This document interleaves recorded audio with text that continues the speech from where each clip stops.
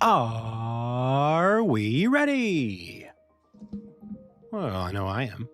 So, whether or not you are, it's time for another episode of the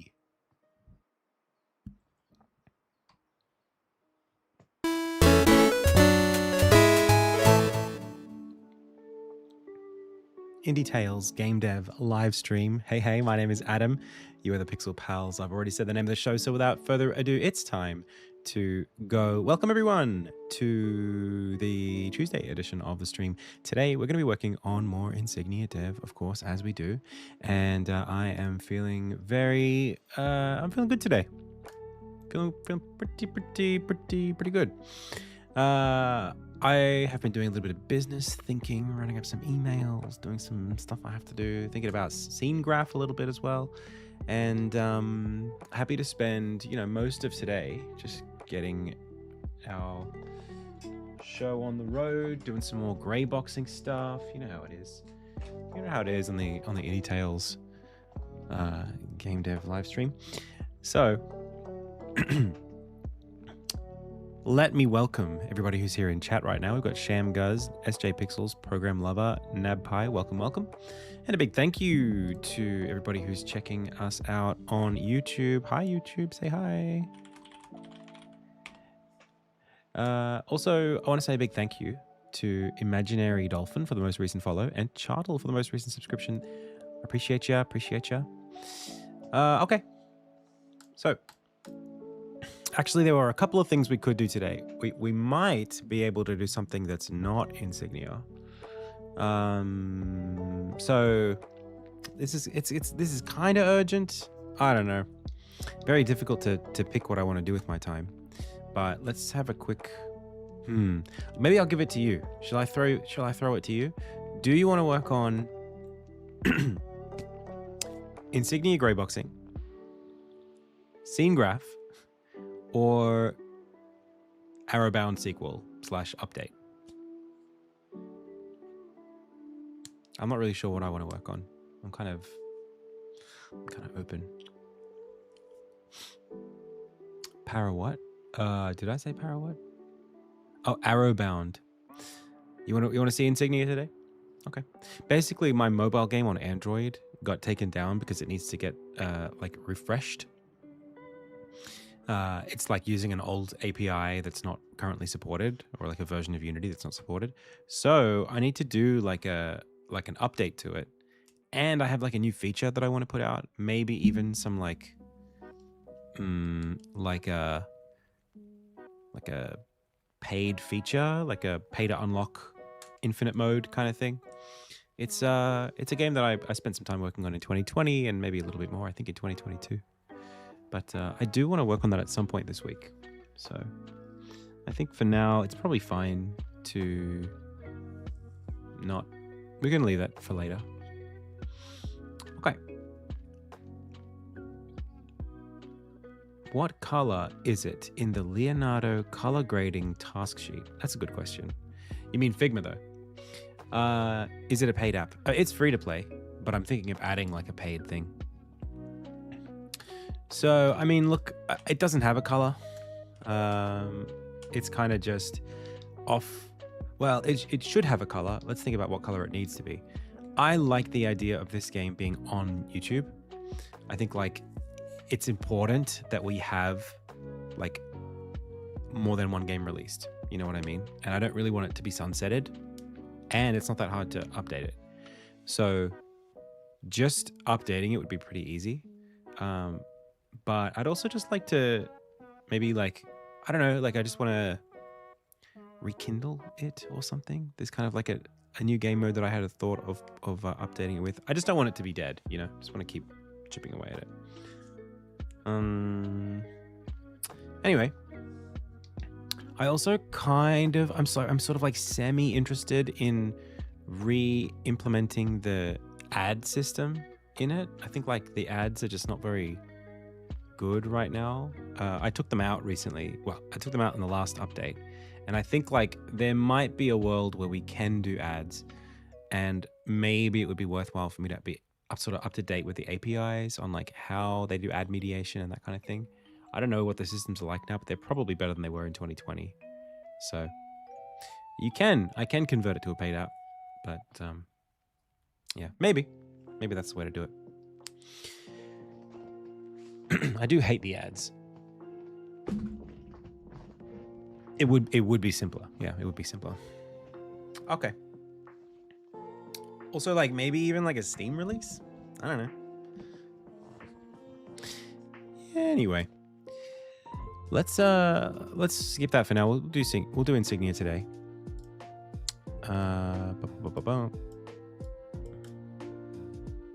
I'll save this email to this publisher that I desperately want to send, but don't have the stones to do so yet.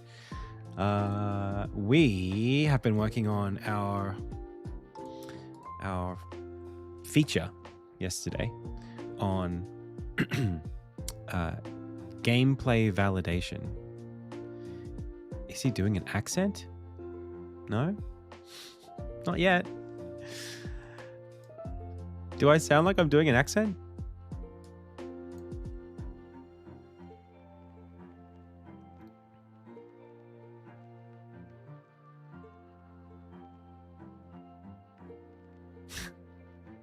Have we not met before?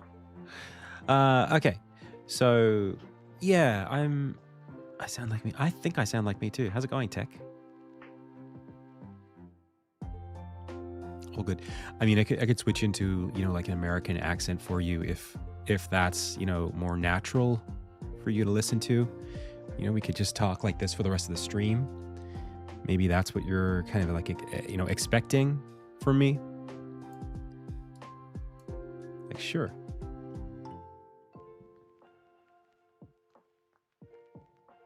That's what it sounded like before? Wow. We need more Aussies in the software and game development category. I think so too. I think it's great to have Australians, in the streaming world, making games. The most Silicon Valley dude ever. I mean, look, I don't have that much exposure to Americans, but sure, I'll do Silicon Valley if that works for you. Crayon. No, see, this is a regional thing, right? I mean, like they say crayon in like the northern, like maybe on the East Coast, right? And then crayon in southern states. Is that right? Crayon.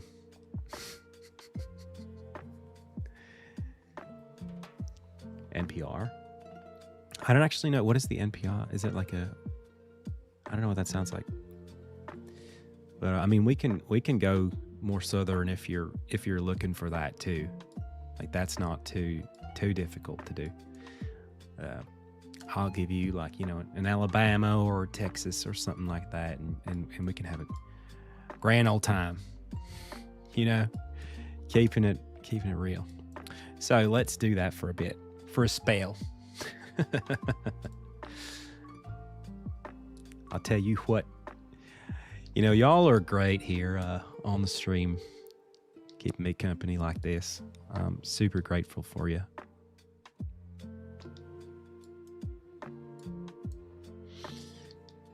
Keeping me company.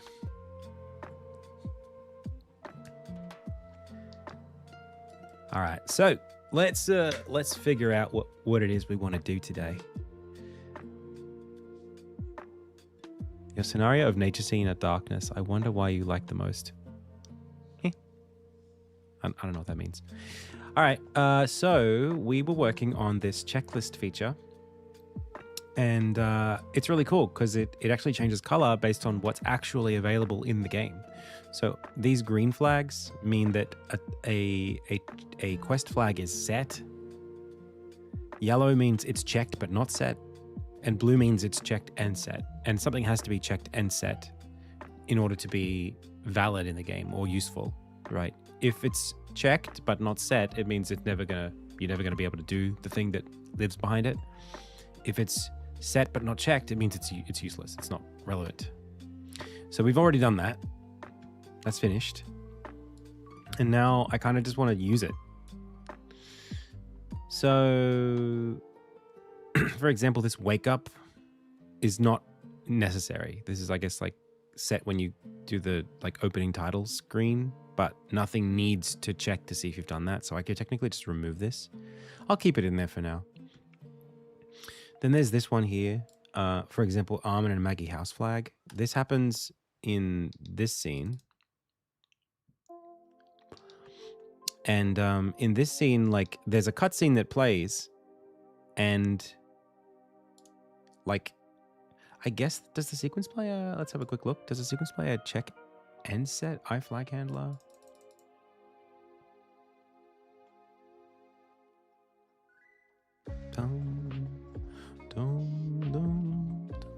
Get checked flags. Oh, it checks end sets. Well, that should be fine. If we go to Armin and Maggie house here, we don't allow retriggering, so technically that should check end set. I'm not sure why it's considered set but never checked. If we go to causality, yeah, it's set. I guess technically, like, do I just not say for each flag in sequences, given flag is considered a set flag? That makes sense. And then for each of the sequences, if the expression requires it, then yeah, okay, I see. Is Clinkers getting replaced anytime soon? It's a little bit on hiatus. I'm taking a little bit of time. We will introduce something equivalent to Clinkers, if not Clinkers, sometime soon. I'm starting to get to the point where we might need some of the things that we use Clinkers for like, if we do a Kickstarter backer rewards. So I've already got like a lot of characters to kind of make good on. And I know the points are all stacking up. Maybe we'll do like a credits, like you spend points on just getting your name in the credits at a certain level. So we could just like, you could just literally dump your points to get a higher placing in the credits. Something like that.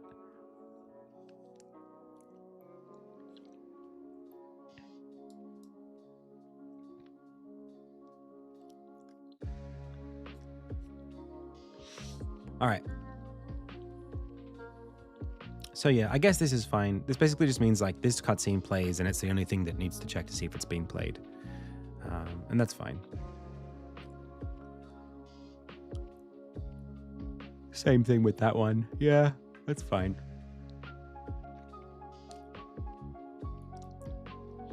This one leads directly into a boss fight, so again, it's fine. Let's quickly go to the progress flow, and I just want to swap this with that. There we go. Okay. And then maybe even the bottom one with the top one.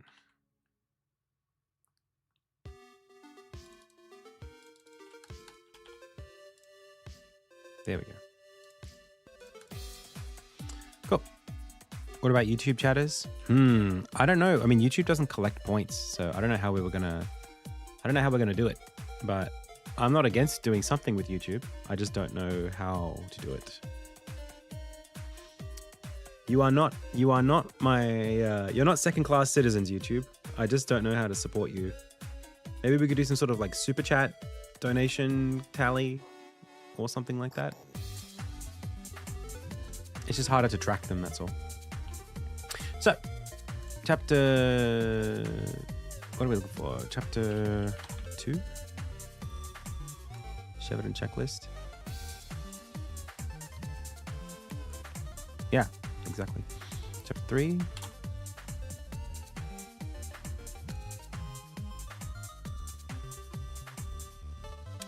Whoa, this is incorrect. This is not.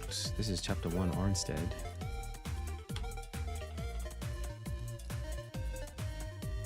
Uh-oh.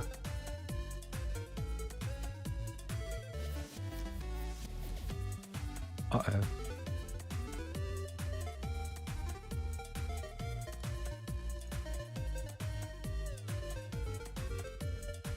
Uh-oh.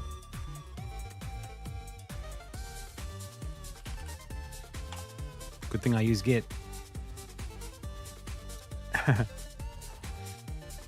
Sure, Kabandy Man.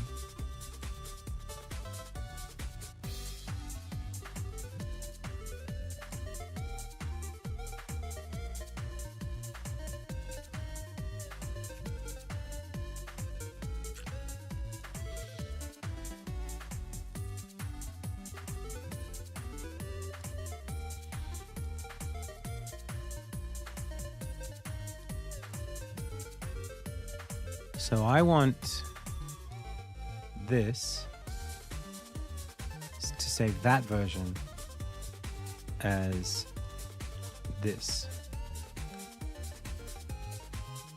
Yay! Okay, that's good. So then this one could just go.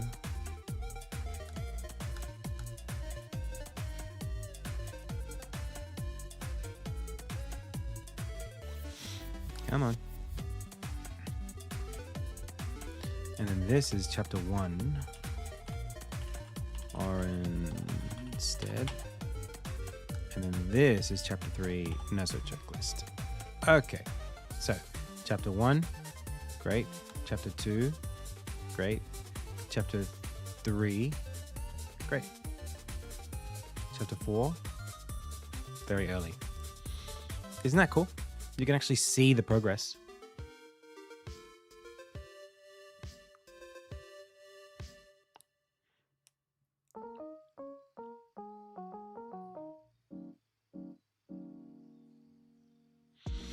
I wonder if I could like render like 5 of these stacked side by side so I can look at the whole game at once.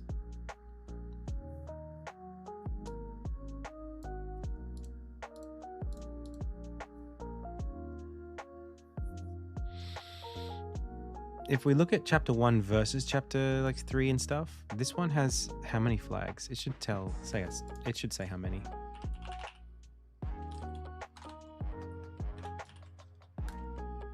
"34 versus 9 versus 5 versus, well, 5 is nothing. This is 12 for chapter 3, 8 for chapter, I think 15, 14, Cheverton main checklist. Oh, hang on a second. Yeah, this is kind of like not quite right. This is like getting to the town, and then this is like once you're in the town. So I guess for chapter 2 we kind of have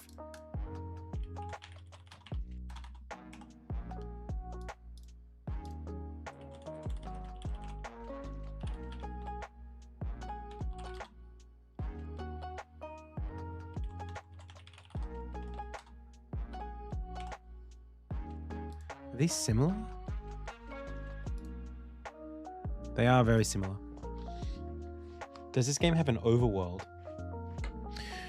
Do you have a degree in computer science? I don't have a degree in computer science. I have a degree in what's called design computing, which is sort of like programming plus design. It's more creative than it is.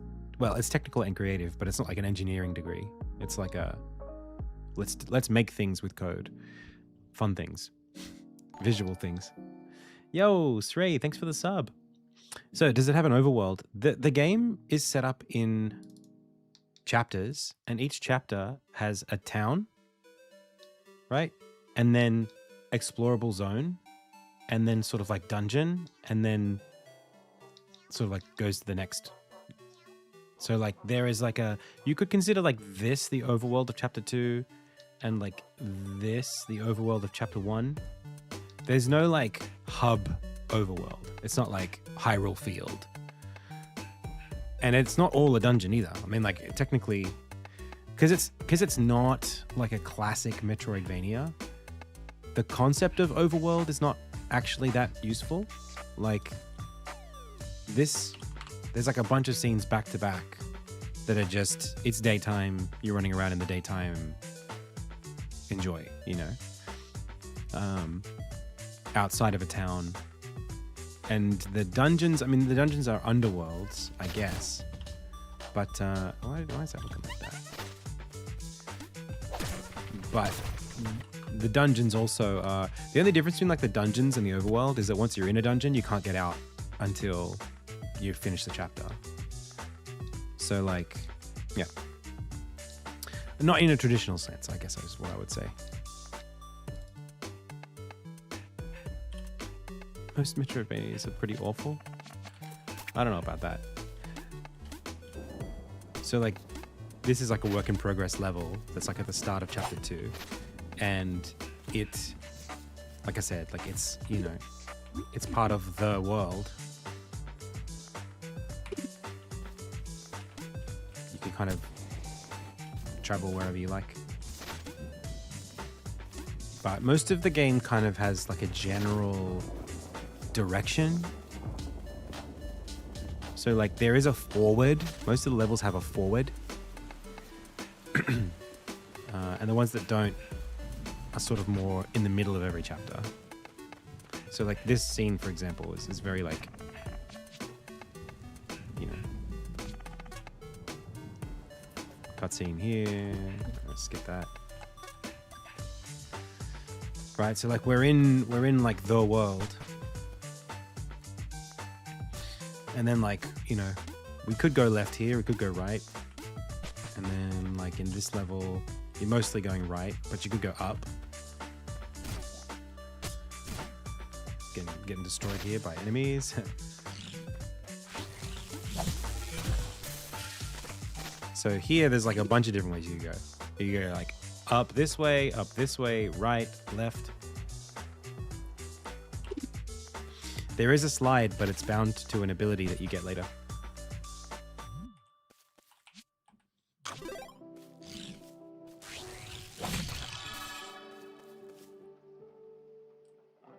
This is all prototype stuff.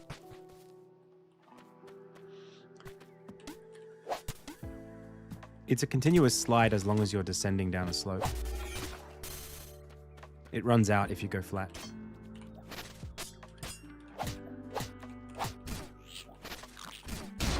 Oof.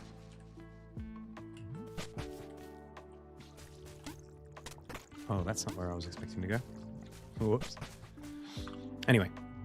Point is, like this and this and this and this and like the areas above, this is all, I would consider it all overworld. Should have that unlocked from the start though? No. You can't tell me what the game should have. You don't even know the game. How do you know what the game should have?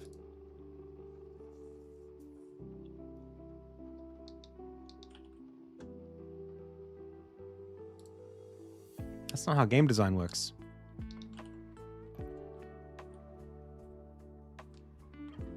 It's rather obvious. This may be a case of Dunning-Kruger, I think. I fear. So,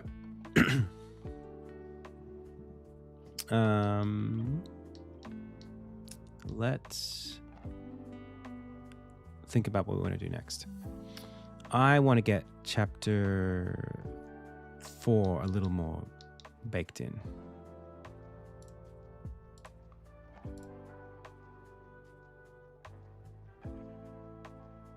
Yes, but you're comparing a platformer to a Metroidvania, and Metroidvanias are characterized by the ability to actually unlock abilities as you play.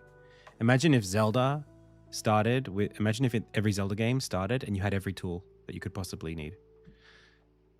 You already have the bow, you already have the boomerang. It enhances gameplay feel. Why don't you start the game with all of the health? Right? Why would you unlock health? Why unlock anything?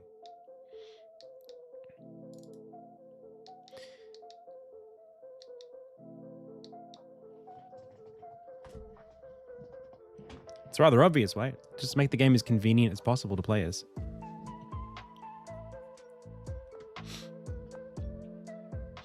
So, let's have a look.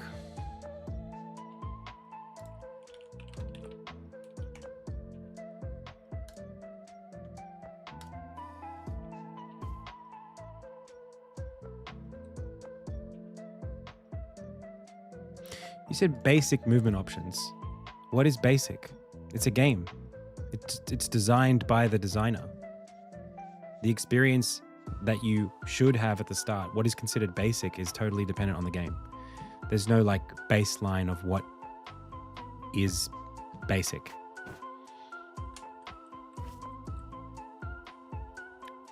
Like you can think of an example where you have a bunch of options out the gate, and I can think of examples where you don't.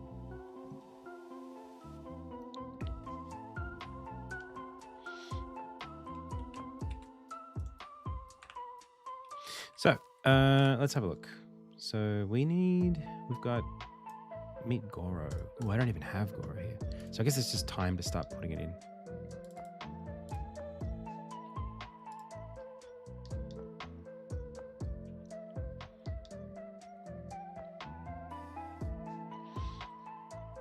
Okay, we want to go to, well, let's look at how we've written this. This is the point, right? Now go to the script.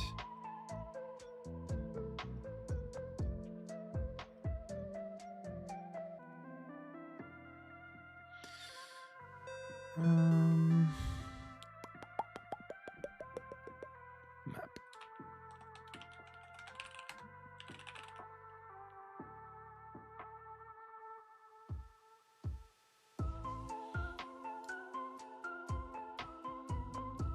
That's what I want. Hey, Javine. Hey, Only a Developer. How's it going?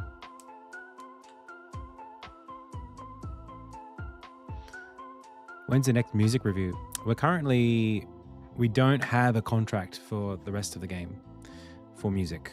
So, well, we do have a contract, but we don't have a scope for it set yet. So I don't know, because I don't have a budget. So when I get budget, then we can continue.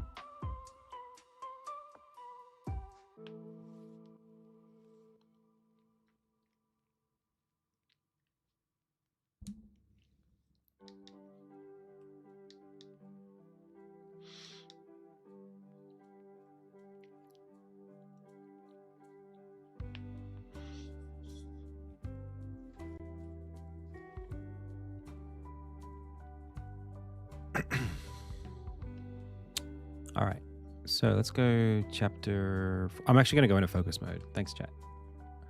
I appreciate you all, but I got to get busy. We're not designing by committee today.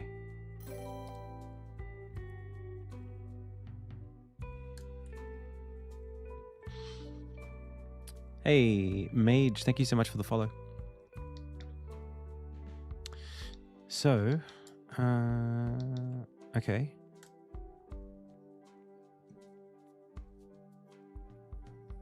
Yes, that's interesting. I love this.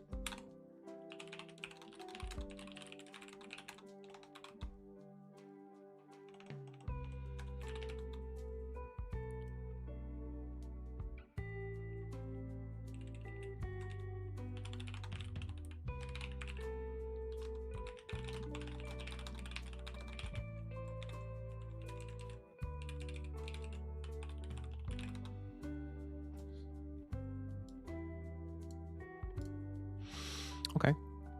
And then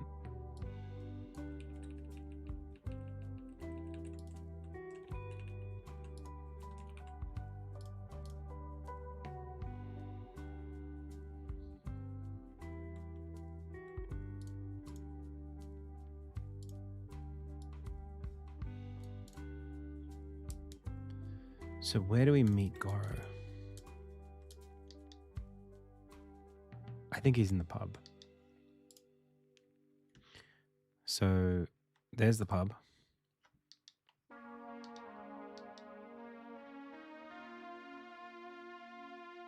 Let's create an NPC.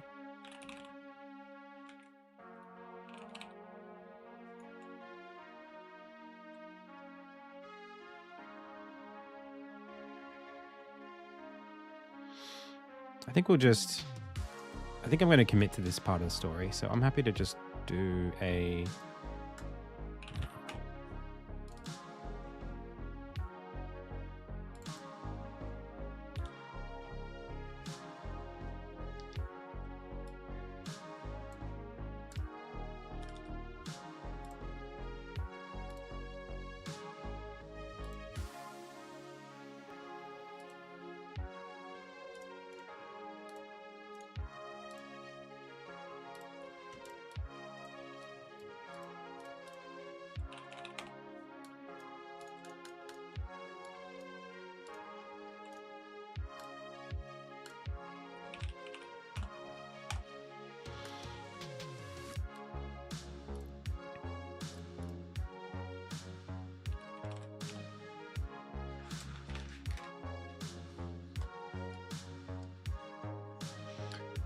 Quick chat from YouTube.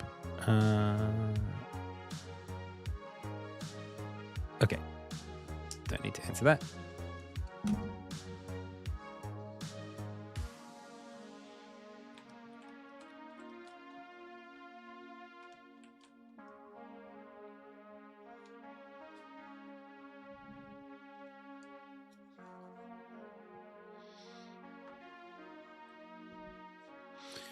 So, let's have a look.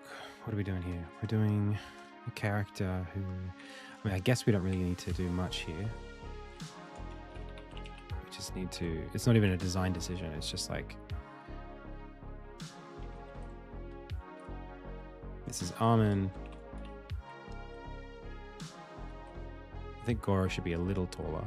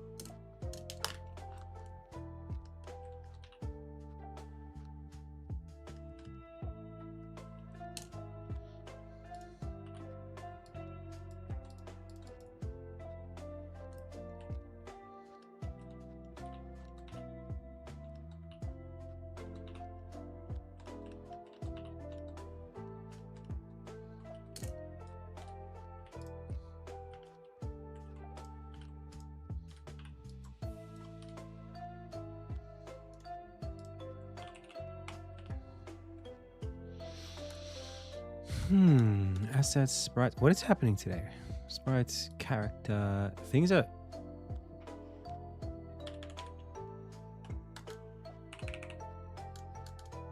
Character, chapter 4, Goro.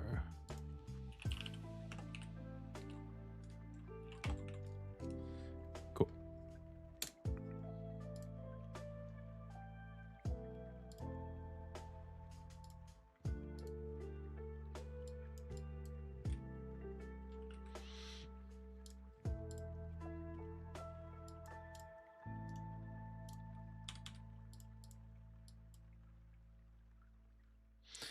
We need NPC data called Goro NPC.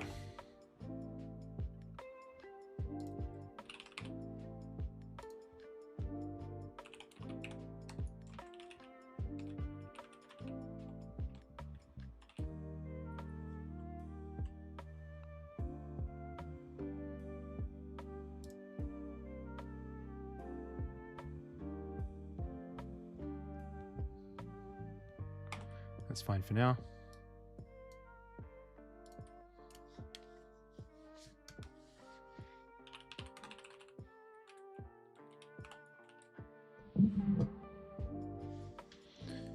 All right.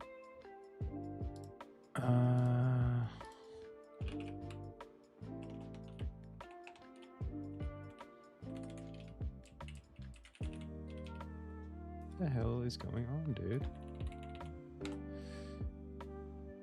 I don't think we have an icon. Cool. we just need to create an NPC that is I guess just like a cutscene NPC. What's the difference between this and like anything else?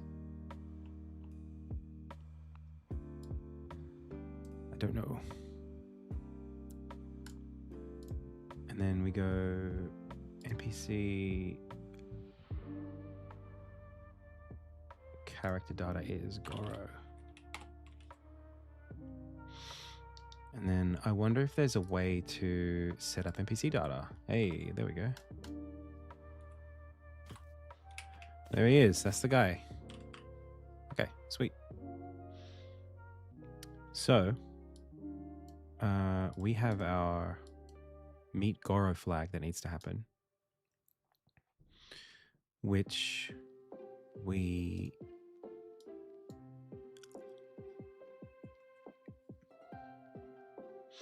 All right, I'm in a slight impasse. I have to make a decision here. I can either populate this conversation with like a stub, like this yellow thing, or I can give him an empty cutscene. I think the second one might be the easy way to do it. They do the same purpose. So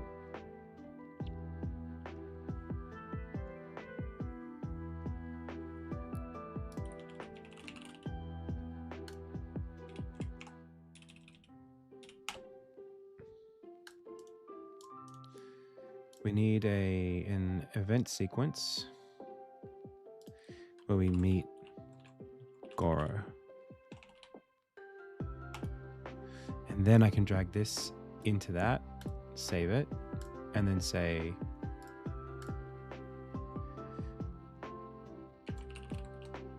this is where Armin meets Goro.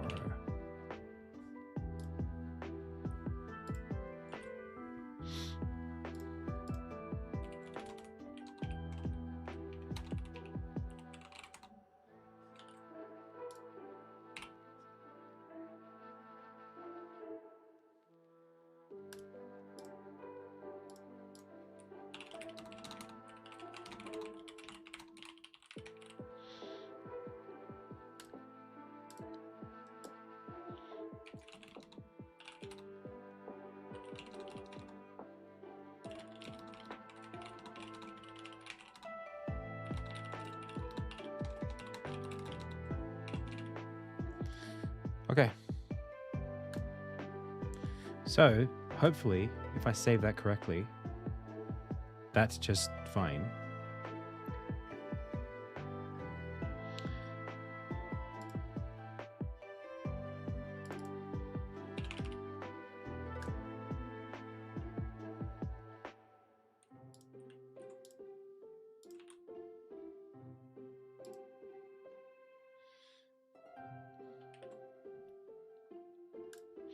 And then I can give him this sequence.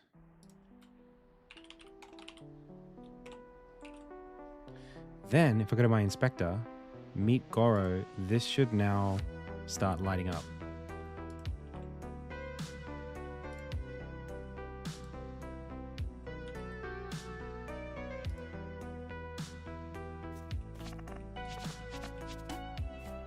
So, how do we make sure that actually happens?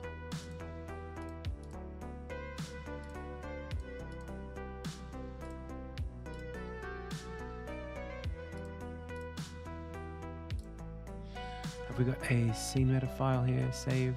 Everything looking good there? No flags. What's going on?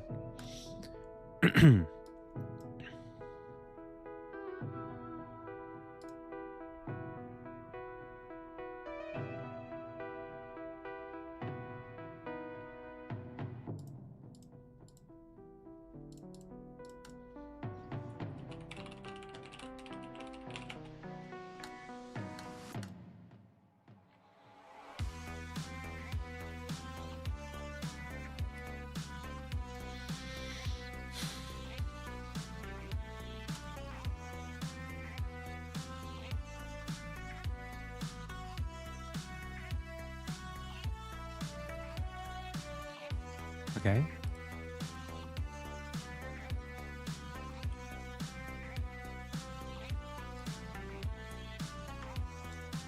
Boom. Okay.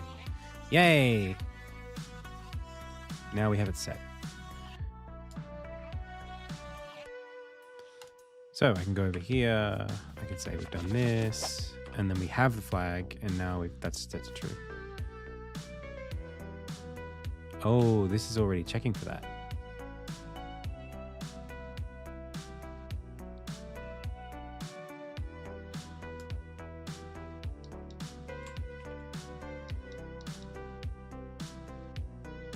It's annoying.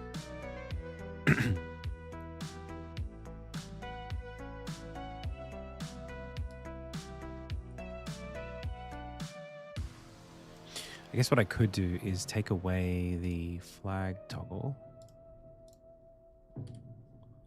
Just hide that altogether.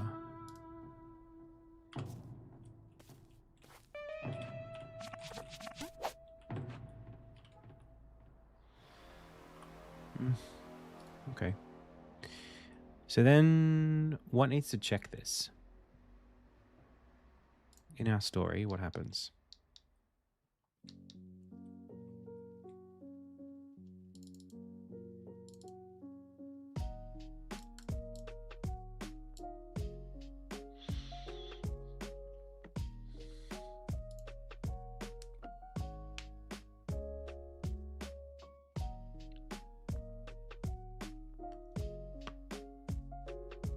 Okay. Maybe we need some pirates in here.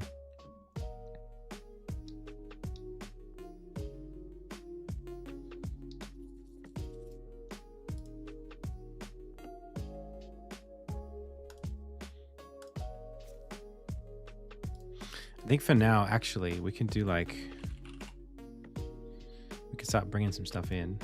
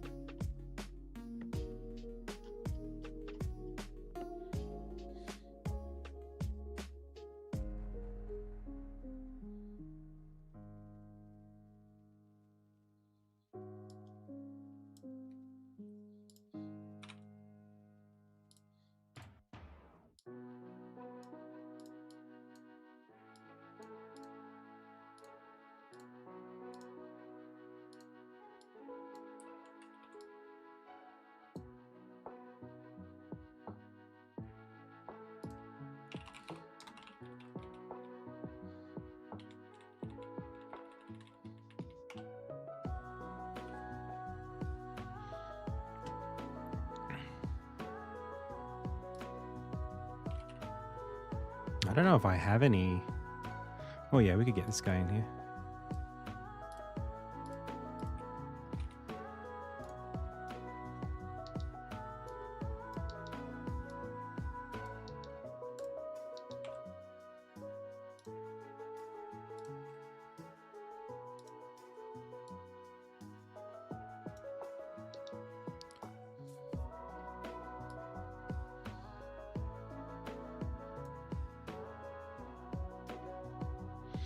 What is recover Goro?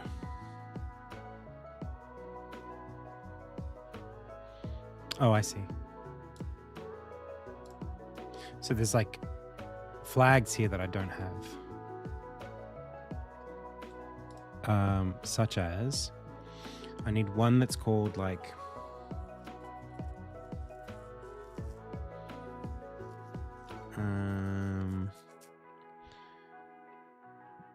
this is now like 1.5 or something.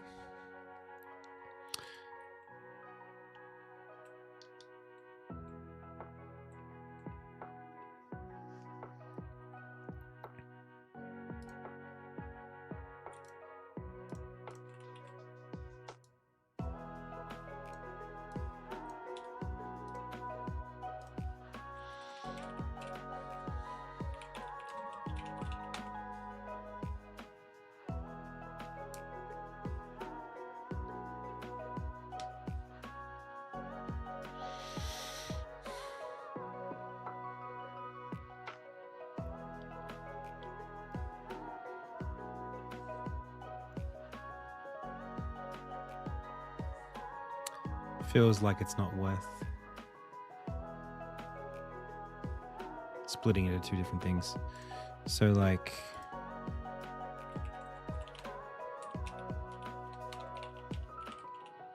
do pirate business.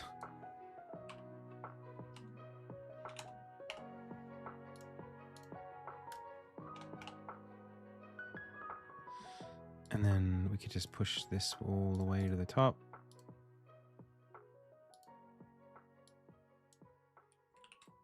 There we go. Okay.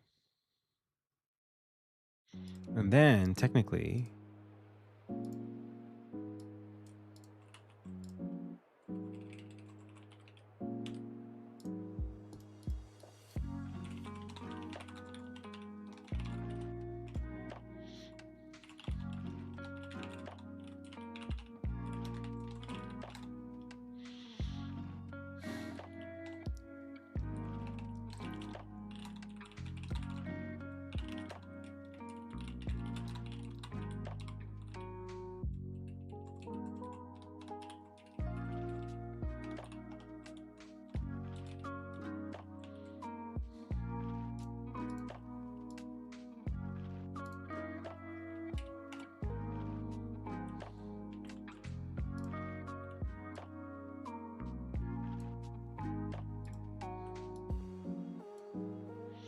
cool. So now I can go meet Goro.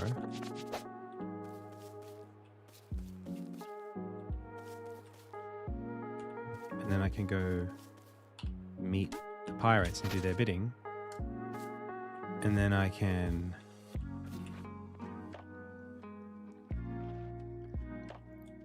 go speak to Hana.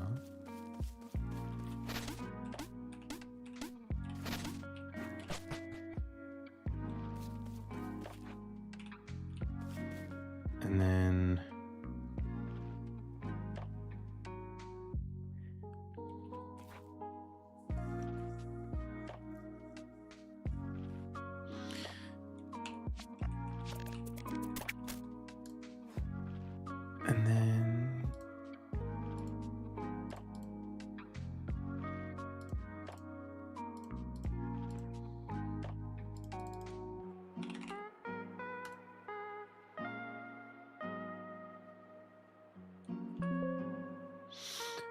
okay. So now we need like a second one. What happens here? When we get here,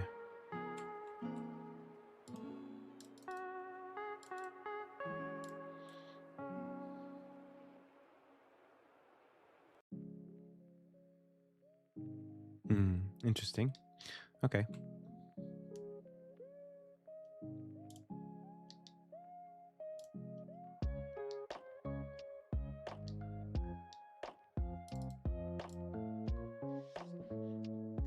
All right, let's come out of focus mode for a bit. Thank you for being so cooperative, chat. You always know when to give me space.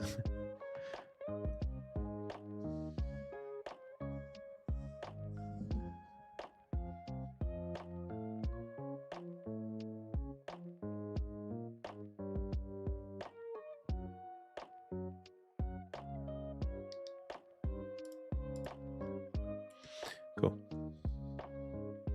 Hey, Juice the Kid. Juicy the Kid. Welcome. Sup, Elzac. So then, what do we have? We have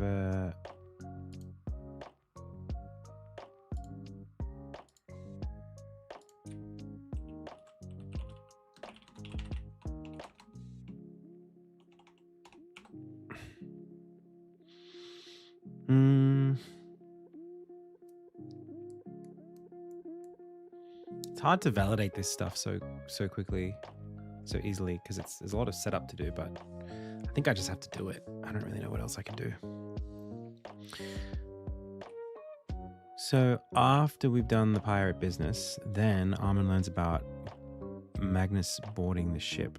And this annotation is considered that. So this, we need another one of these. Or we could put it on another cutscene.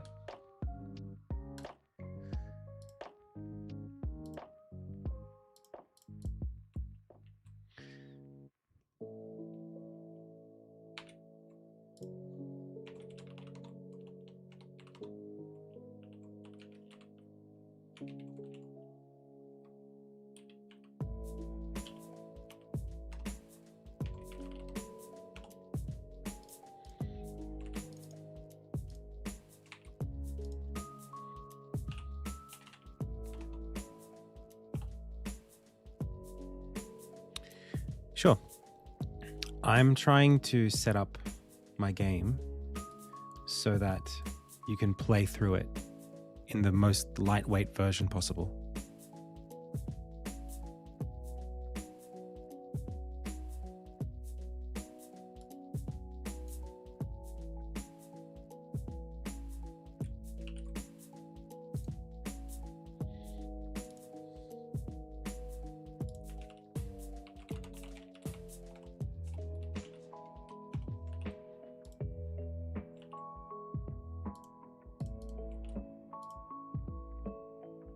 So see that green light that just ticked up? I want all of them to turn green, at least, or blue even.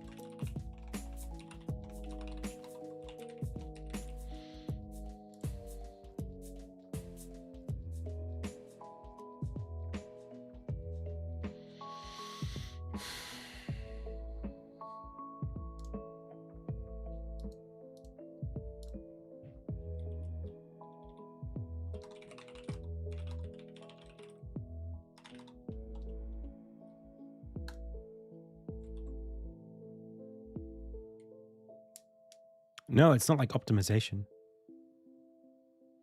Yeah, it's chapter 4 stuff. You know, this is literally like putting the Lego of the story together. It's like literally like connecting the connections. So that you can go as if you were reading a script, but like a script that's in the game. You just need to be able to go, okay, what happens then? And then what happens? And then what happens? And then what happens? Until you hit the credits. It just requires a lot of hooking things up.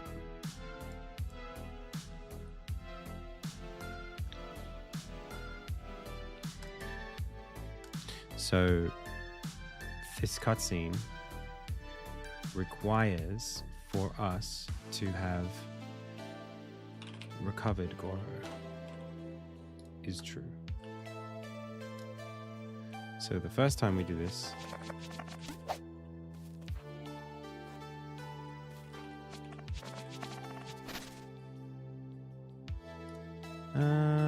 where is this?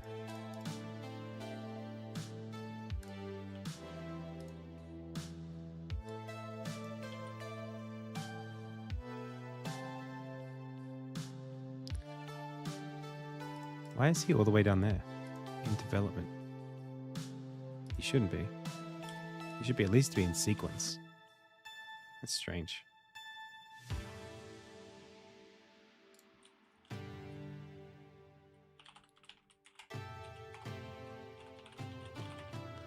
Annotation and annotation UI. He doesn't have an annotation on him, does he?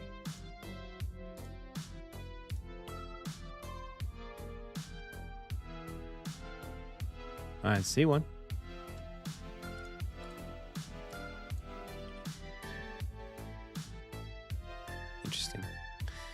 Okay.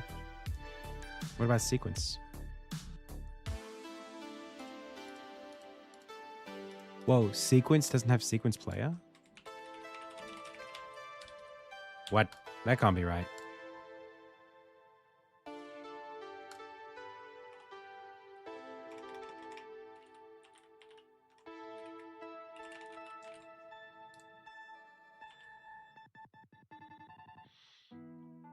That is better. Okay, so meet Hana gives the quest flag. Meet Hana.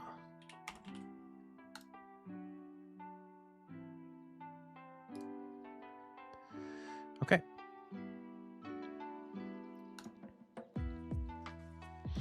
So if I look over here, I should be able to talk to him. That's checked off. Then I can't talk to him anymore. Then I go over here to the pub. Then I meet you. That's ticked off. Then I do pirate things. That's ticked off. And then we need to recover Goro at some point here. I think it's in this order. So what is considered recover Goro? I think technically the do pirate business and recover Goro need to be sort of like side by side here.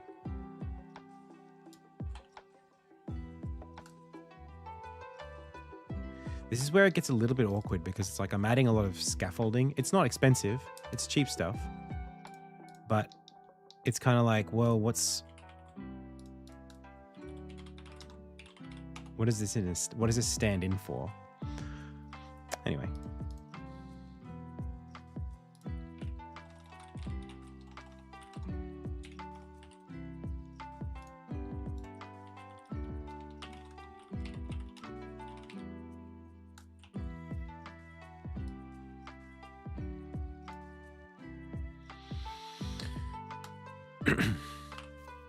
So now we meet him,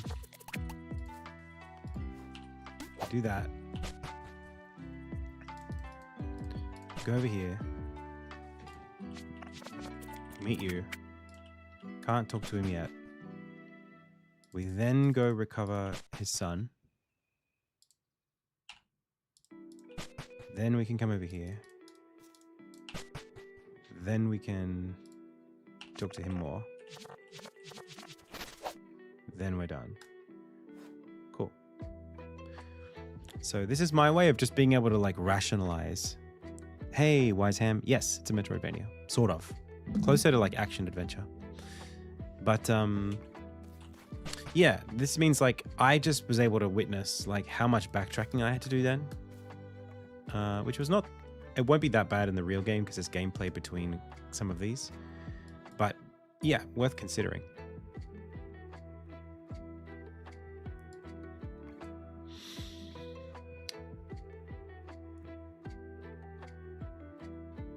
Ugh.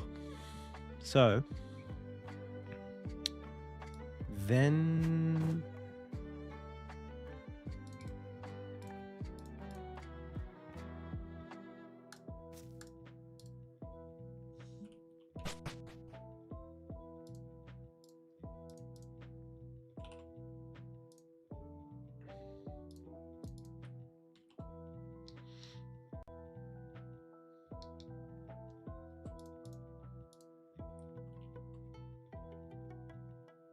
oh, thank you.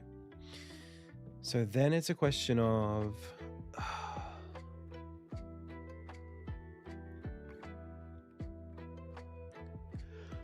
at the end of this conversation, we need to be sent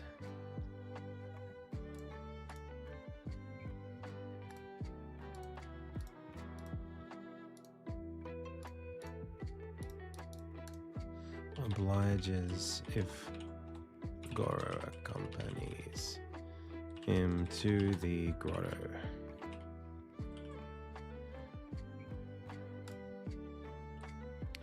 Okay. And then Armin and Hannah leave for the grotto. Or was it Goro? Who goes first? I'm not sure. Good question. What did I say over here? Armin and Hannah. Okay. Sure. Okay. But he's kind of retired, so should it be him? Maybe they argue over who does it.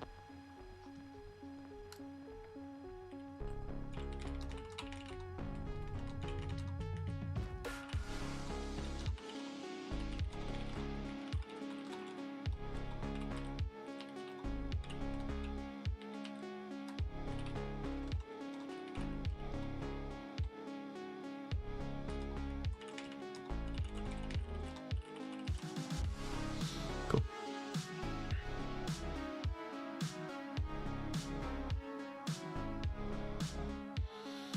All right. So then we need a version of this level where you can sort of descend down forward. That's what I want to happen anyway.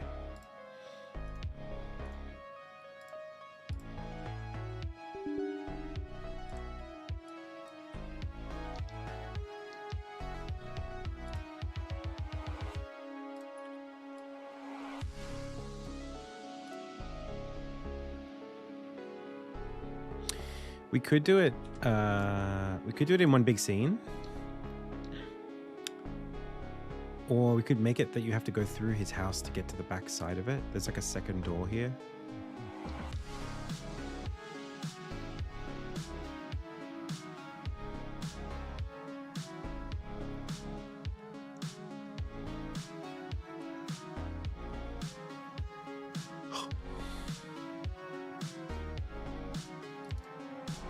I think it might be nice to give you a bit of space to run around in.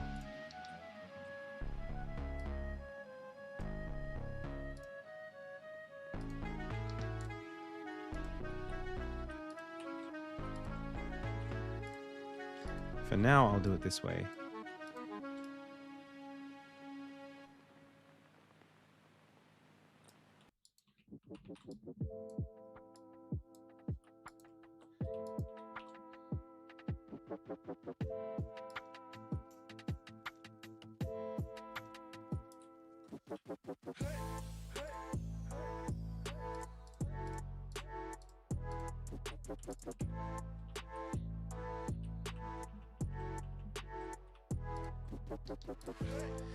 See ya.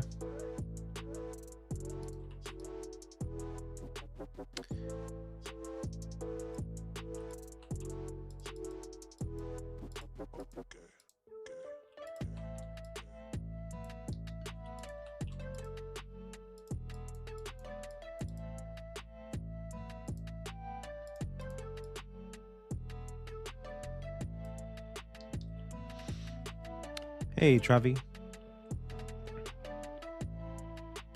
Travis, welcome. Oh, thank you so much. Yeah, that was a while ago, but still pretty, you know, reasonably current.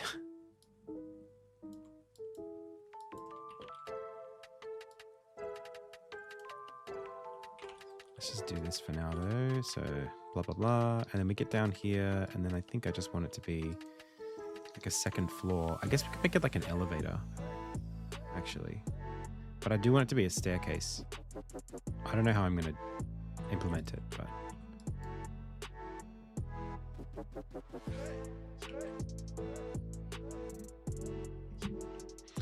I mean, it depends. I have different things that need to happen for a character to become a final character in the game. One of the things that needs to happen is the art. One of them is like the story. So like this is just like a character that's in the story right now, but I don't know what he looks like yet. But I don't need to know what he looks like to know where he lives in the story. I just need to put like a placeholder there for him. So like I just drew him. I know he's like taller than the main character. I know he's like a man. So,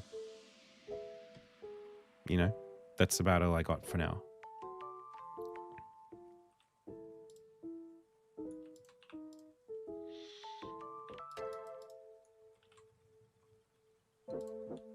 And then later on, when I know a bit more about what I'm trying to do. Yeah, I mean, like, I can sketch the characters out. I can give them, you know, costumes and stuff. Sometimes I don't even do that in a sprite. It just depends on what I'm feeling gets me closest to where I need to go with the least amount of investment. This might have been asked, but which Unity utility are you using for storyboarding and dialogue? It seems robust. It's a Unity utility that I wrote. All of this is self-written. This is all written by me. This is written by me. This is mine. This is mine. This is mine as well. I just have a ton. This is internal. There's just tons of story-centric management tools, or just management tools in general. So like this here, this is my own custom thing.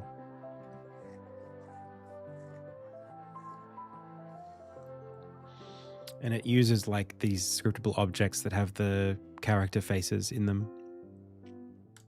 I can choose a face.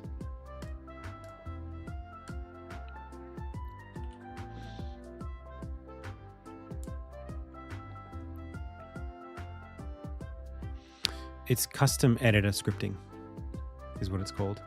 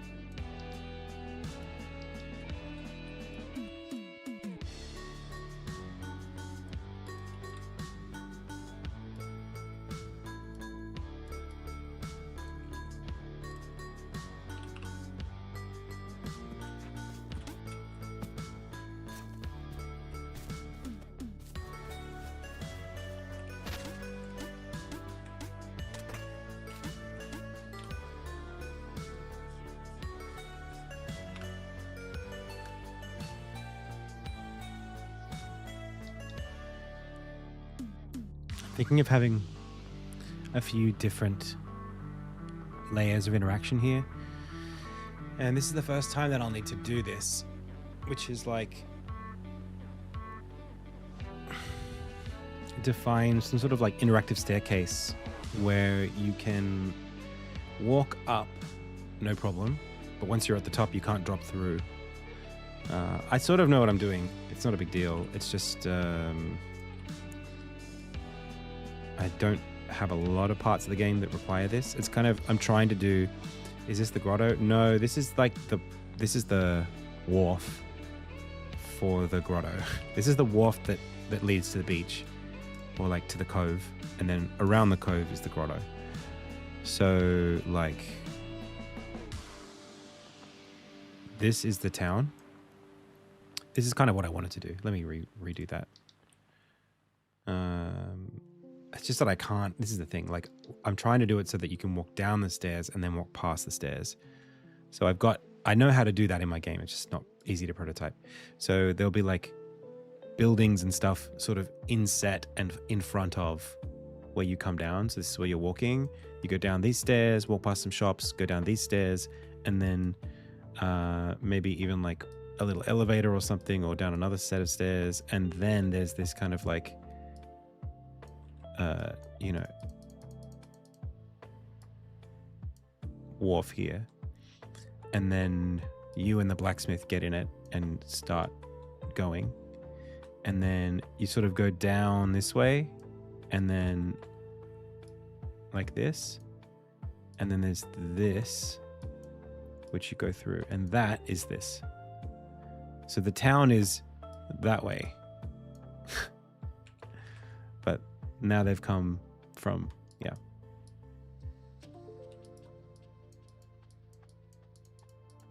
That's the grotto. Make sense? I started developing Insignia, the world, in like 2014. But I started developing a game in like 2016 and then committed to it in 2017. It was more like a hobby before that point. Just like something I spent, you know, an hour a week on or something like that.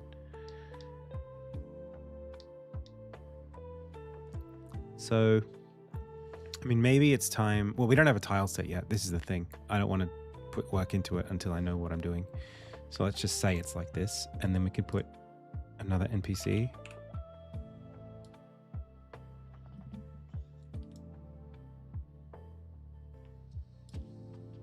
Here.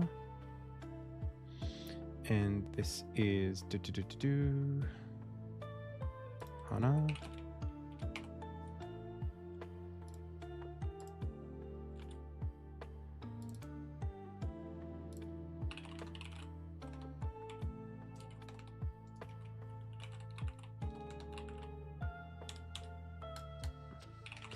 Let's make this a lot easier for ourselves, shall we?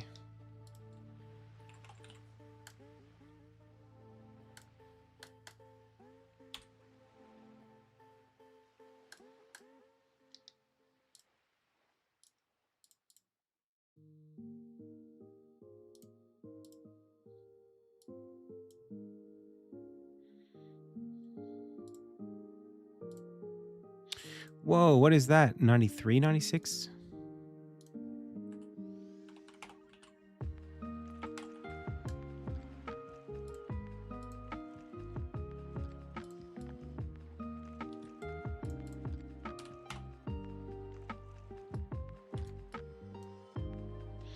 Cool.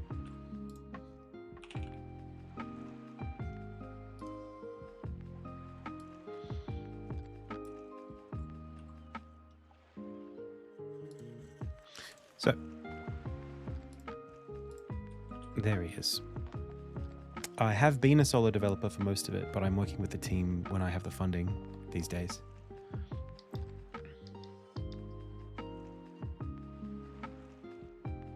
Yeah, that's wrong. I fixed it. It's 96 now. Don't worry. Don't even...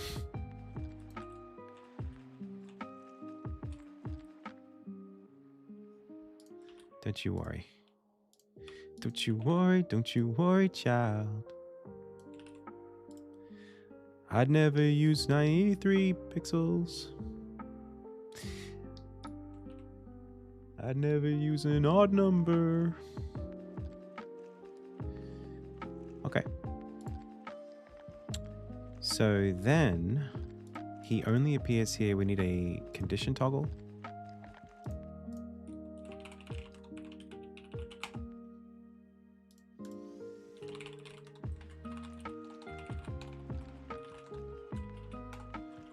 And then we're going to put Hana under that.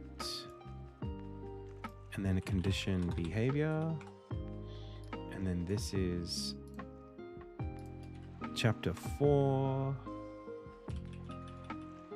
Armin learns about Magnus boarding the ship, I believe.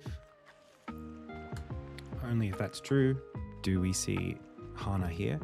And then Hana has this cutscene where we go to Grotto, but we don't have that yet, do we? So we need to put that in there. But before that, maybe we could just put a annotation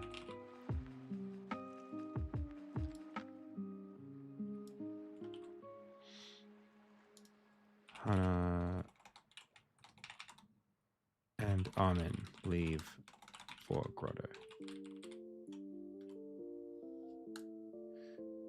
As title describes.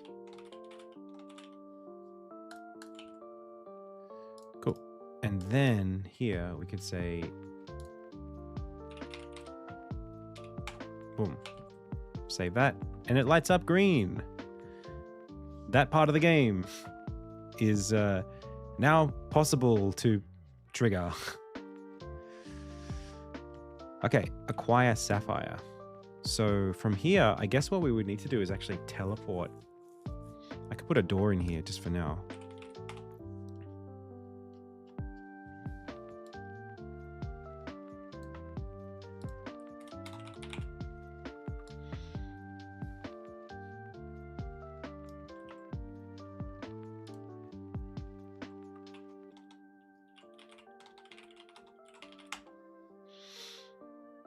And then that is going to go right here. And that is also only visible if... No, it's not visible. It's locked unless you've done it. So the door's required flag is grotto. Sweet. And then the door's appearance is a archway door. I've been using them a little bit recently. Okay.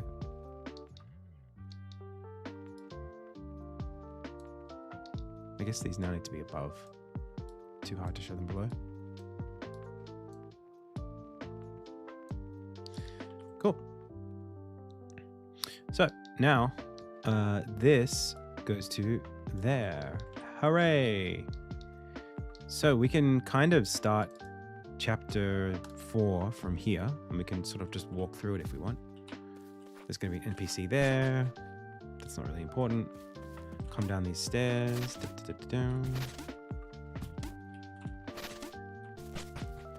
Very good. We are going to meet Hannah first.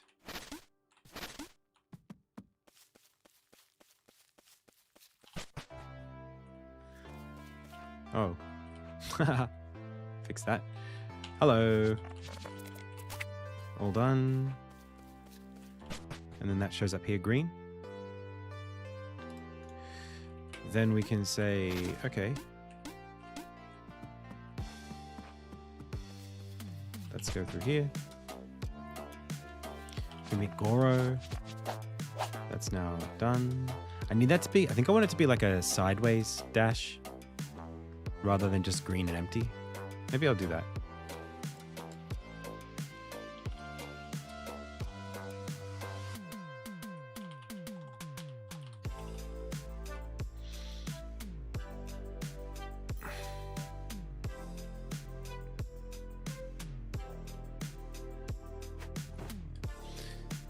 Is there a way, I should ask, is there a way...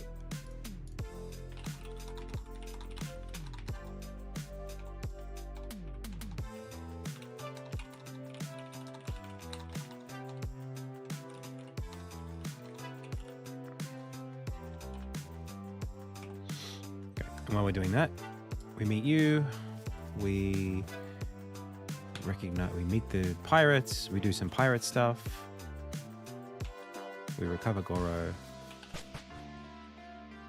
Have I found Copilot good? I mean, for what it's good for, yeah. Like what I just asked basically a Google question right now. Okay, we can move that forward. Now we're all the way to here. So now we just need to leave for the grotto.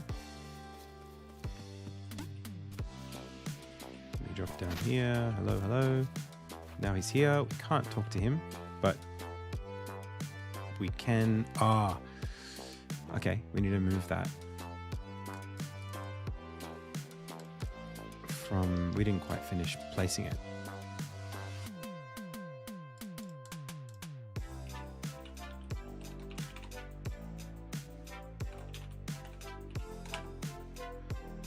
Okay, so this goes here. And is controlled. There is a toggle here which needs to be enabled. So what's amazing about my new system is everything we just did, right? It follows this flow.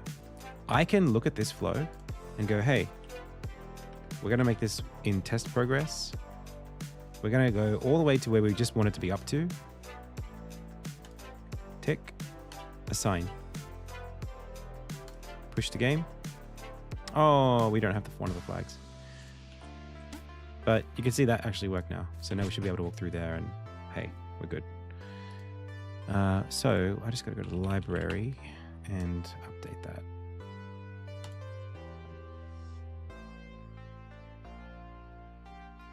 And then try that again. Press play.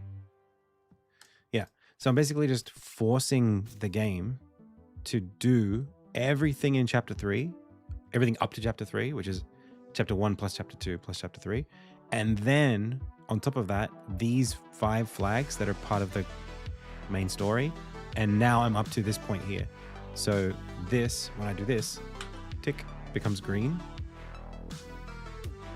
And then I can untick it. I don't know why that's not working though. I wish I knew the name of that. I don't know why that's not working. Anyway, is it this? Is this need to remove flags that don't exist? Maybe because I deleted some. I'll have to figure that out. In any case, I should be able to do it. Did I add a flag just now?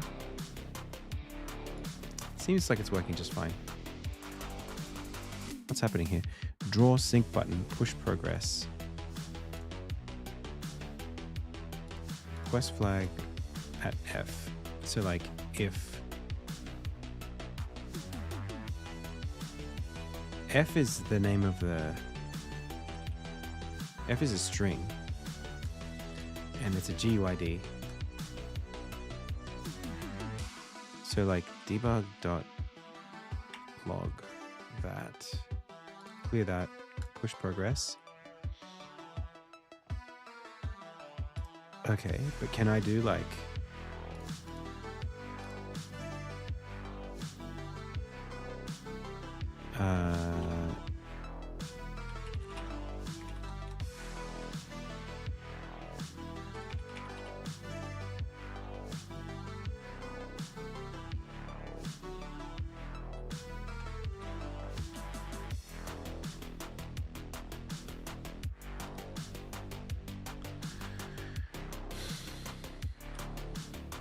oh, that's weird. So there's a string here that doesn't exist.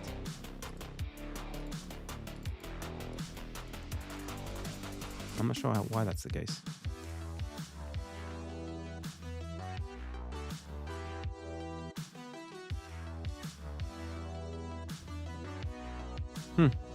Weird. Okay. So show mixed value is what we need to do here.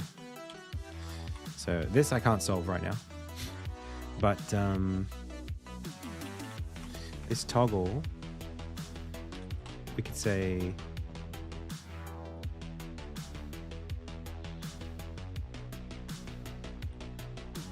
not here.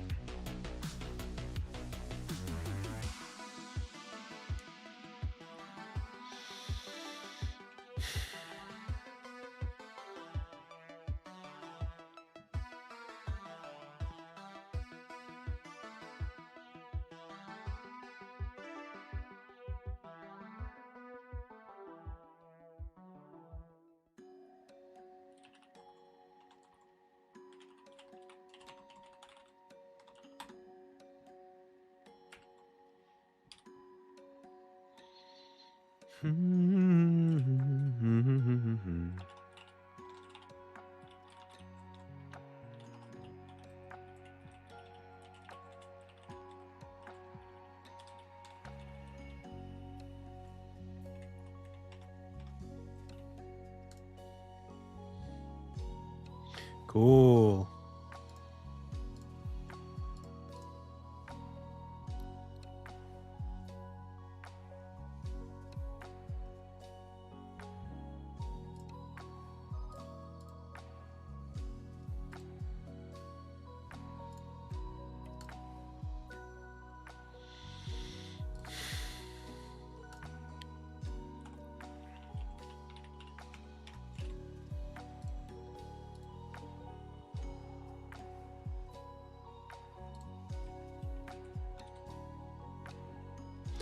So what this is, it's a way of syncing my editor, which is like a save file, with the current progress in the game right now. So tick means the save, like the editor thinks it's done and the save file thinks it's done. Dash means the application has already got this set to true because you did it in the game, but the editor doesn't. So I'd have to click. It's essentially imagine all of the ticks all the way down are like a scrubber for like progress. And so like I can say, oh, this is where I want it to be starting here. But right now I can see that the game is already all of this. So I'd have to push this to progress, and then that will reset, hopefully. But it's not right now. So like at the beginning, it's all off, right? Because I haven't done anything yet. I talk to this empty NPC, and then that's true in the game right now. Even though I didn't set it to true myself. It's just the difference between me knowing that I set it to true versus, yeah. You know what I mean?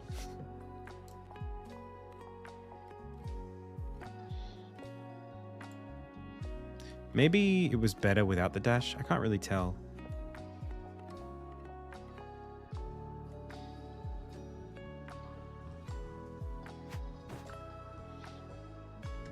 Yeah, like I can go to here and then push this to the game if it works. I don't know why it's not working though. Let's have a look. Let's see if we can fix it. Actually, one more thing we can fix before we do that is this guy. You are an NPC, but you don't have anything.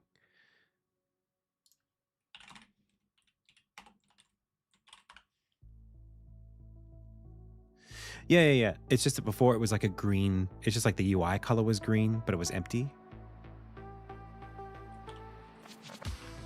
You can still see it there. Like, see how it's green? It's a green tick now.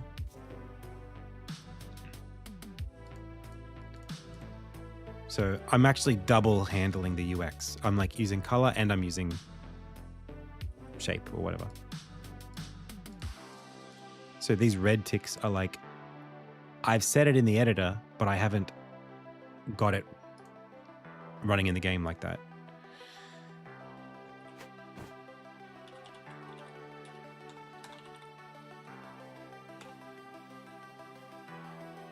Oh, you can't tell the difference? Huh.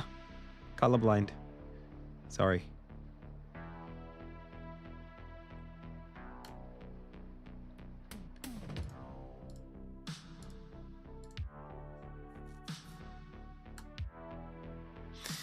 All right.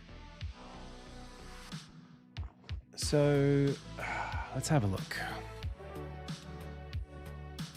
I guess the easy thing to do is say like if contains key, do that. Else do that. Yay, okay, it worked. I don't know why it didn't work though, properly. What's bad to be 0? Let's find out. It's bad to be 0. How am I even going to do this? I guess I could go to the test progress, go open it in Explorer, and then go to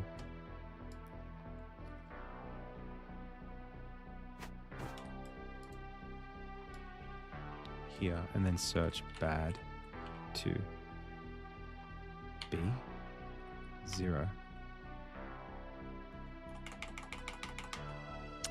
Yeah, I can't really tell why that's like that. It's there. It's clearly trying to be there.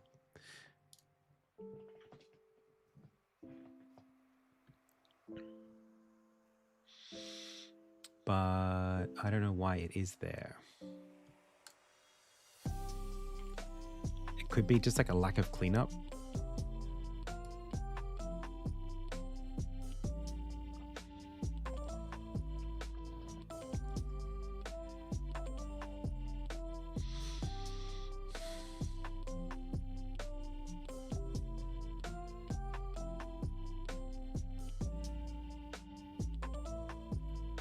What if I reset it? Save it. Clear it. Assign. Play. Clear it. Push. Still there. So what is it? What is this?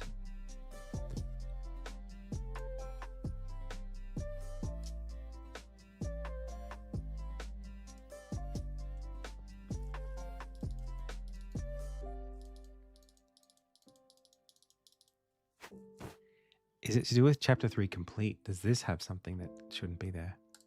The problem is I have to kind of like inspect things for them to update sometimes. Yeah, like that worked. I guess the chapter 3 complete scriptable was carrying a reference to a flag that no longer existed because I deleted it.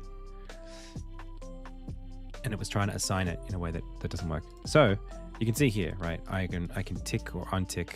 So the game is up here, but I want it to be up here. So I press go and it goes. If I want it to be back here, click it again, it goes back. Cool. And you can see what happens when I do that, right? It's like I haven't met Hana yet. Now I have. And now it's ticked. So ticked by the game versus ticked by me. Let's push that.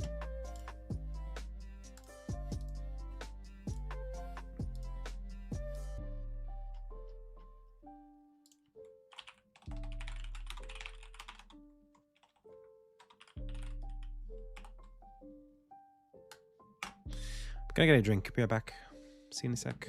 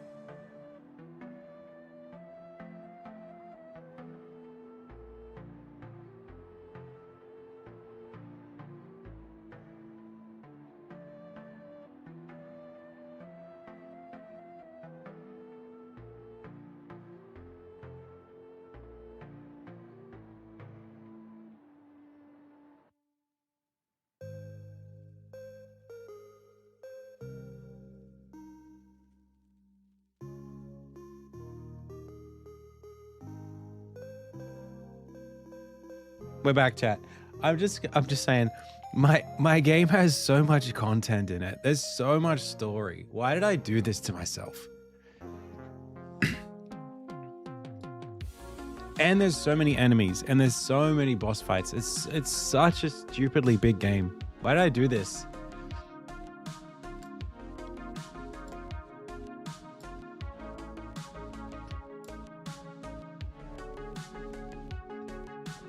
What was my why did I think I wanted this?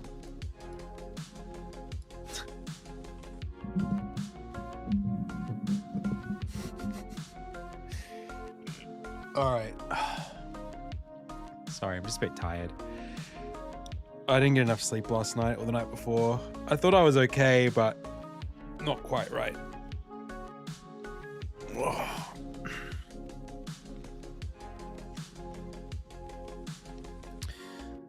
All right. So far so good. Acquire Sapphire. Not scope creep. This was my intention in 2016 or whatever it was. I wrote this story. My brother and we sat down in 2017 and we're like, let's write the story. And everything that's happening right now is pretty much in line. The problem is that this whole chapter was like 2 lines of script, but there was a chapter there. It's like, there will be this chapter where this happens. But how big that is and how long that takes to make it's not scope creep. It's just like Dunning-Kruger on how big the scope needs to be to do the thing that you said you wanted to do, you know?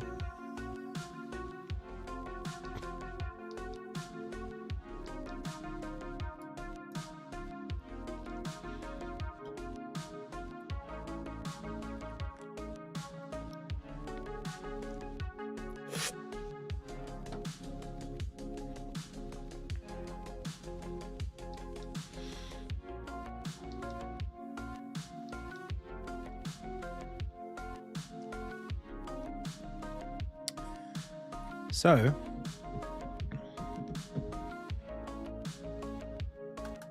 I don't know that I need this here.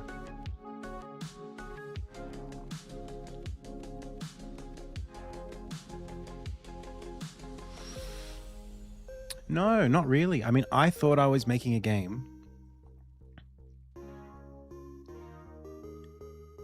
that was going to take me... look, this is the thing. Let me show you something. This is what's the unfortunate aspect of it.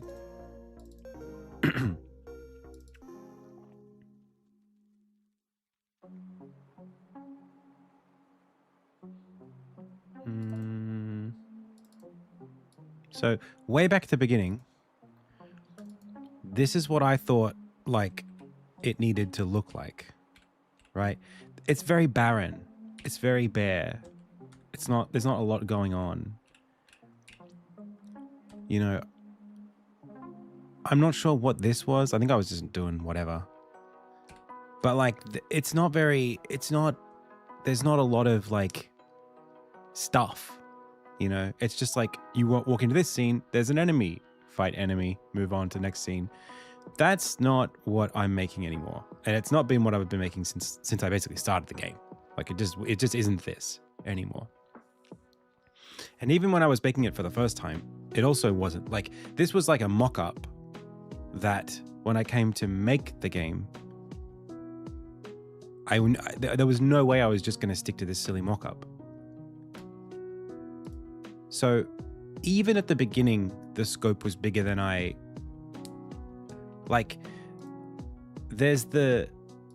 think with literally no context, I think that it will take this long.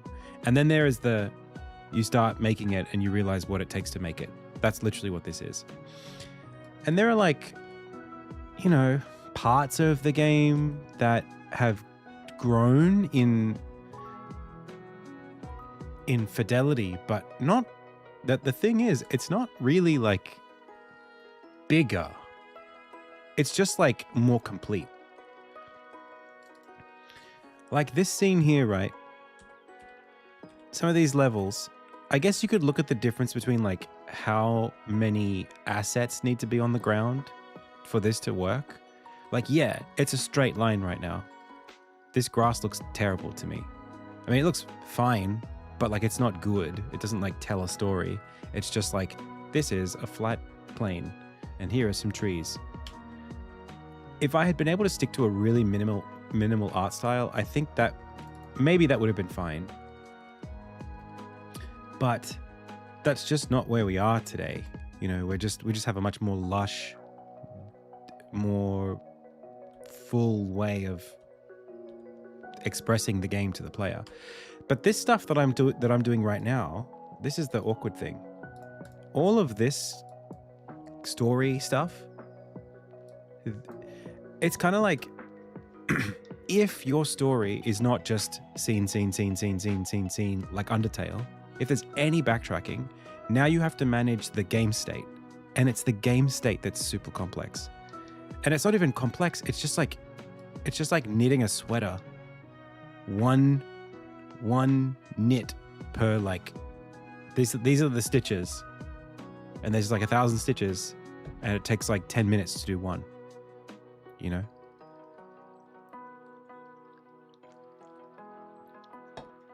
And it's nobody's fault. It's just like what it is. And it was always that. It was never not going to be that. Yeah, I mean, maybe like I dreamed too big. Or like I bit off more than I could chew. But that is what I wanted to make. I just thought it would take less time to do it. I am making it exactly as I wanted to make it. I just didn't realize how hard it would be. Do you know what I mean?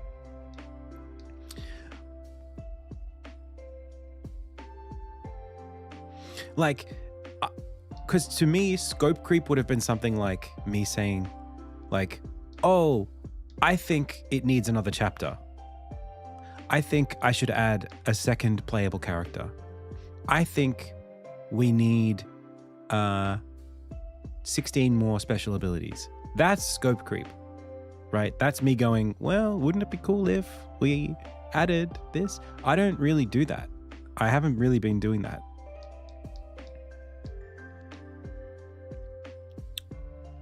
Like, this is, you know, the map is the same.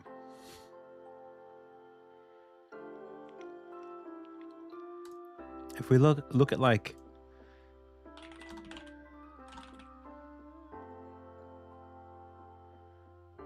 yeah, exactly. If I knew how long it would take, then it wouldn't be creep. Exactly. You understand now. I was just bad at estimating it.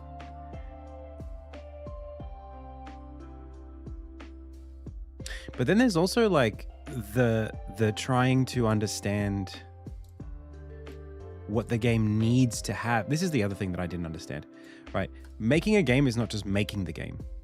Making a game is learning what the game needs and then making it. So see this? See this here? I drew this in like 2017. See this? This is what I'm drawing right now. This is what this level is. It's that same town, you know?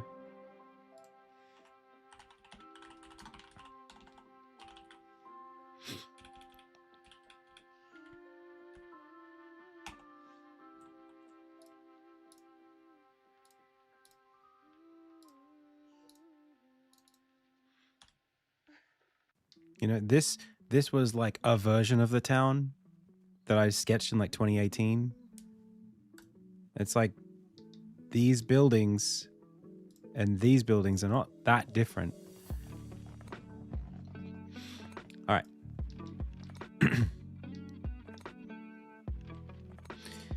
So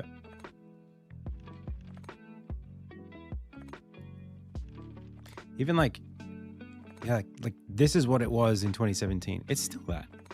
It just takes a long time to make things. Okay, so where are we? We need to, I guess I expected there to be a door here.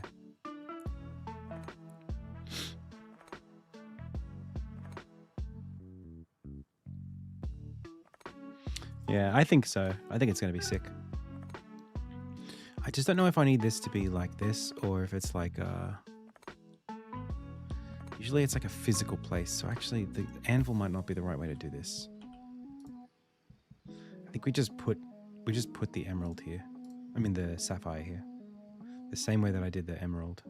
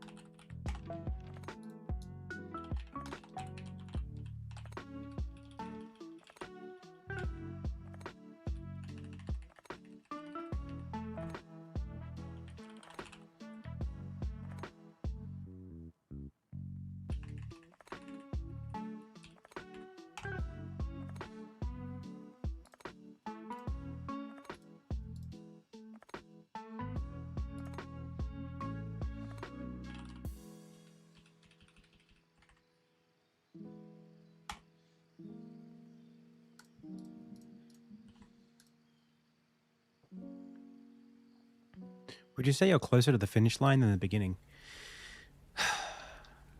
Yes, but it depends on... This is the thing, chat. I have not decided whether or not I want to... I haven't decided whether or not I want to turn this to a giant production or keep it small.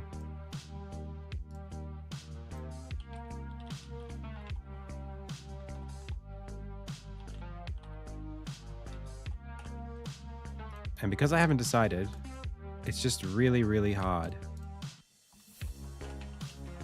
to know how long things are going to take.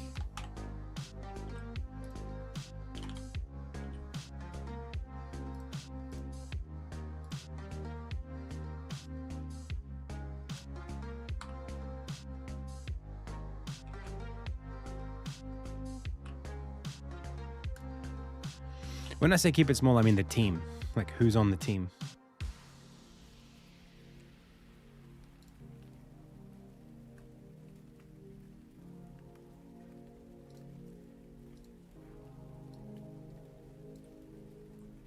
Why is that not hovering?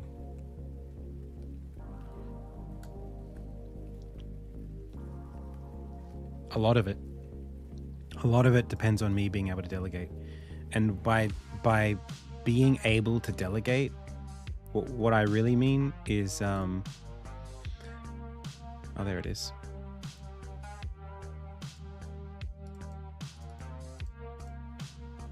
But where is the light?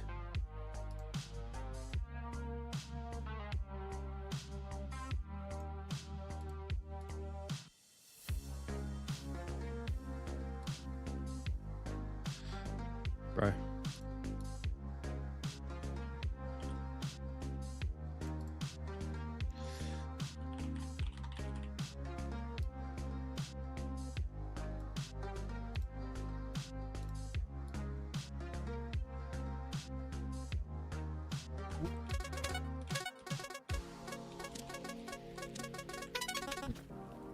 What the heck?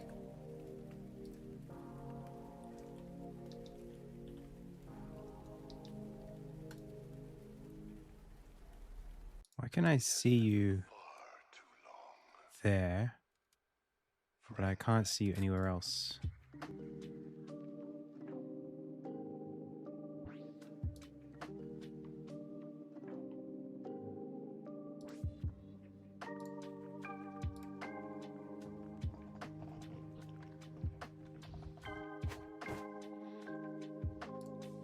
It's about what it comes down to.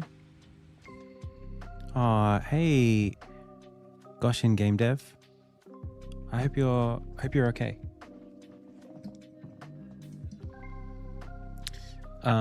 For me, it's a question of there's an engine, right?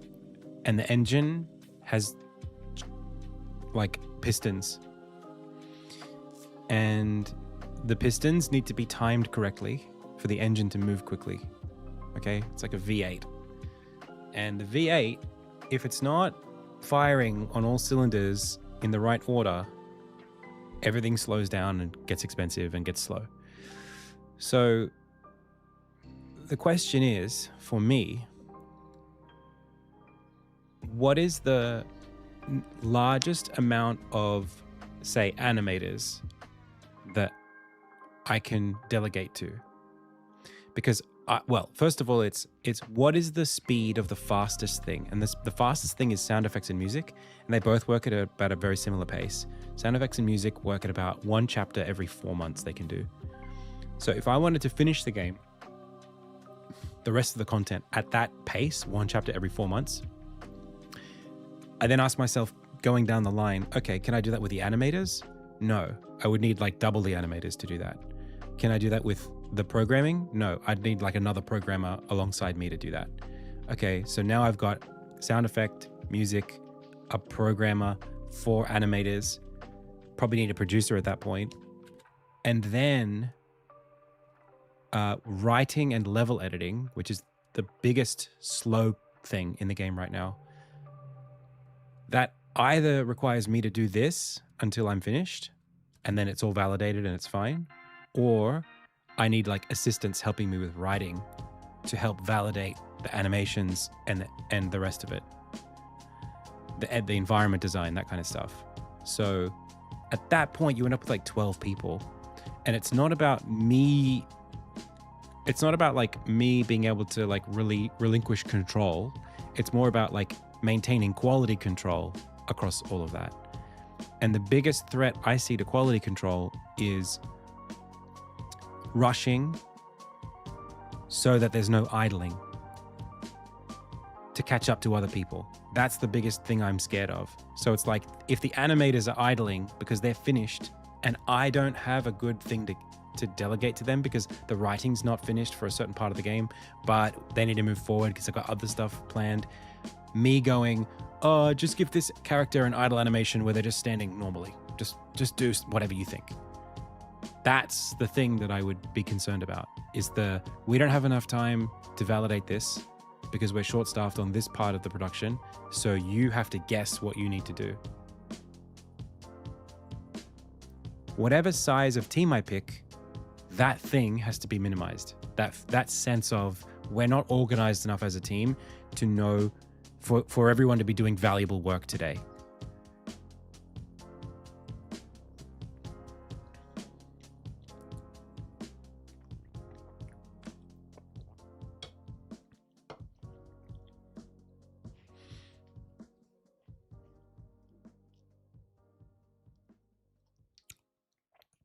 Oh yeah, I'm not concerned about the dev time. I'm very happy with Insignia. I think we're doing great. The time I've been working on it is not an indication of the game.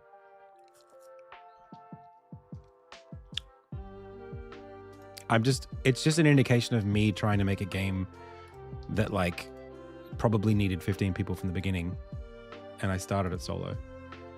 That's literally it.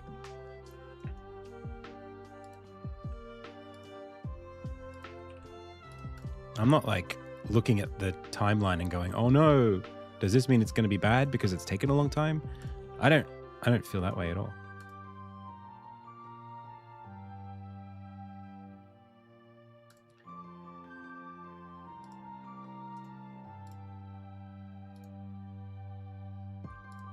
What the heck?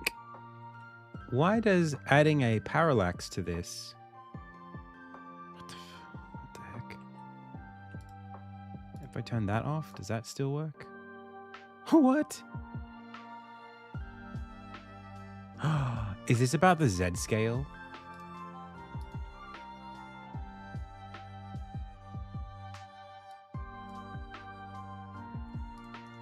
Or just the Z? I mean, it's technically in there. What is it? Is it, if I move this forward? Okay. Wait, but it's just at 0. If I turn this on, it disappears, but it's still just 0. I turn this, I move this, it's visible again. It just can't be literally 0. That's weird. Doesn't make me less productive. A little. Yeah, I think that way too, Pixel Fireplace.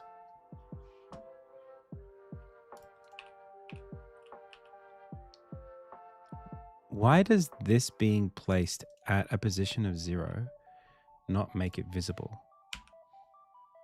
But then, like, any other number and it's fine. It's literally 0 is bad.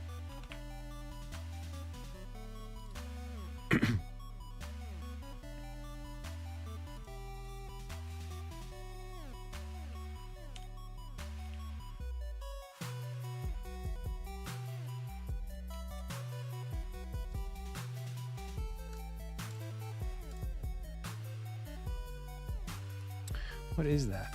What if I put this at like 0.001? Okay, I'll just do that.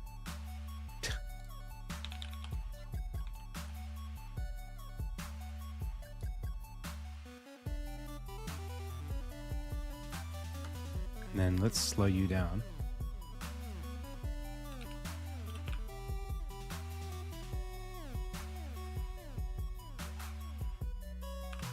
And then let's turn off the pixel perfect. That's what I want. Cool.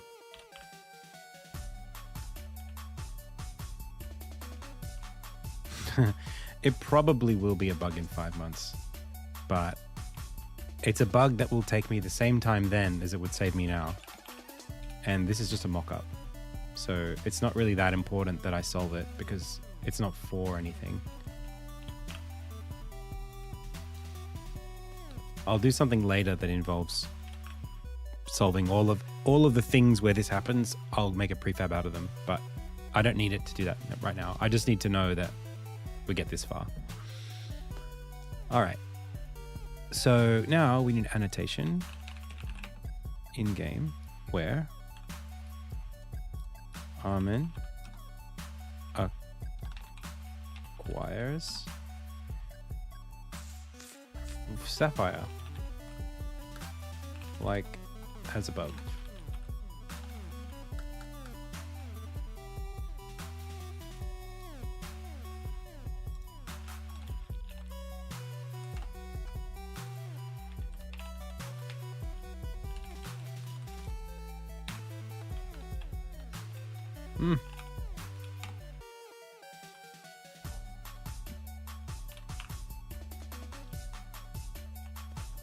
Bing, we got it. Okay. So now we can get up to this far.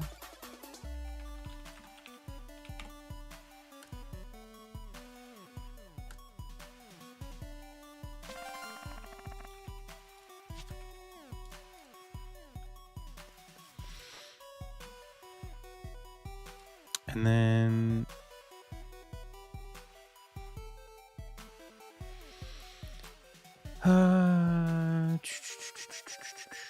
yeah, that's the thing. Like nobody would have signed up to work on my game before there was a game.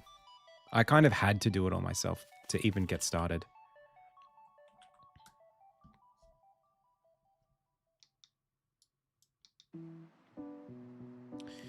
And then I suppose we could put in some kind of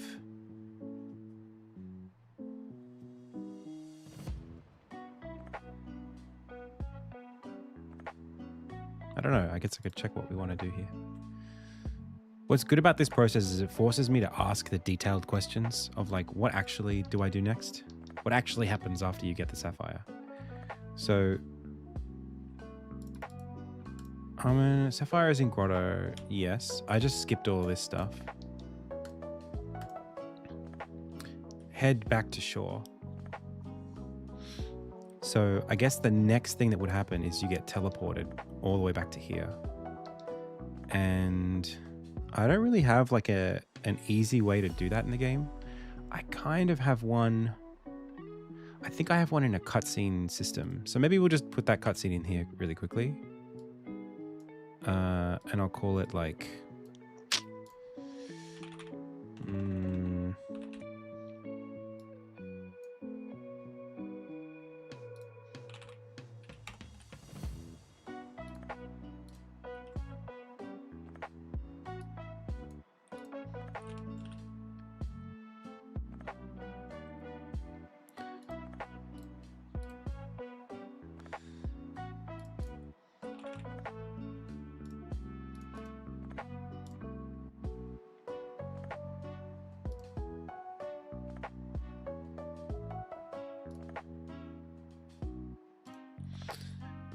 Armin, and it's like chapter 4, part 2, I guess 3.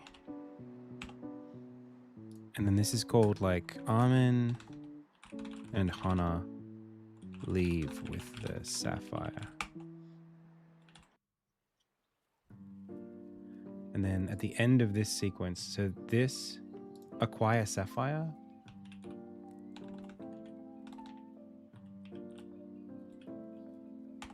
happens as soon as that's true, and then it forced plays on quest update, and then it doesn't give you a flag, but it does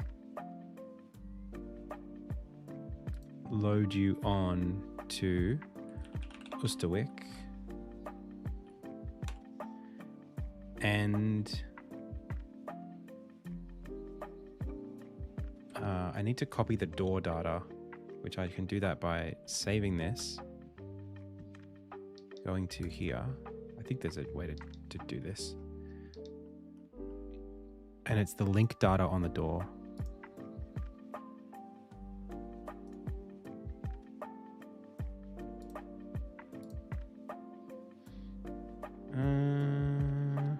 There was a way.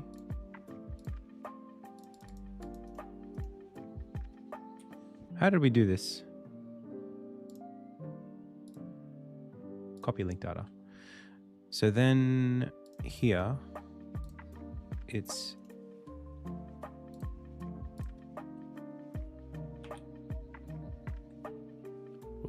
I don't know if that's right.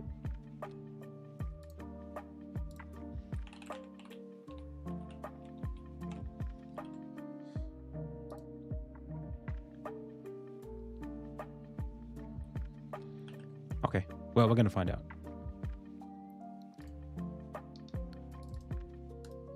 This is all, the thing here that's like difficult with all this stuff is just how specific it is.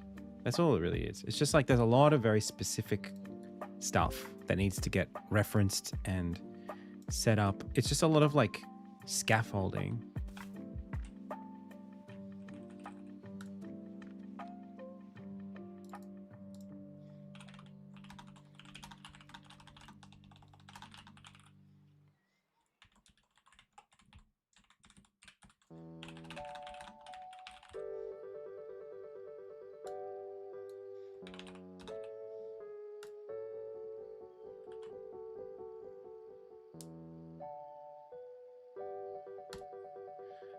So why doesn't that work?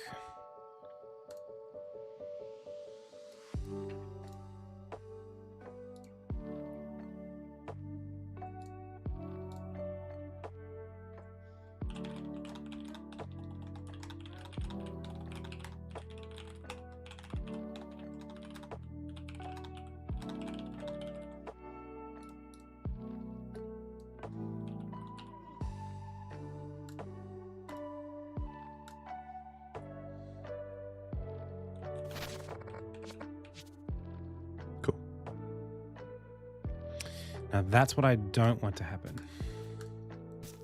I want to load back here. So how do I do that? I was certain that I solved this. Let's go to, actually, Hugo. Return to Hugo has one of these in it. Yeah, it is set up that way. You can't see this. I've got the link data. I got the thing. Component ID. I don't know what else I have to do. Shame.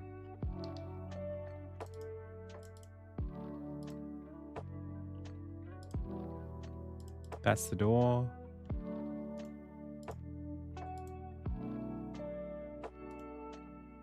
Copy link data. It's that 909, which is what we've already got. So then in the transition, I mean,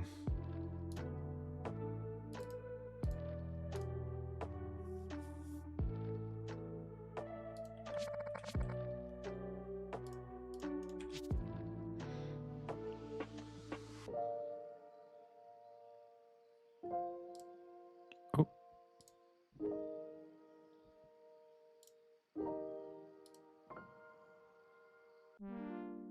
That's not good. Maybe the error threw it. Hang on. Boop.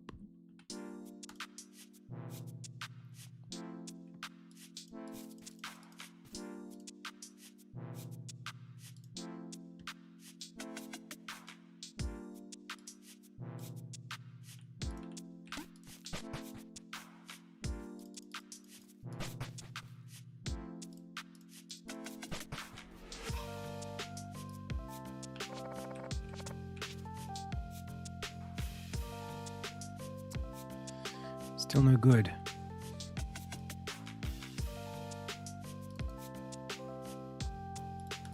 What is this hash code for a load scene state? Okay.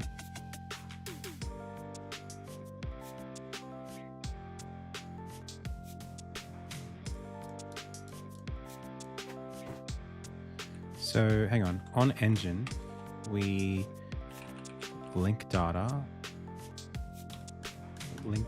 equals what? How do we set this? So the sequence player assigns it to there.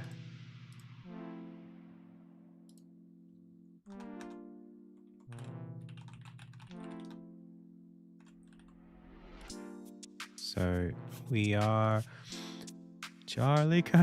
We are in a position where we could probably get this right. We can at least log it.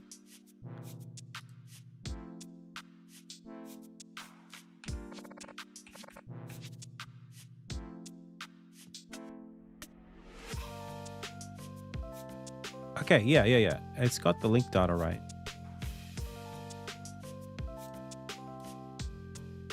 So then when we are here, where do we check the link data?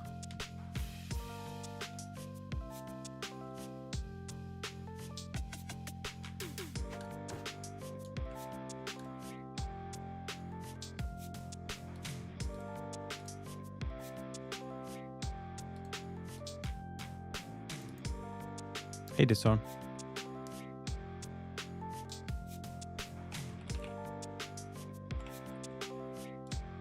Okay, I mean, that should be fine. Let's try it again. Boom.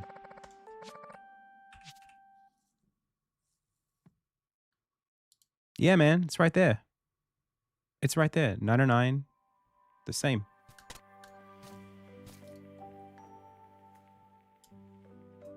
Wait a second. Is the door actually somewhere else? Am I really dumb and I moved the door appearance, but I didn't move the door itself? Am I really stupid? Am I really bad? No, that's the pivot. That's where it is.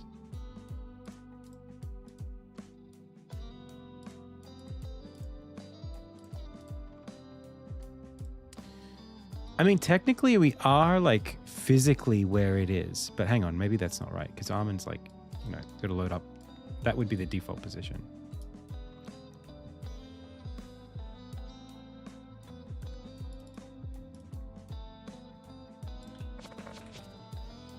It's going to bring us top left, right? Yeah, okay. So that's still a problem. So it's not that. And then for each scene link in links, find object of type link. Oh, it could be that the door is disabled, technically. But it's not, it never gets disabled because the toggle only toggles HANA. So then we need to check. Well, I'm assuming it does, but matches link is get connected data equals game system spawn link data. So like, let's just go debug.log comparing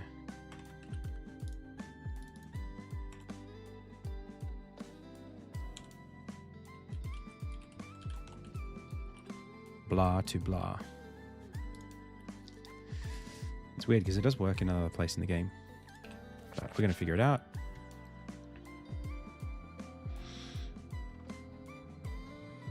So 9 is the number. Wow, it's actually not finding it. Why is that?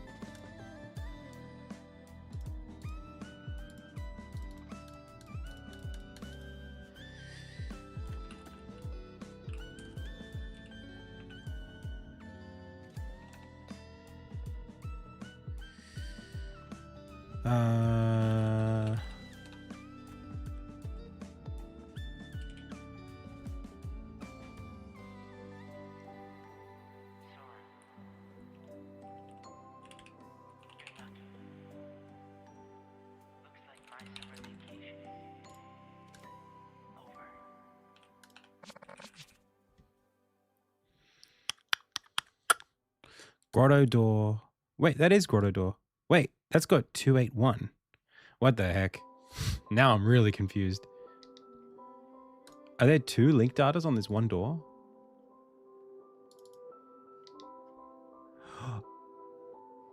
No.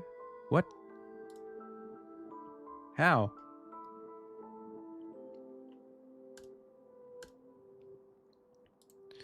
Dude, am I getting the wrong? This is the connected data.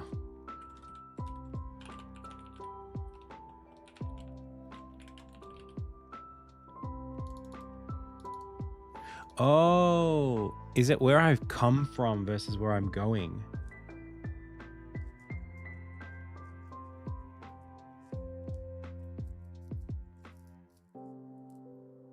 It shouldn't really work that way.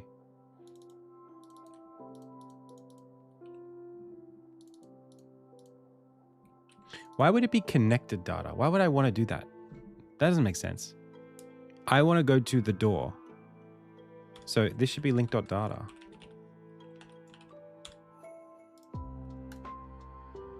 That would actually fix something that was broken yesterday as well, if that's true. I hope that actually was the issue. Ta-da! We did it. Okay, now let's see if I can fix that in the other place where I was looking. So we can go to chapter 1.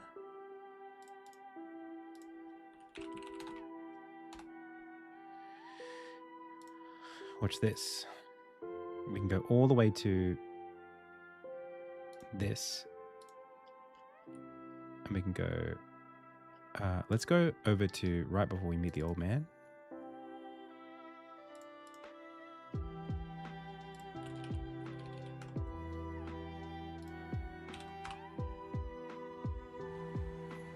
Okay, so we meet the old man. Hello. All right, bye. And then...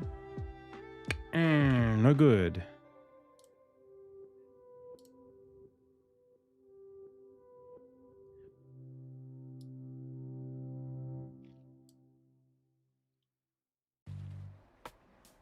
Wait, that's it there. 139, 139. But then this is null. What happened here? Lighting controller failed. Okay.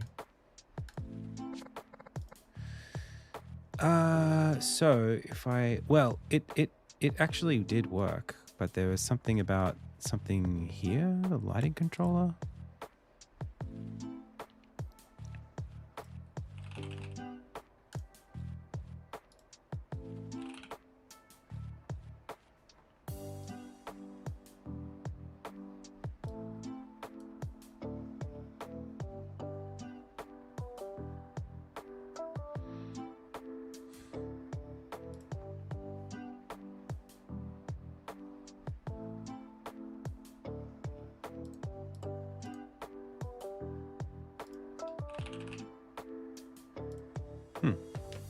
Hey, Rolo-sen. No, it's okay. There's no issue. Don't worry about it. I don't know what happened just now. Oh, this is the wrong scene anyway. It's this scene. This scene has some lighting in it that failed. Apparently not. If I just load into the scene, did it do that? Key not found exception. What the heck? Location lighting.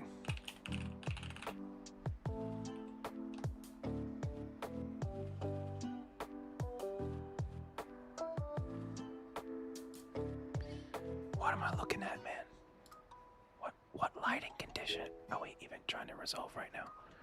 Why is that happening?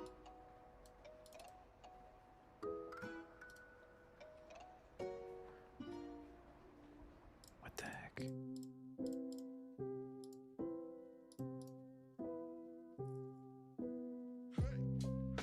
I don't... Wait, is that always like that?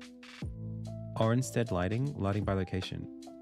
Oh, okay. So when I go to scene meta, this is technically part of Orenstead Foothills. So when I go lighting by location, Foothills lighting has this, which has some conditions. Oh, and I actually screwed this up. Okay. Discover Crucible flag is true. Why do I need whatever this is? Let's say no. Let's just save it. Okay, does that work? Hooray! Good. So then we go back to Old Man. We say... Test progress. It's all synced up. Right up to meeting the Old Man. Blah, blah, blah, blah, blah, blah, blah.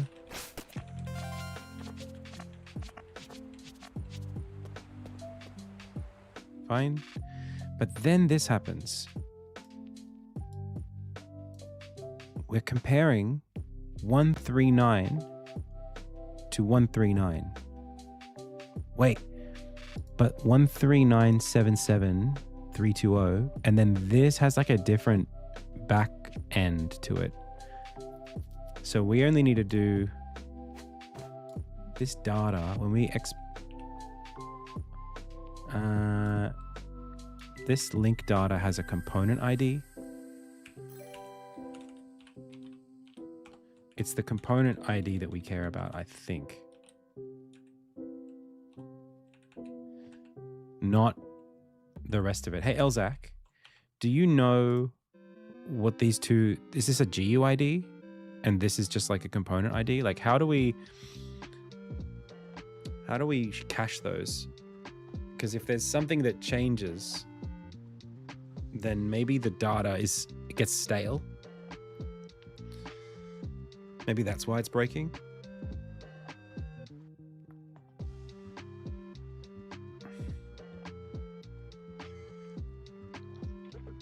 Because the GUIDs are different, but the 139773320, it should be the file ID hashed with the scene name. So like there's like short number, pipe, long number. The long number is the one that seems to have changed. I guess I could just go set it back up again. But my question is like, under what conditions does that change? So that I know to watch out for it in the future.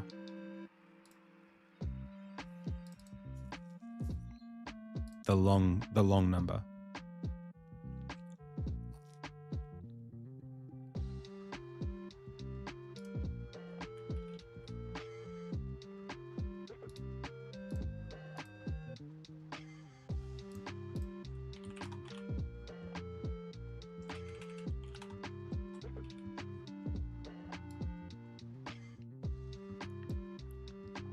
The scene or the file ID of the component. The scene of the component or the scene at all, if the scene changes at all. So that will stale like immediately then, right?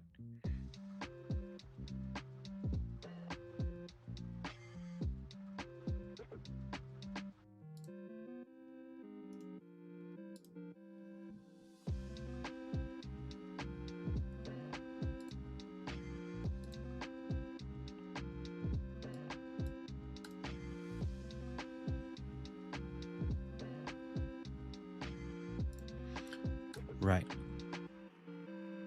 Well, maybe I'll just check. Matches. Oh, here it is here. Matches component ID. I commented this out. Oof. And there was some reason why I did that. I was really confident when I did it. I was like, I don't need the ID.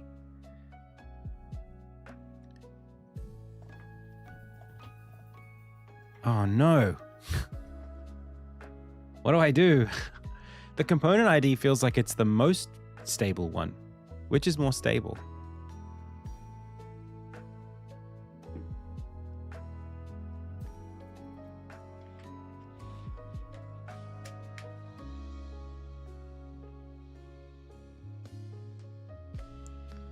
Or maybe I should be storing the link data itself. Is that better? Like, link data is a, well, it's just a struct.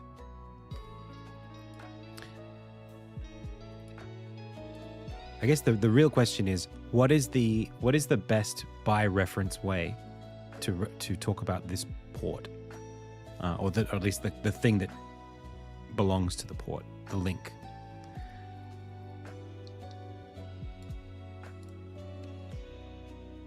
Because what I'm doing is I'm storing the reference in the scene, in the cutscene. So if the reference changes without the cutscene being able to follow it, then I can't recover it and it won't resolve. But I don't know what the reason why that would happen is.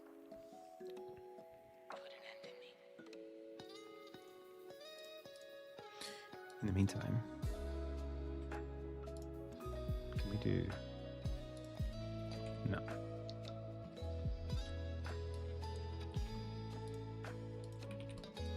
That'll do. Dun, dun, dun. Dun, dun, dun, dun, dun, dun.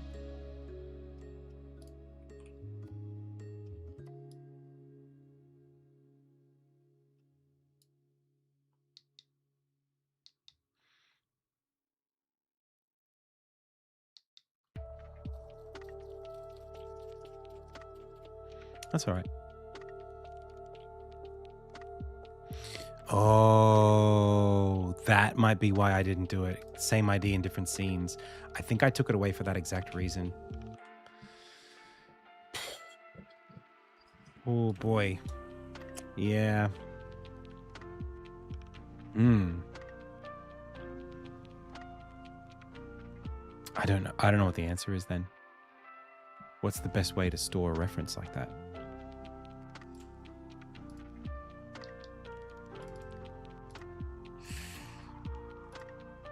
All right, put it on the to-do.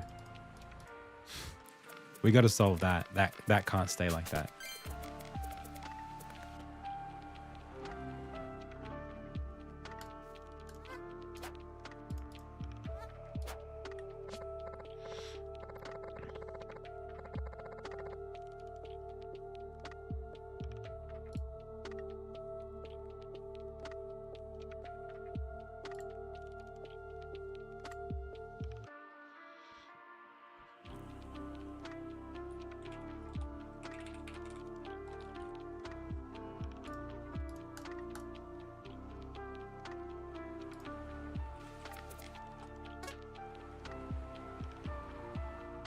Yeah.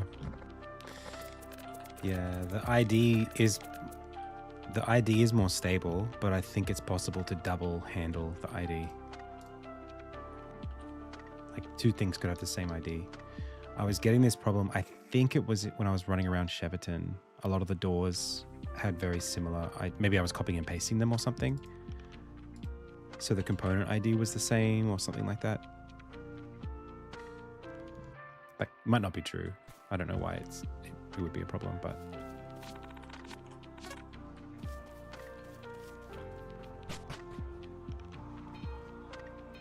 Yeah, like... I just spawned in not where the door was. Yeah, and there you go again. I'm on the other side of the room. Yeah. So it doesn't... I don't even know where I am here. Yeah, I'm somewhere else. So component ID is not a... Yeah, we know. That's okay.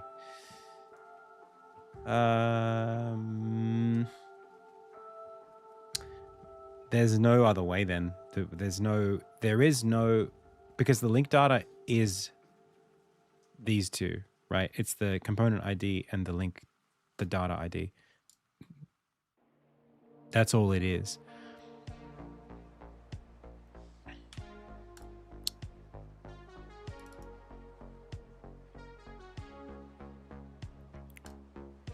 So without the hash and the component ID, if there's nothing closer than that we can get, then yeah, multiple doors in the same scene will trigger. And is that right? If I go to like the actual levels here, let's have a look.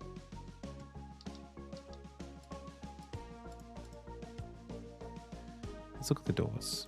This door and this door. The scene hash is the same. But the ID is different. So shouldn't that be enough?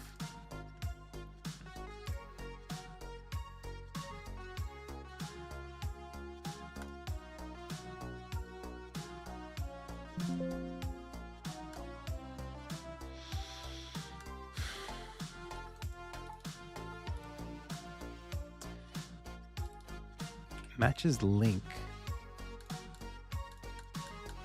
Says that the data matches the data.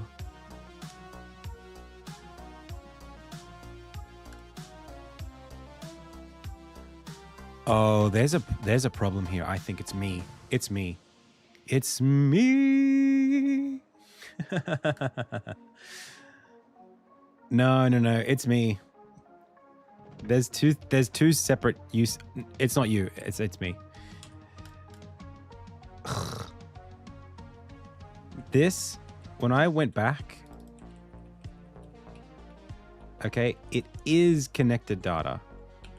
It should be connected data because I'm coming from the other door, but that's different from coming from a cutscene that references this door. Ah.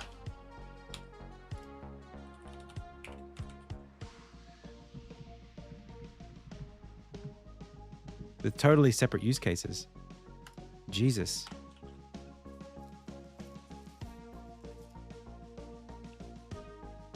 So I need to say either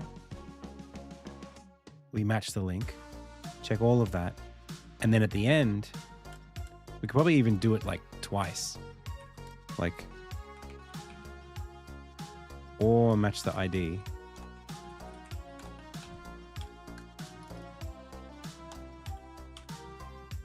I know that's absolutely terrible, but let me just...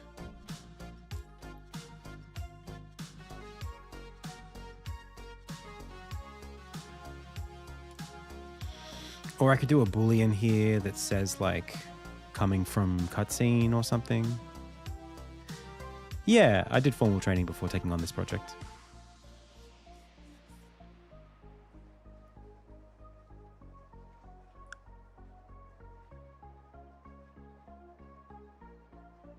Yeah, but it needs to be like first check if the link matches, the actual link. And then if none of the links match, then check the component IDs, because that will be true coming from the cutscene. Like after doing the whole loop.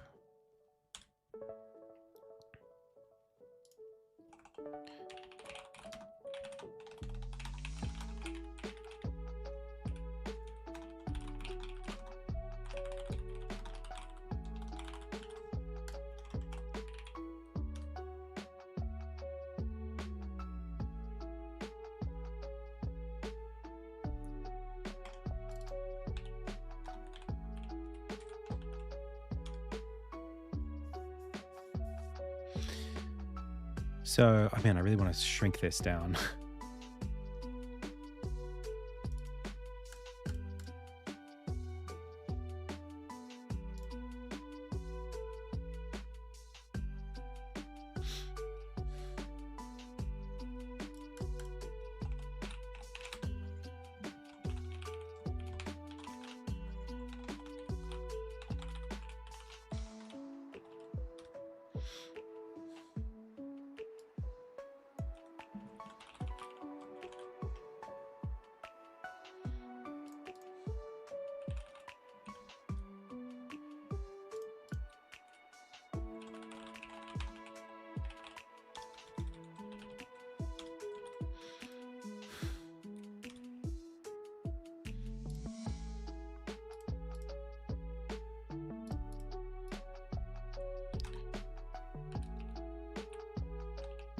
What is SLH?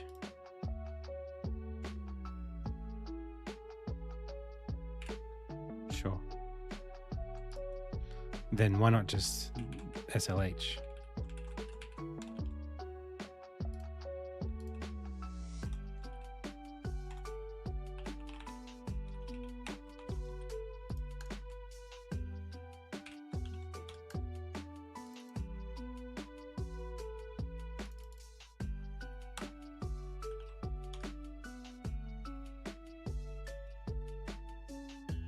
Yeah, could use a different function as well.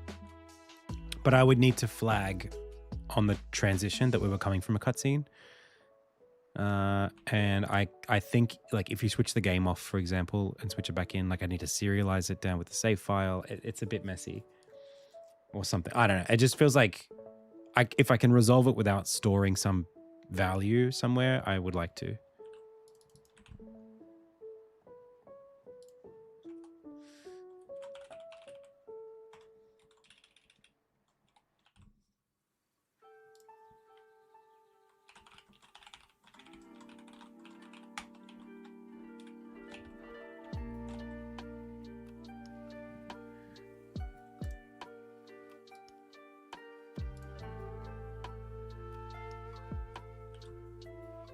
All right, so let's try this. This is one of those areas where, like, if I wasn't streaming, I would take longer to solve this. Like, having you guys here and talking it out, and then having Elzak here, it's like, this is valuable to me.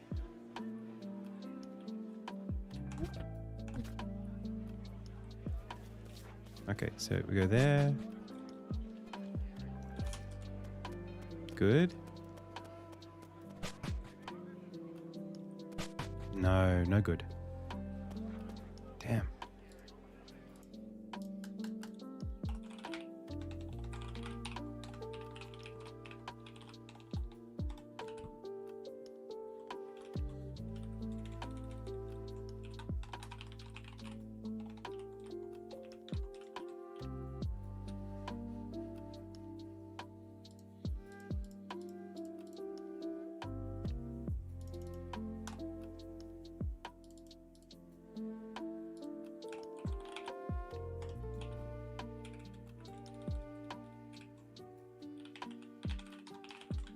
I thought I could do it this way.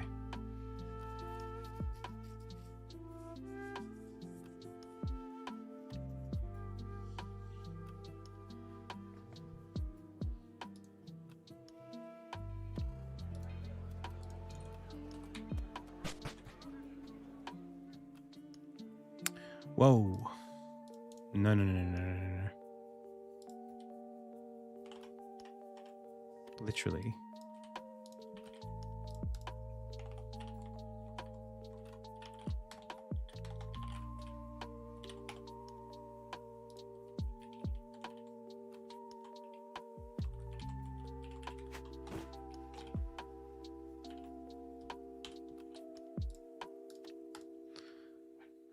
Okay, it might actually work this time. It was doing the fallback even if it did the right link. There we go. That worked. Yes. And now we do the real check. So we go back to, well, chapter 1 was pretty good. Chapter 1, Orenstead checklist. Now we go to the old man scene. This is becoming much better over time, eventually.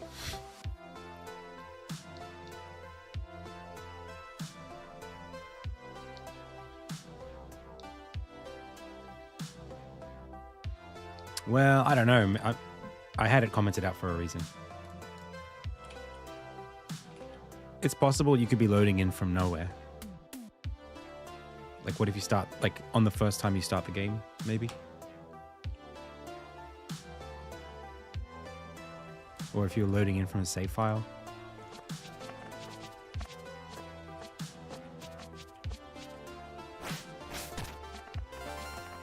I'm not sure. I mean, because I'm not clearing that value. Yes!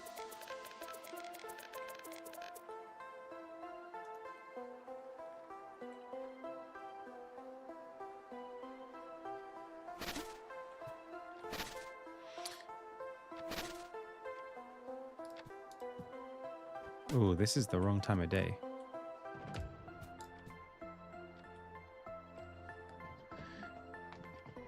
I did check that. So you actually, you know, sometimes I say things and I expect no one to call me out on them because I'm ready to just move on, even though that's technically true. But yeah, you're right. Yeah, I am checking in advance.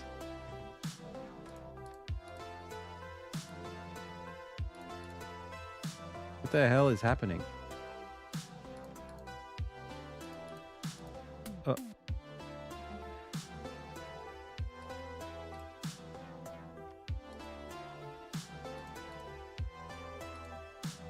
Something is breaking.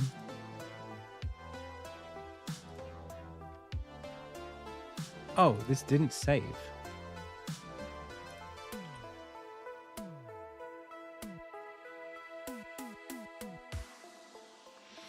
Hey, Jaragification. What kind of level system is this? You mean this? This is a tool that we're building called Scene Graph. It's made for Insignia, but I'm planning on releasing it as a standalone Unity package. If you're interested, please join our Discord and assign yourself the role of beta tester for Scene Graph.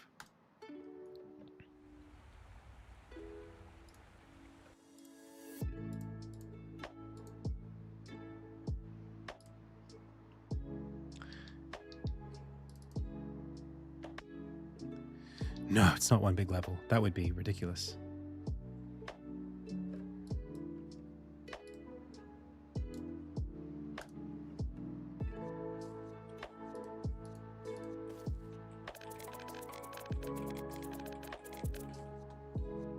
Okay. What time of day is it right now? This looks like...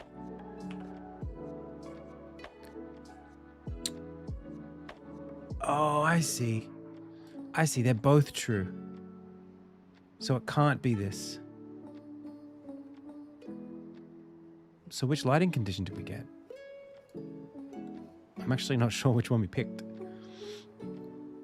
I wonder what this used to be. The scenes are renders of other scenes. You mean this? These are snapshots of all the different Unity scenes, yeah. This is the whole project as a map. So early afternoon lighting happens if you've discovered the crucible, and let's just say, and you have, I mean, when does early afternoon happen? Early afternoon happens, yeah, oh, hang on. This needs to be true.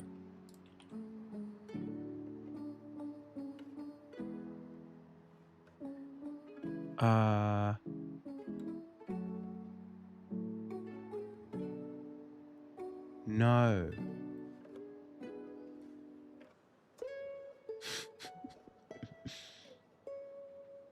I don't remember why. I don't remember what the condition was for this. Let's just take it away. Early afternoon. When is it early afternoon in chapter 1?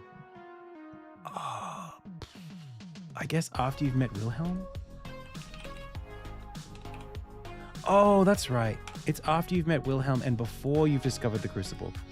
Oh, I see. That's how I had it. Because I deleted... Yep. Okay, we're good now. We're good now. So, we do this. Skip that. Now it's nighttime. Good. Okay. Good.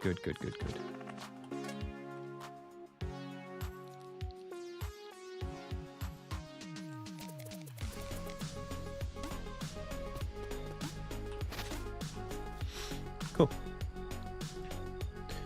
So, yo, Elzak, let me just do this. Fixes.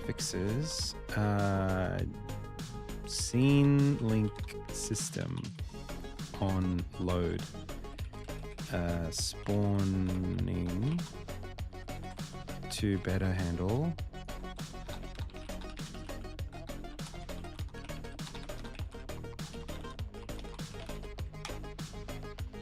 form.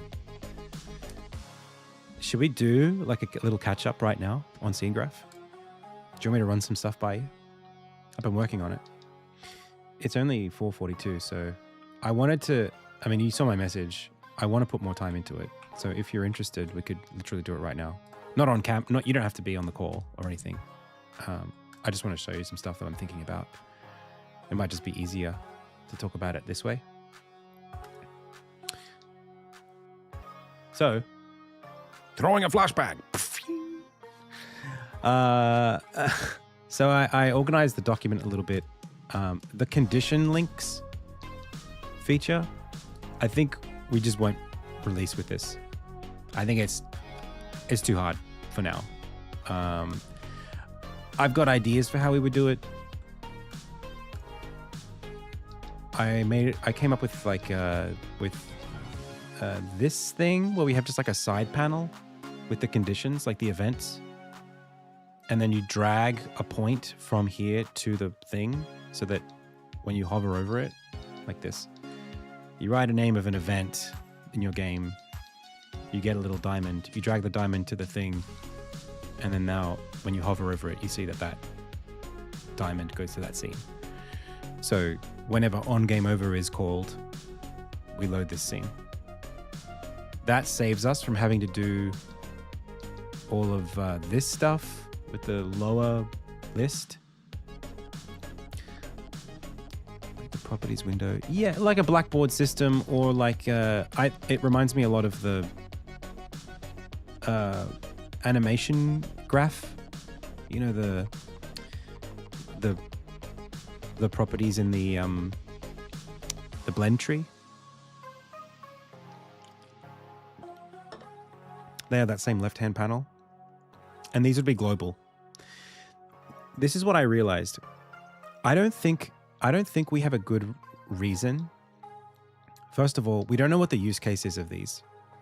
Like on death, on quest complete. This is all like very abstract and we're just making stuff up. And I have a feeling that the ones that are things that would be like from any scene to this scene, you don't even really need scene graph to set those up. Like if you have a game over screen that goes back to the title screen, you could probably code that faster than you could build this, or like with the same amount of effort. You know what I mean? Like, I don't know if we need to manage scene transitions with conditions. It just feels like, is that really our job as scene graph? Would you even want to see a line from every scene to like one title screen, or like, you know, maybe there's a way to do it, but like, the thing is, the way I see it, having a port go to another port and the ports be spatial just makes sense to me. Like the way it is right now, it makes great sense. If the users tell us they want something, we can always support it later. But I think on release, like when we were first planning this, we had like 3 different in the user testing, in the questionnaire, we had 3 different criteria. I will do this off screen because I don't want to spoil the privacy of anybody's data. But we had a question around, why do you want to use scene graph? And we had 3 reasons why people wanted to use it. I can't remember where I stored this information, but one of them was like, just because I want to see my levels. Another one was like, because I want to move between the levels. And then there was a third one that I can't remember what it was. Let's see if we can find it. There was a questionnaire. Where is the questionnaire?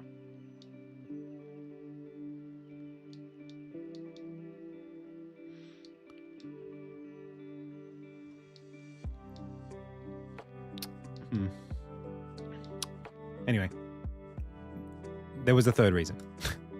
For now, I think the first 2 reasons, I think it was for sign up. In fact, it might still be here if I go to beta test planning, entry survey. Yeah, you guys can't see that. Visibility over my project, cleaner solution for connecting my scenes, easier navigation between scenes in the editor. I'm not sure. So navigation between scenes in the editor and visibility over the project, we can solve with just having the boxes. And then cleaner solution for connecting my scenes. I don't think, this is the thing, I don't think that players necessarily know what they need with this stuff at the beginning. And again, I think we can solve with updates if there is a specific thing that people need and we know what that looks like. Hey, Turtle Burgle, how's it going? The game is so much further along than the Turtle Burgle. You're going to love the combat right now, but I can't show it to you right now. So, yeah, I just think the conditions, we're sort of like trying to solve a problem that we don't understand yet. So let's just leave that for now. Okay. So there are a few major things that I want to solve that we definitely need to solve before we go to release. So the first one is, I don't like the settings. I don't like how they work.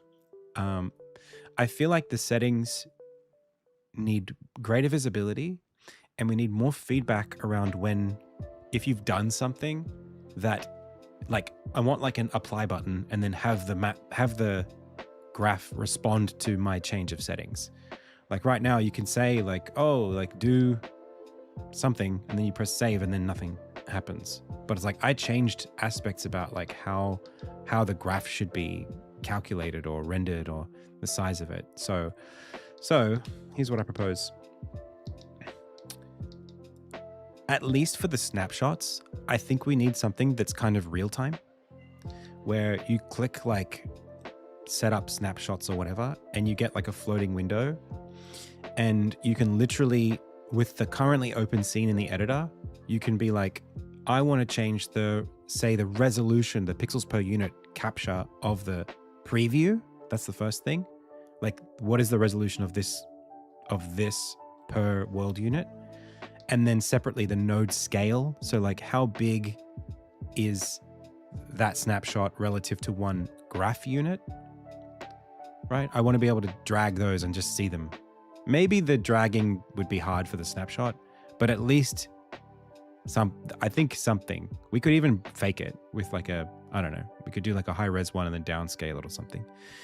And then I want to be able to like change these and see it change here. I just think like some of this is too divorced from especially for users setting it up for the first time. They don't know what any of this stuff means, but they'll know what they want.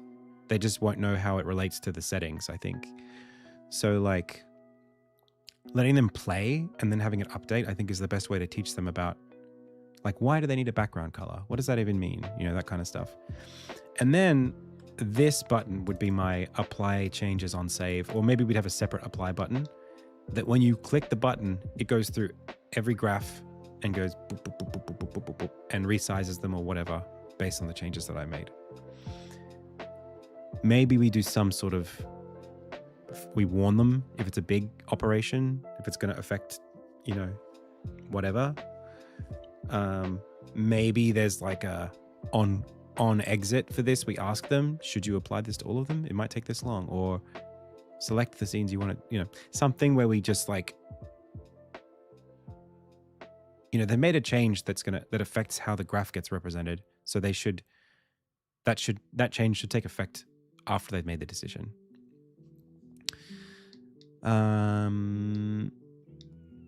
What's the difference between node scale and zoom?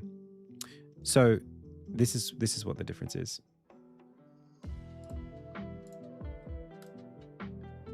Okay. So the node scale is, let's say I'm here.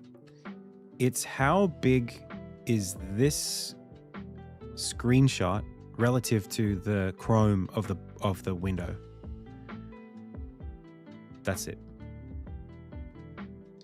like how many like scene graph units is one world unit represented as, if that makes sense. So like maybe this tab that says Armin's house, maybe like relative to the preview, I actually want this to be like half the size, or like I want the node to be double the size. Does that make sense?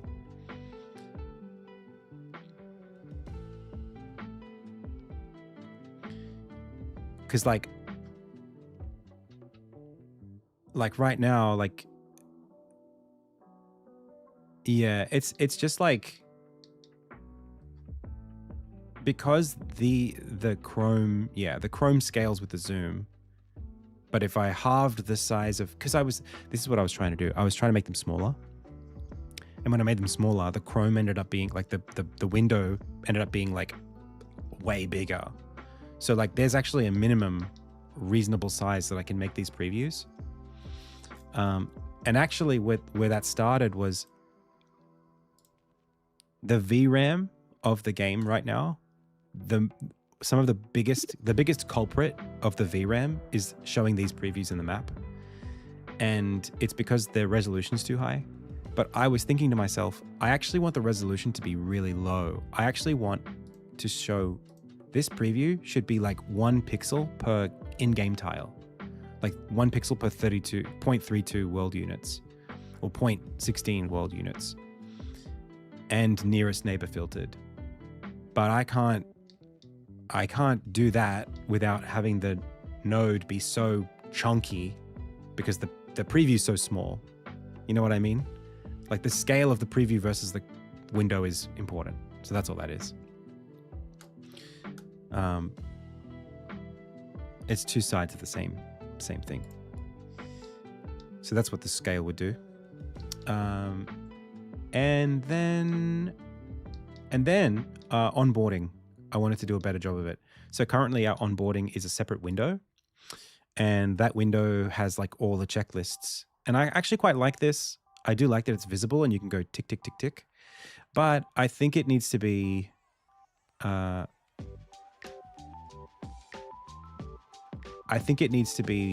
we talked about it being something that lives like here, pinned to the graph or something like that while you're setting it up. Because we want to be able to express, direct people to do things inside of the window. There is a question about how we get to this in the first place. Maybe we just give them maybe we allow the graph to exist without there being a map in it at first. I don't know. But nonetheless, I just stepped it out into stages. So it's like more of a form that you go through. And then I wanted to have like visual, like explanations of things. So like, this is what this step is, this is what we're doing. And then here, I wanted them to either opt in or out of this feature.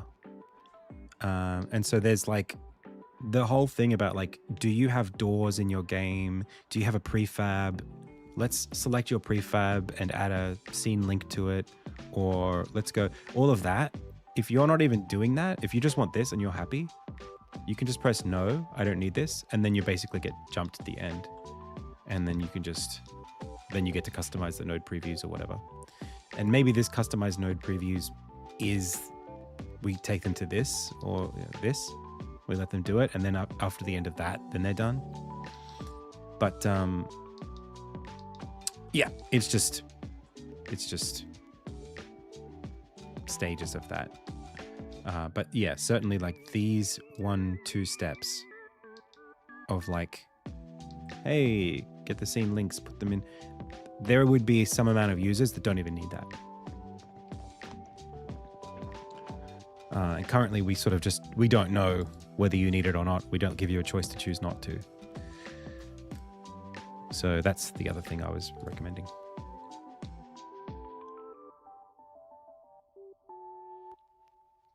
And then maybe just at the end, we give them a link to the reference. Here's the problem with the onboarding question. Yep.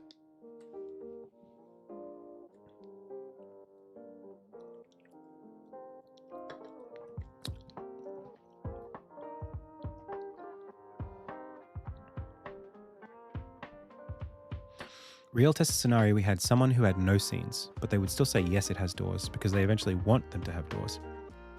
Yeah, that's fine. Yeah, that's okay. We could still we could still force them to at least do one. Or maybe we ask them if they want to set them up right now or something like that. Maybe I can have do you have is there an existing door feature in your game? I don't know. We could figure it out, but I still think that the broad question of should you be able to skip this is important. And I think, I mean, if they want to use the feature, then they need to do these steps. So maybe it's more about, I mean, otherwise we need 3 different onboarding, or at least 2 different onboarding flows.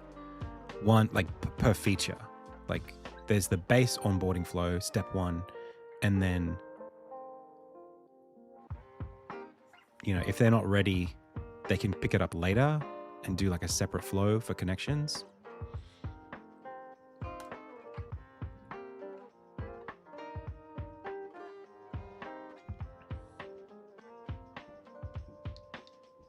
But I could have something specific here.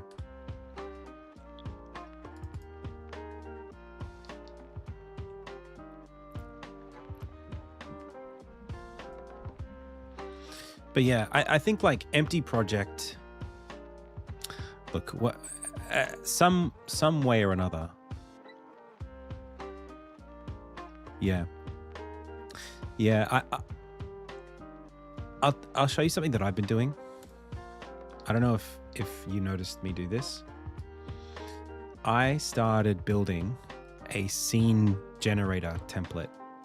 Back when I had my old version of Scene Graph, I actually had a button here, a plus button, and I would click that button and it would create a new scene from scratch and add it in the center of the graph. Hey, Lathe. The problem with that is that eventually I wanted to do templates, and that system led me down a bit of a path that now I understand quite well, but it would be very specific to the project's needs. So I have this thing where I have this scene template folder, and then I have the templates, and then there are scenes that are different templates. So I pick a template, and then I pick a tile set. And then because my game, the tile sets need to be in different folders, there's a bunch of, this is the thing. If you're making a game like this, every scene has a ton of boilerplate. Every scene that I make in the game has this and this and this and this and this. So I have these template scenes set up. Some of them have doors in them. Some of them have geometry. And I really like the idea of having the geometry templates, because I can think about oh, this is a T intersection, or I need 2 doors here, or I just need a box, I just need I just need this, I'm not really doing much with it yet. But I guess what I'm saying is the question of can I press a button and just go like this, doop, and when I release, a scene gets placed there. I don't know what it is that we could be expected to populate that with in an empty project. Yeah, we could do it, but I think we would want that feature to grow with the project, and I don't know what that looks like.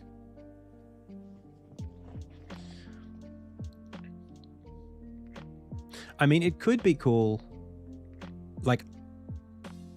I would love to do it. I just don't know. Maybe you could help me figure out what that needs to do. For sure, I would love to be able to draw box, box, box and have 3 of them. Create scene template from scene template. Wait, is it just scene? I don't know what I'm doing. Create new scene. Just this?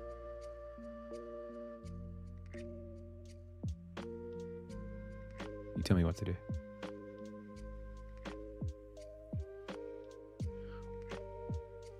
I think file has like templates, right? Where is the templates folder? There's a drop down, right? I think I know what you're trying to say.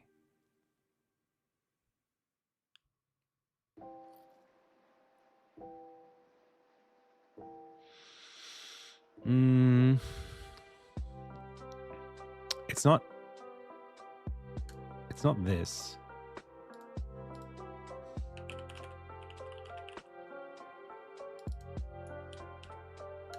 I think I know what you mean though.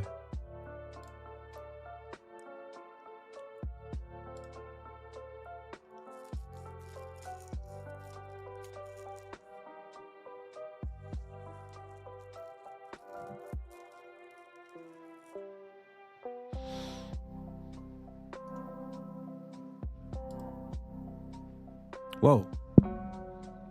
Oh, that's to create a node based on an asset, that a scene that exists. Let's go back to try to create scene. That's just a new scene. We go create.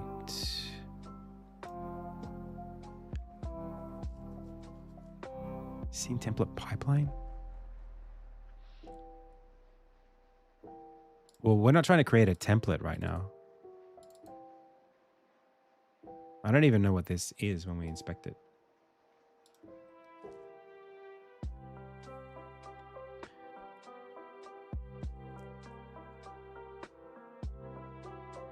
Whoa, they have snapshots? Wait, we have snapshots of scenes inside of Unity? Should we be using this system as part of Scene Graph? What does that do?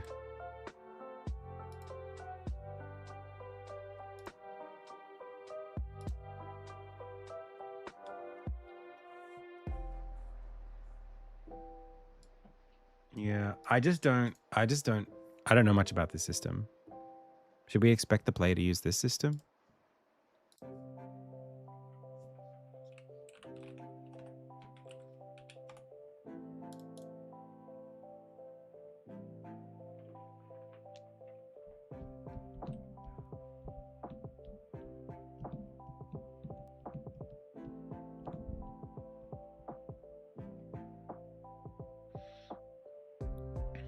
Oh God, it's doing so much stuff right now. I'm scared of it.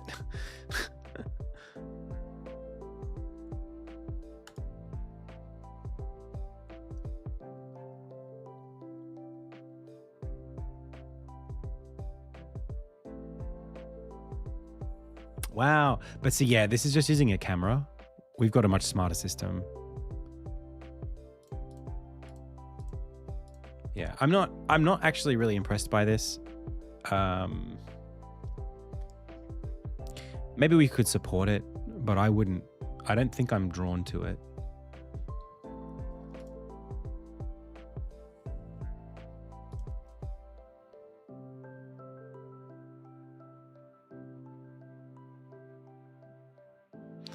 Yeah, the thing is,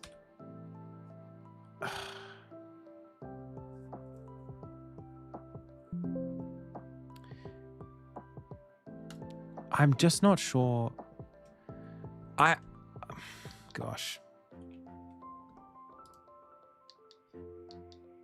I only know about Insignia and Insignia's needs. That's my concern.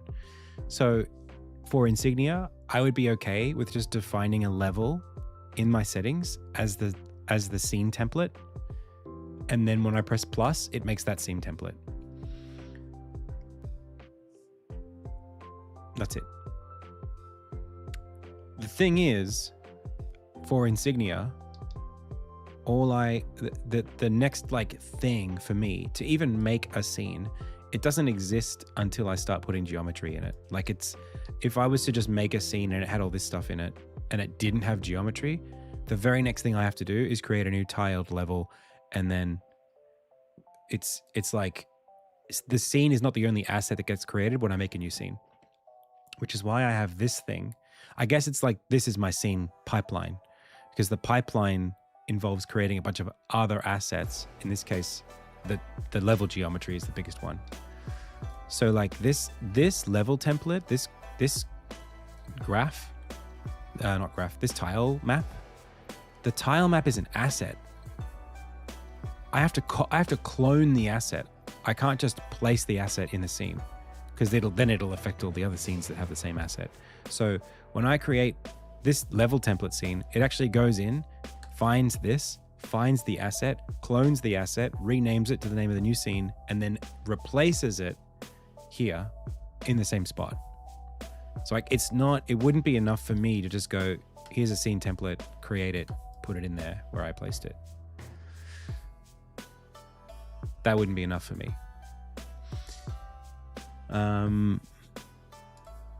So yeah, there are complexities there. And I would want, like, I need that pipeline for Insignia, but I don't think that's Scene Graph's job to do all of that for me. It would be cool for sure, but what is it? I guess the question is like, what does it mean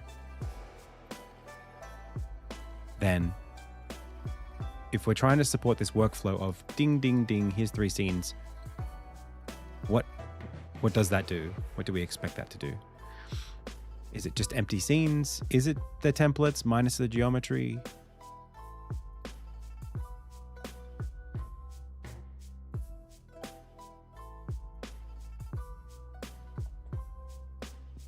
Maybe.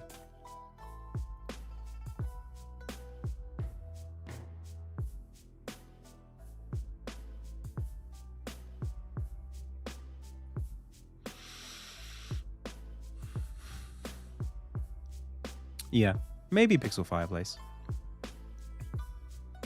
It's just like so...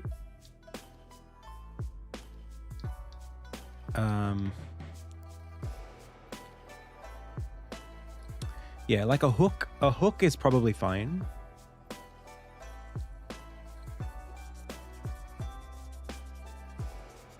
Maybe this is what the pipelines are for.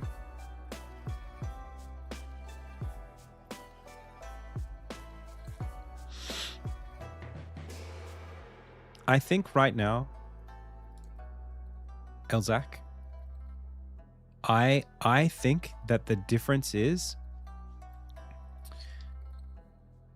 this, from what we were doing to what we are doing, I think my flow that I've designed here will solve that.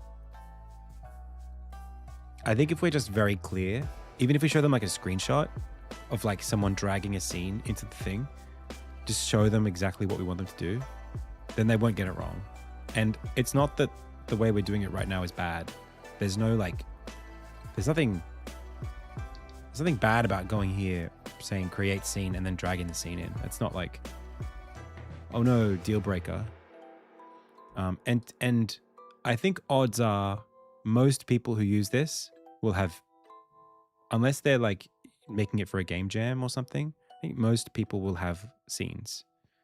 I mean, every project starts with a scene.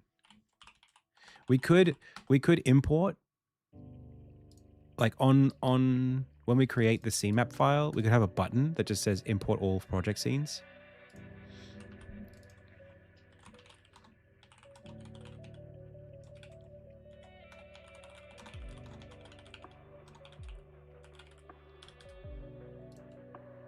You know?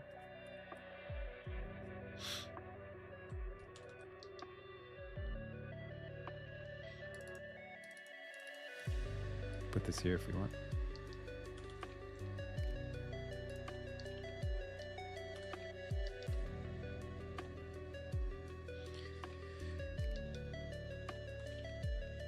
And if this is sitting, you know, if this is literally sitting here,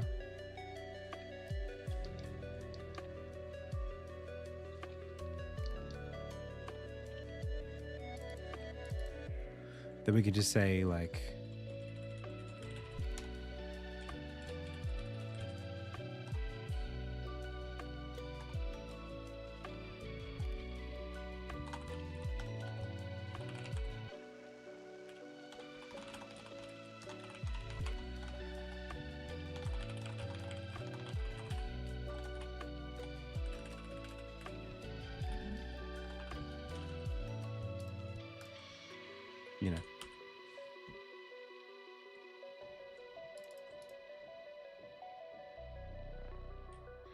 And then as long as you have at least one in here, we can let you continue. But the way I want to do it is like, I don't let you move forward. Continue is just grayed out unless you meet the condition. So if we force them to do it once, I think it's fine. That's not my biggest concern. Especially if we do like a little gif here of someone dragging the scenes in.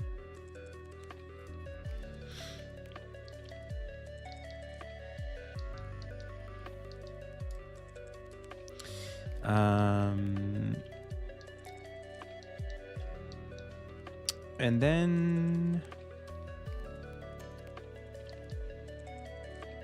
Is this onboarding skippable? No, I don't think it should be skippable. I think this should sit here until you get all the way to step 7, and then only when you've pressed the last close.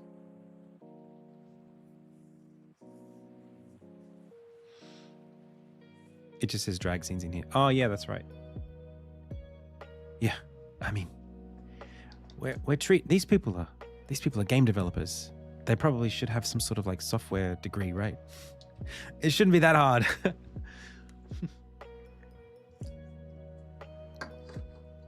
I thought the point of Unity is it has add-ons for everything already. Yeah, this is one of them that we're creating. This is an add-on. There isn't already an add-on for this. That's why we're making it. Okay. All the people who made the add-ons, before they made them, they didn't exist. Hey, Kyrie. I have not. Well, I mean, there are a couple, but they're not as good as this. They're not even really close to this. They're sort of like much more genre specific and limited, I think. But I had the idea first. I know I did, because in 2020 I had already built this before, and there wasn't anything on the asset store in 2020. It's just I've been cooking it on my own project and not releasing it for like 6 years. So yeah, I think I inspired the person who put it on the asset store, their version. But they're all third party. Like, it's not like an official Unity add-on. Anyway, let's move on.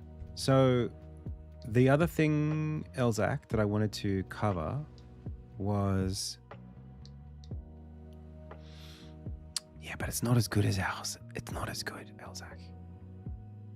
It's cool, but it's not as good.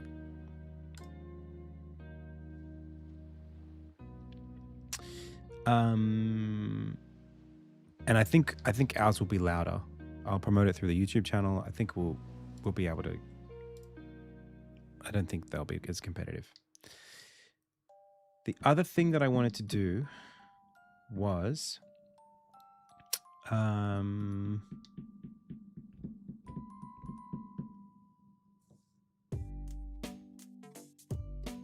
were some bugs I wanted to fix. Just some, or like quality of life things that I think we could do a better job of. So, well, for me, it would be very helpful if we didn't do our own hosting right now. It's so frustrating when someone new joins the project and then the host is down, or I don't know.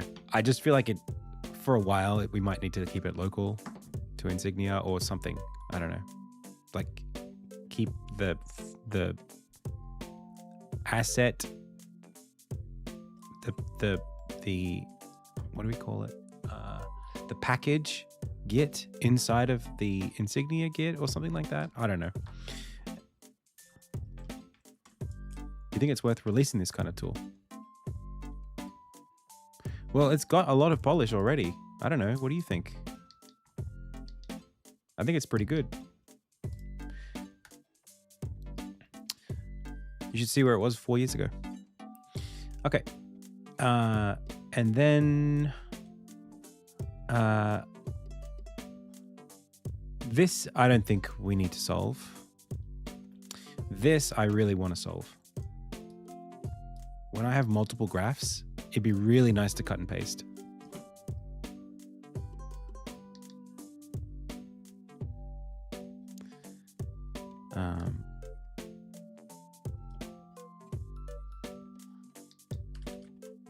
And then, yeah, there's just a bunch of different things here that I've just picked up over the months.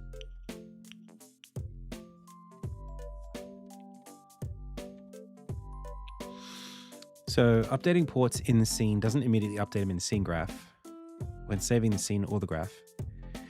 Yeah, there's a few things that I'm just like, I don't know what they do. Like refresh selected ports, no idea what that does. Reset selected screenshots, I don't know. I sometimes press them and when I want something to maybe happen, I just press both of them, and sometimes nothing happens and sometimes something happens, but I don't know what they do.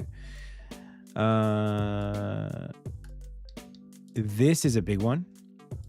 So like, let's say and this was part of the reason why I wanted to change the node scales.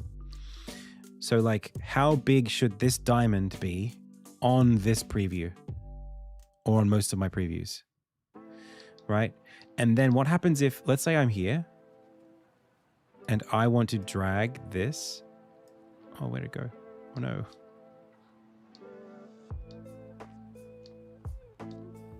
Oh, it's there. Cool. Let's say I wanted to drag. We're literally having this problem right now.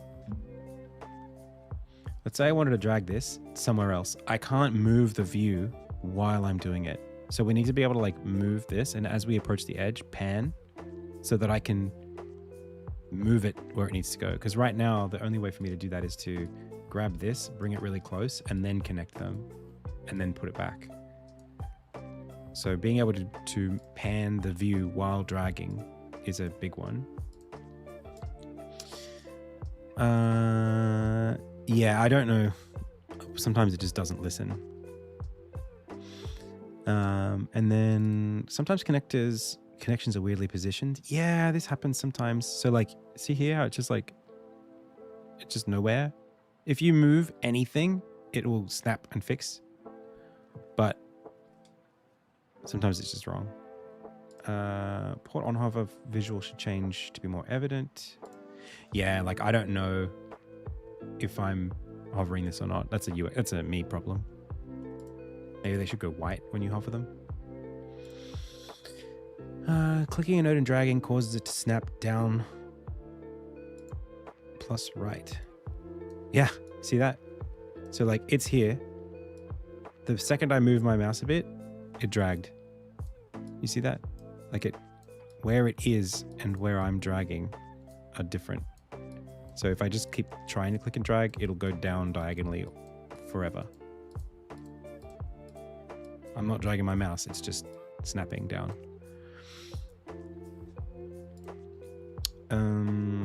These are all just little things. Spacing could be better.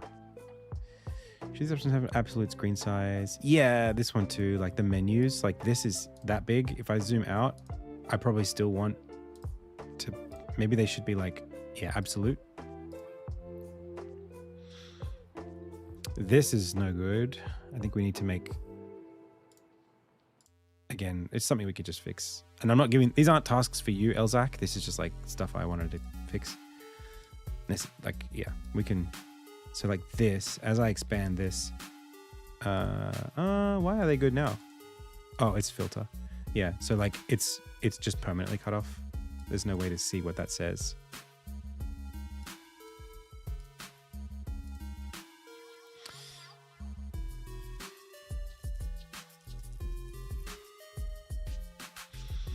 And then, yeah, I just don't like these labels. I think we just need better labels.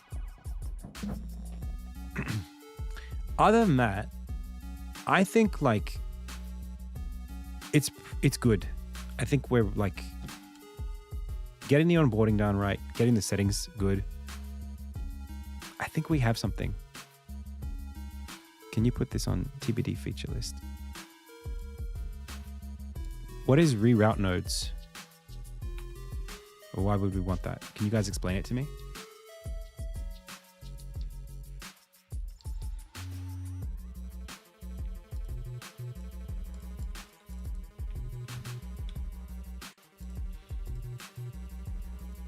Yeah, it's our in-house system.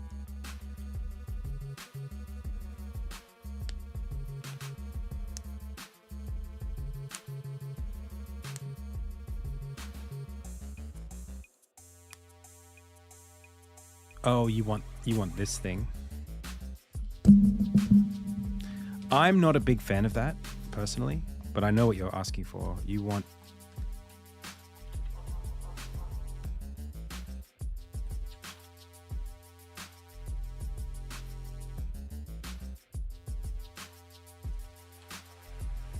You want that.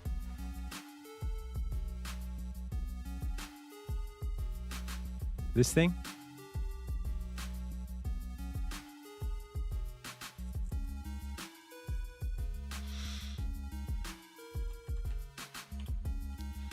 Yeah. I don't know. It feels like we only have one type of node right now. It could be a nice to have, but like I can't...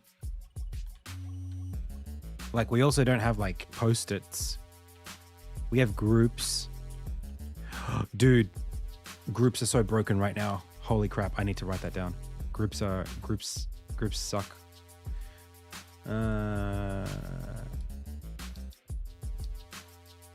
They're killing me, dude. Where did I put this?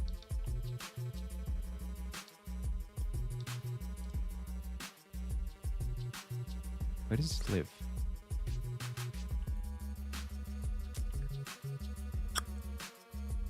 Down here? No.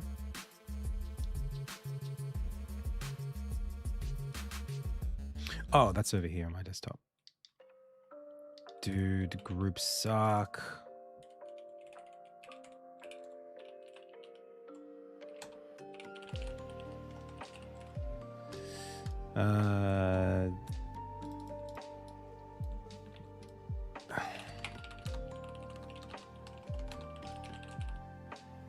They don't serialize. I don't know why, but they're just, it's like impossible to get a group to serialize right now. Like if I just like grab one of these groups and start moving it, right now, everything's okay. But look, see this? It's not part of the group. And then I make it part of the group. I'm like, okay, everything's great. I close the graph. I bet you it'll work right now. This is gonna be so upsetting. Yeah, they didn't go.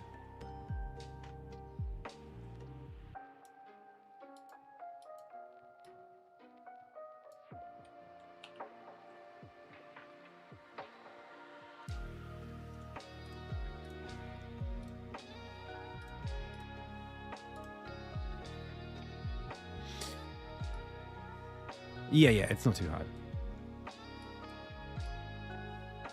I don't know what it would take to make them serialize, but it's not just pressing save.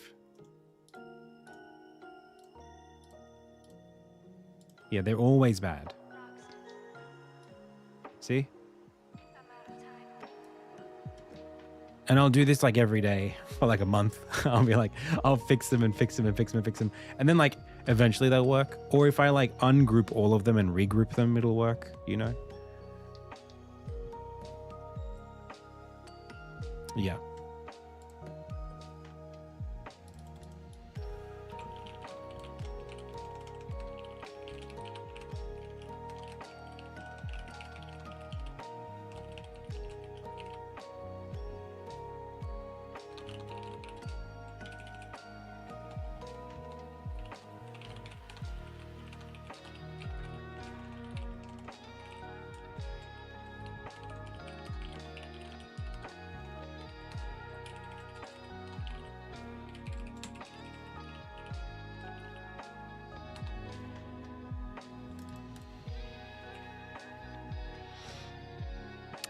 It's not public yet, but the hope is that we can make it public.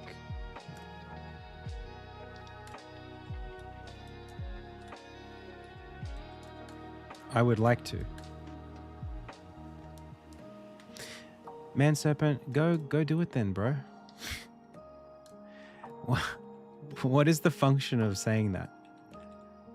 Just to brag, or? I'm happy for you.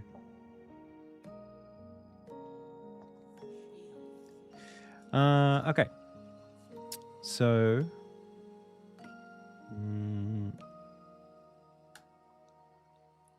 I think that's it for now. I think those are my current concerns.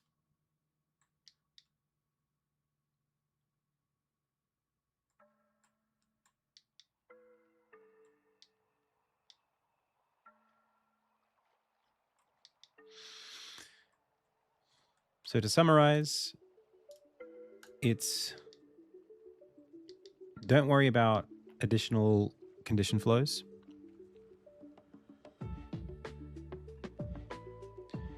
We'll fix onboarding, better node setup, and quality of life changes.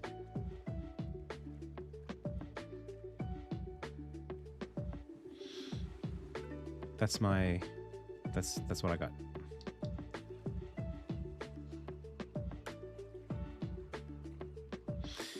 As far as this stuff goes for 3D, Elzac, there was one other thing, or just like that we have this issue with scene graph right now, which is like it's to do with what is the view, what is the default way that when you add a scene to the graph, what is the way that the game figures out where that scene should be coming from? And I think like you can do, like we've talked about it a little bit. Is it for 3D, you just find the main camera and you just take the photo from the main camera's perspective?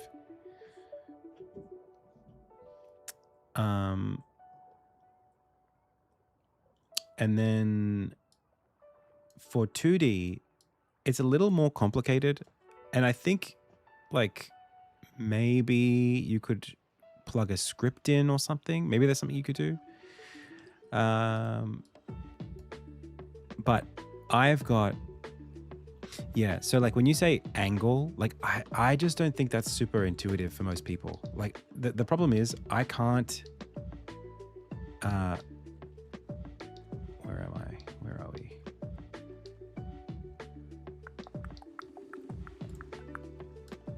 I don't think anybody knows what this is. I think they know like what you might be able to guess what it means, but I think like mentally visualizing which is the correct thing to do here is impossible. Like, I don't know what, especially in like it's just complicated, right? Like I would just prefer that this entire thing was replaced by I don't know, like, do we need this? Yeah, I mean, like, maybe if it was a 3D scene, but even then, like, I think there's something about, is direction even the thing? Like, do you like create a camera and then like set the frustum or whatever the field of view to encapsulate all of the geometry and then set it to orthographic? Like, are you doing that, or are you using the camera in the editor? Like, how are you currently doing that for the way you do it? Is it all procedural so that all you need is the angle?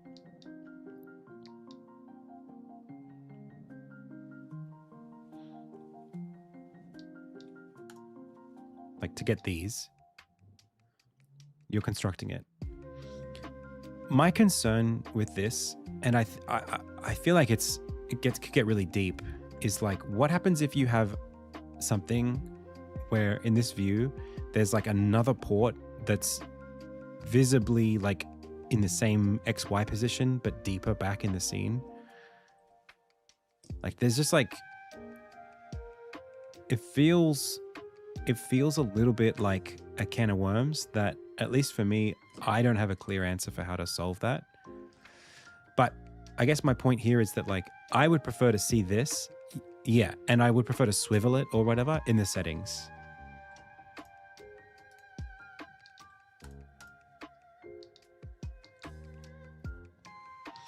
So when I'm here, like showing me a little camera gizmo in 3D and then a little scene in 3D and then moving the camera around, I feel like, I don't know, is that better? Or there's that question, and then it's like a separate question, which comes down to what is the criteria to set up those bounds? So right now is it this thing?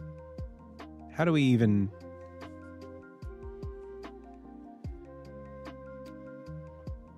Yeah, but like in Insignia, like I find myself, for every single scene,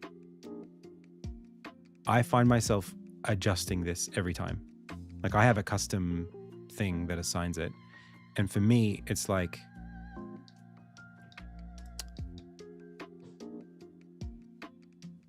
the criteria that sets that, do we have to onboard the user to explain how to curate this preview?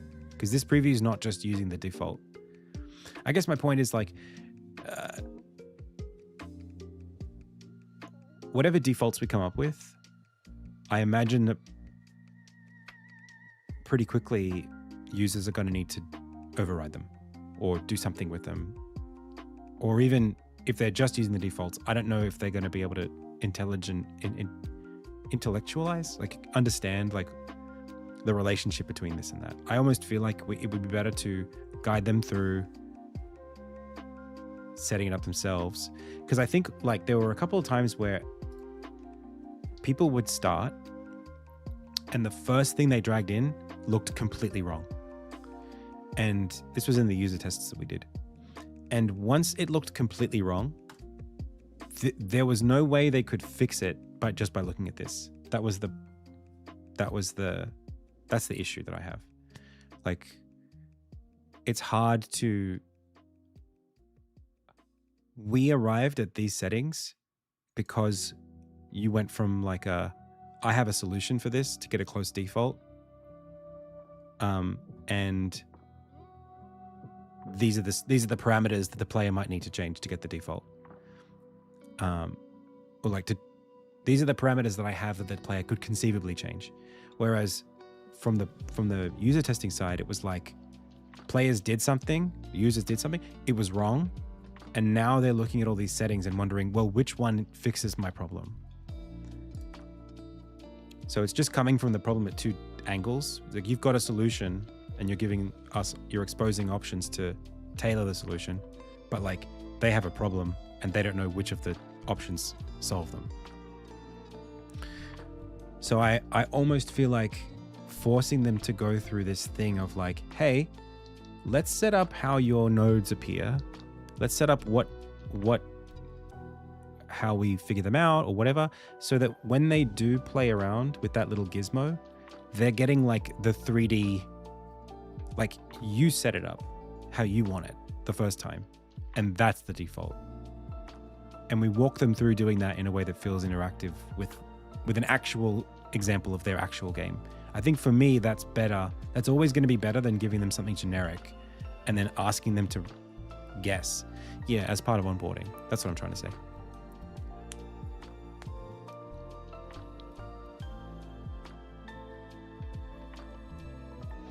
Yeah, I think it's fine. Even if we do have defaults, that's fine. I'm just saying I want the user to be able to sign off on those defaults in an interactive way with actual context, if they do have scenes in their game. Because it's the hoping that we get it right with the defaults, I think is just asking for trouble. I just don't think that it's going to be likely that... I mean, we did it. We had like 3 tests, and like at least one of them, it was like the node was way too big relative to the content that in their level, for example. Like the default culling mask or whatever, the layer mask that we used. It was like this was their level, and then the node was like, this is going to stretch. Hang on.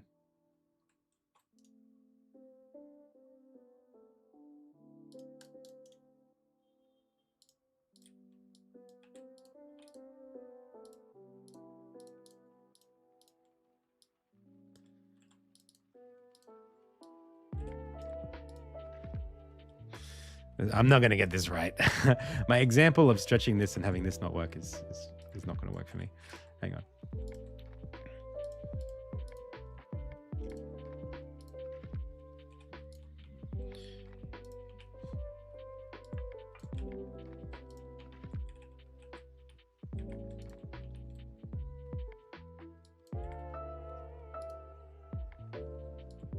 Something like that, you know what I'm saying. It's impossible.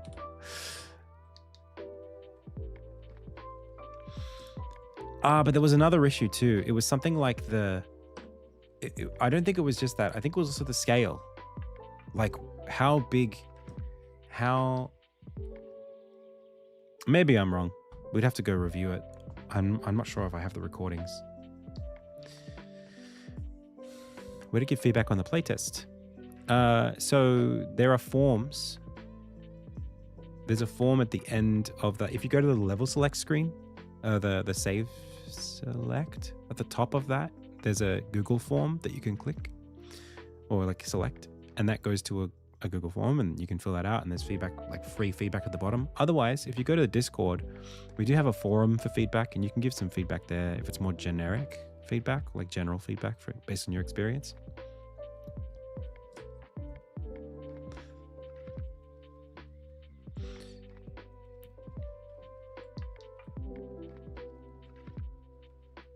Yeah.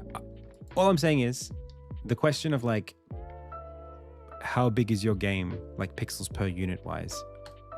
This number, they should be setting that very quickly. Because like for me, 40 makes sense. But for someone who uses like 100 pixels per unit on their game, sorry, that's what I use. If someone uses like 1 pixel per unit, their nodes are going to be 100 times bigger than mine. And some people do that, or like 16 instead of 100. Theirs are going to be like, very different again. So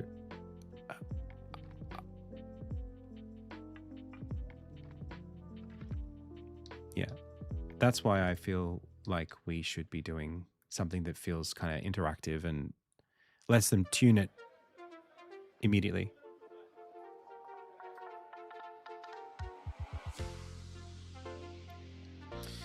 I mean, I've seen people advocate. The default is 100. I've seen people do 16 because they want one unit per tile. I don't know about 1, but you get my point, right? Like their choices, their bad choices, is not. They've made that decision, and we have to deal with it. But we have to give them the control to make setting up scene graph not be ugly for them. Is 16 a bad choice? 16 is not a bad choice if you are counting everything in tiles, but it is a bad choice if you're counting in pixels. So like, if I want to move a character, let's go like some random scene. If I want to move this character over, right? I can go, okay, that's on a pixel. 4.9. Yeah, 4.9 is on an exact pixel, right? If I make this 4.91, that's 1 pixel over. That distinction is not something you can do if your units are divisions of 16, because you have to move them over by 1/16th, and we're counting in decimal. So you'd have to divide 1 by 16 and then add that much to the position. So I don't like that personally. If you were making a game that was like chess, where you can only move on the grid, then setting their position to like 1 or 2 or 3 or 4 is really good.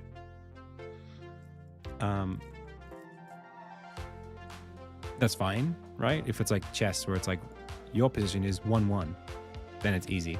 But if you're trying to do stuff here and you want it to be pixel perfect and you're nudging stuff around, it's really ugly if you're in 16ths.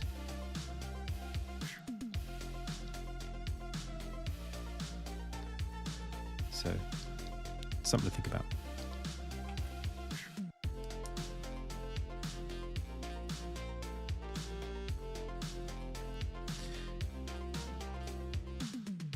Yeah, but now you've got 1 pixel per unit. In Unity, units are meters, not pixels. So like, because gravity is based on units as well. So like, how many meters should something fall per second? How it's like the physics system, the collision system uses units as meters. So because it's a floating point system, the precision of that system is also 1 indexed. Like it's not 1, what's the word? It's like normalized around 1 being 1 meter. So if your meter is this big, a meter is like a person being like, a person is like 1.5 meters tall, meter and almost 2 meters if they're really tall. A 2 meter person is, you know, pretty big. If this is 2 meters, now you're in a different, it's like playing with like ants, you know, like just the physics becomes a bit more complicated. You'd have to like adjust it. Maybe your gravity would have to be like 90 or like 900, you know, to make it feel like it was 9 meters per second. So that's why I just stick with 100 pixels per unit. Because it's just... No, I don't think so, Man Serpent. I mean, Godot is fine. I really like Godot. But I don't think pixels being units is like an engine level choice that you could say is better or worse on the basis of what we just talked about. These are choices. It's fine if you're making a game that is literally just 2D and flat, but Godot has 3D as well. So how does that work? What if you had a game that was 3D and 2D?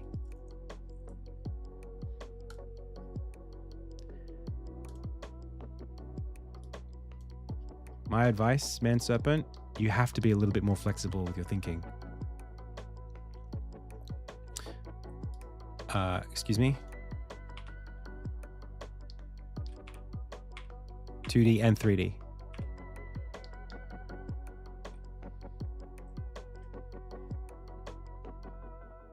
This is the same. This would be the same in Godot.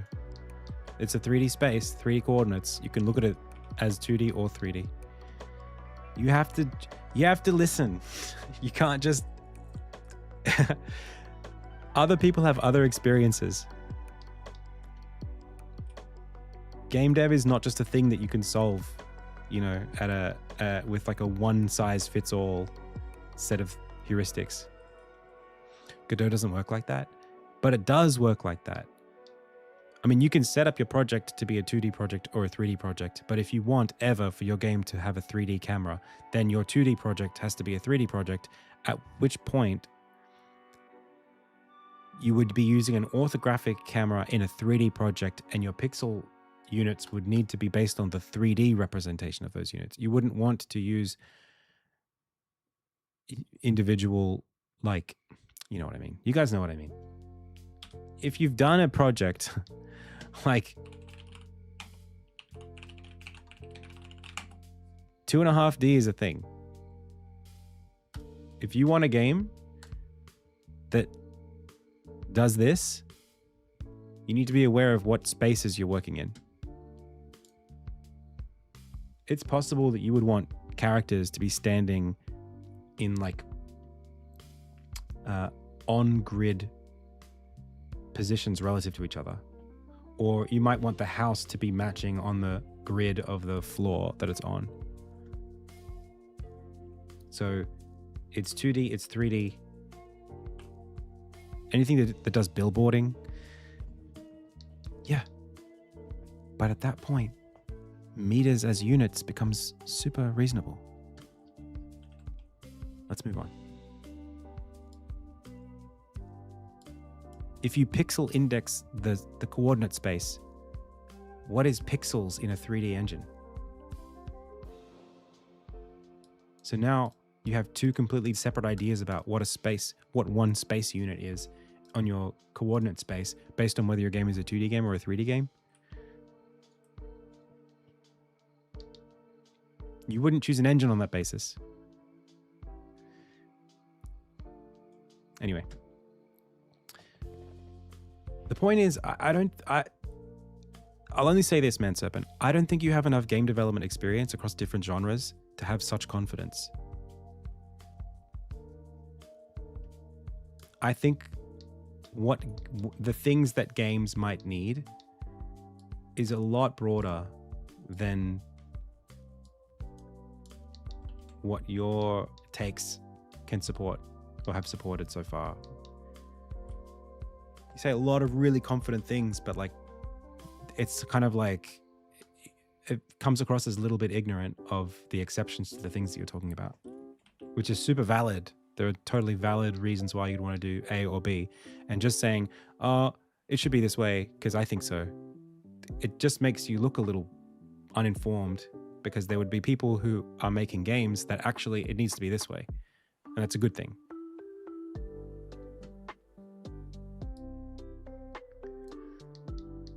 Like, it's... Okay, well, enjoy. All right. What are we going to do next? We're kind of running out of time on the stream. We talked about scene graph. I think, Elzak, I think we're not far from it. I think we can solve a lot of those problems. I'm happy to work on them myself to a degree.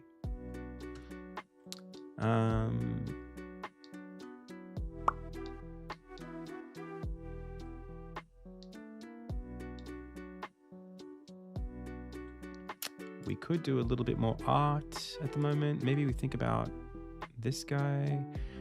It might be cool to think about this Hana character. Or maybe I'll just stick to one thing at a time. So maybe I'll go and polish something that already, because I'm thinking about a trailer.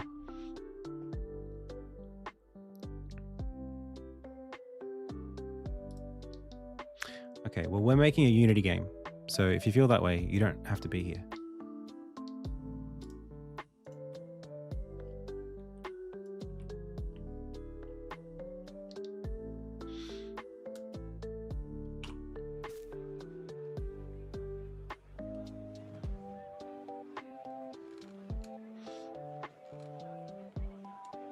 Yeah, I agree, Elzak. Well, you're already in the...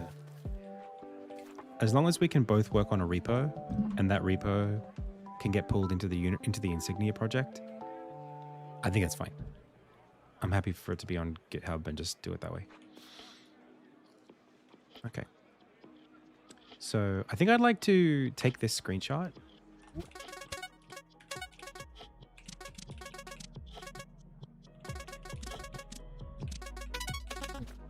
And then let's go to 640.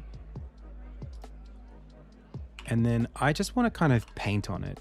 I think that's what I want to do. It's come a long way since like last week, but there's just more set dressing and stuff that I think it needs.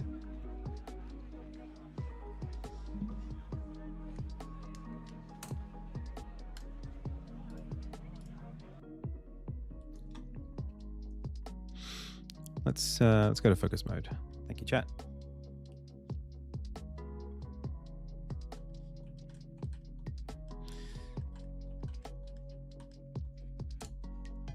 And then let's go to Cheverton environment concepts.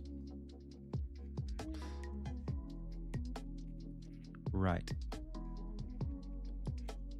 But is there not a way that we can, that I can push to the Insignia repo the update, whatever updated version? Like I pull from the,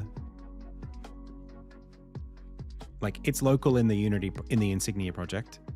I pull it from the scene graph repo, then it's local, that it's like versioned inside the Insignia project, and then I push that, and then everyone pulls that, and then it's just there. So it's not like a package at that point. It's just local files, or maybe it is a package, but it's not updated on everyone else's separate systems. It's only updated on when I update it. You know what I mean? I don't know if that's a reasonable way to approach it. Yo, this is what scene graph used to look like. How would I update the package? We would push from, you know how we've got the like scene graph dev thing, right? We both just host this somewhere. We push, we pull, we're working on it. And then in the Insignia repo,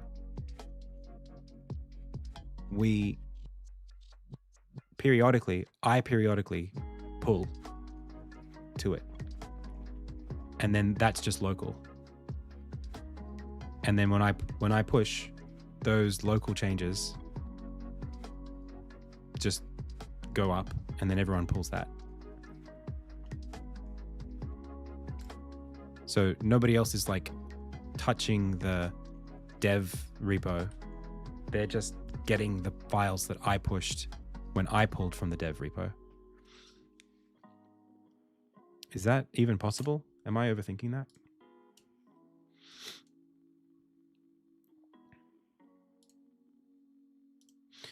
This, I don't think this did quite what I wanted it to.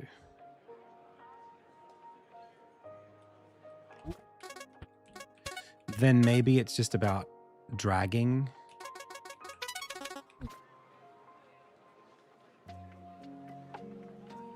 Like, I just do it by hand. Just manually bring the files over. Old school style. We don't update the versions that often, you know?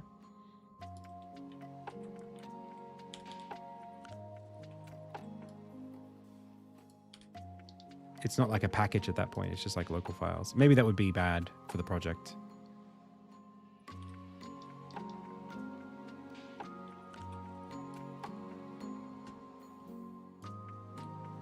Wait, but it's okay. Everyone already does have access to it. Hang on a second. I have a business account on Git. Everybody already has read and write access. So we just host it on my GitHub. I'm already paying for it.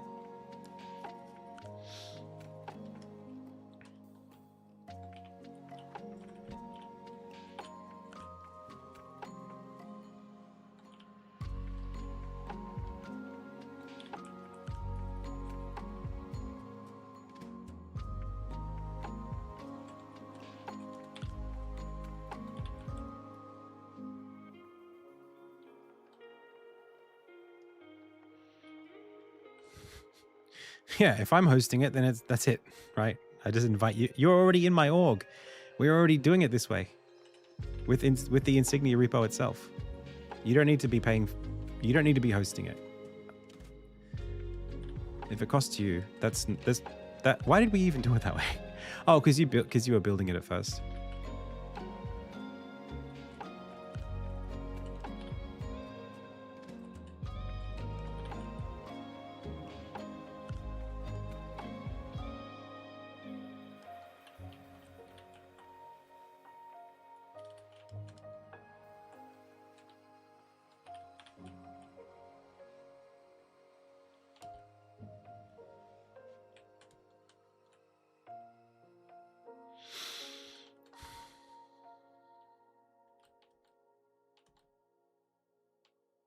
But yeah, we don't.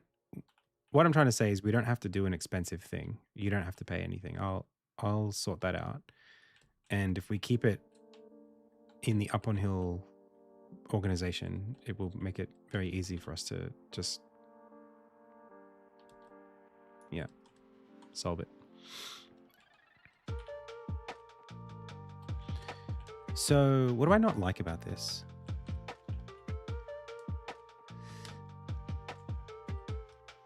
Yeah, I see. That feels like a very specific concern contributing to the Insignia project. I mean, it's still not Insignia content. I don't know. Look, if it was a concern, like if it's still a concern, I might be okay just taking it on. I don't know. We could talk about that offline. Don't worry about that. Sorry. We'll leave that conversation there.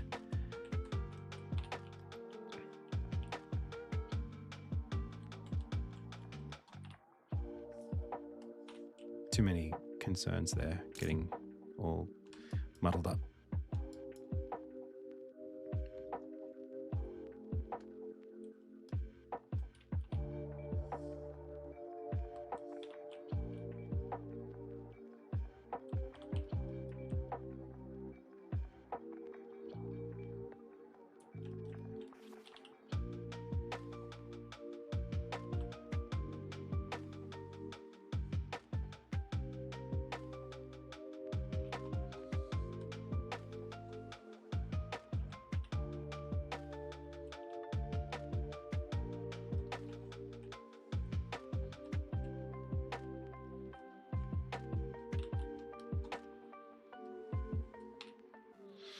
I think we need more like signs of life, like things blowing in the wind, and if this was like a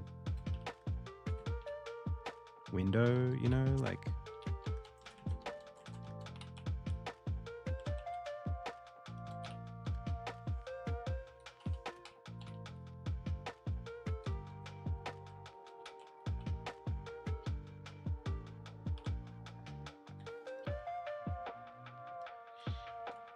even like, if not this way, we could do it this way.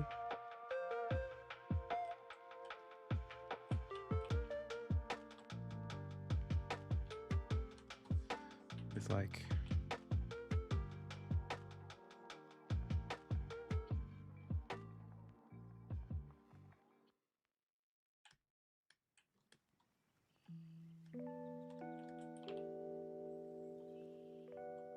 the other thought I had was like, do we just host it? Can we like technically host it on the Unity Asset Store before we release it? Is that possible?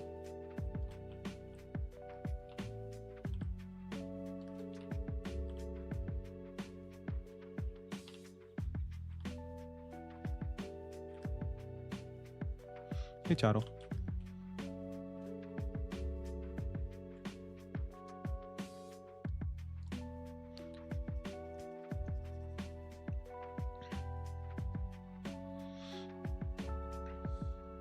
And I did have smoke as well. I don't know why that didn't work.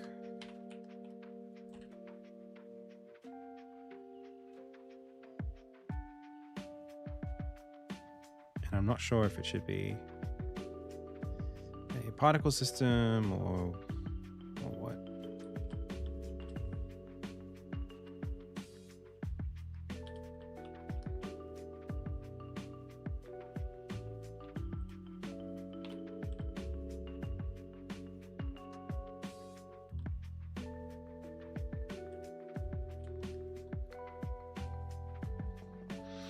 I've never put up a Unity asset before.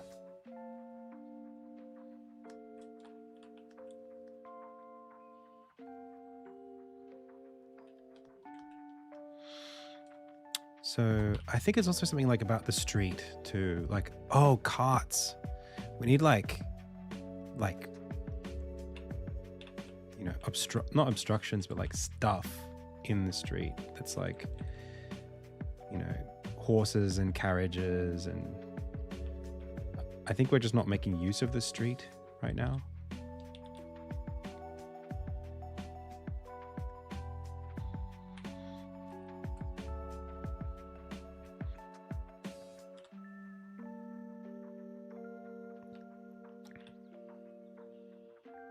Like there's these like track marks, and there's no like cart tracks, but no carts.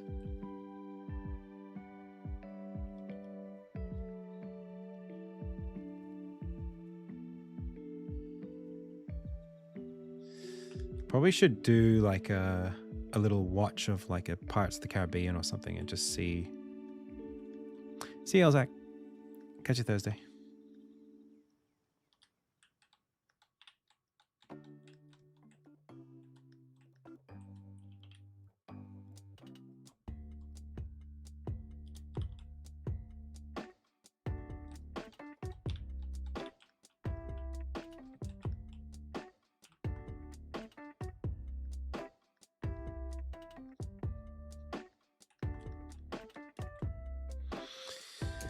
But it needs this like, there's this like cluttered, dense, busy feeling that I think we just haven't got yet. It's people standing in the way. It's kind of crowds, but there's also debris as well. We need to sort of figure out. It's too pristine right now. Like, yeah, like piles of wood just like sitting around here and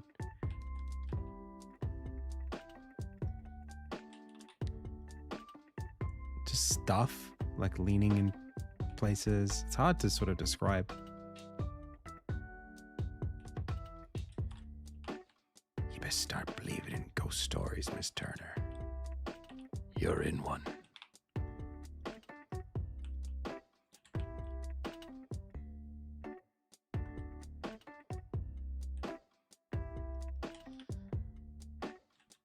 Dum dum dum dum. Mm-hmm. Mm-hmm. Mm-hmm. Mm-hmm. Mm-hmm. Mm-hmm.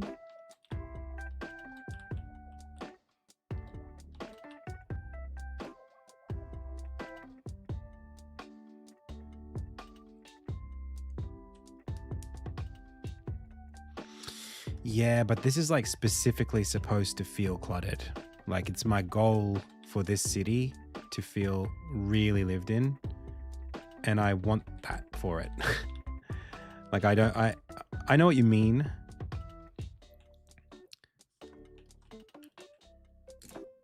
But it makes such a difference.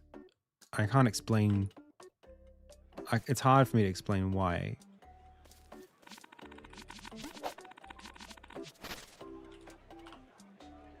I mean, it's not hard to explain why. You know why. And it's not the kind of game. I don't know. I haven't set a standard of low detail.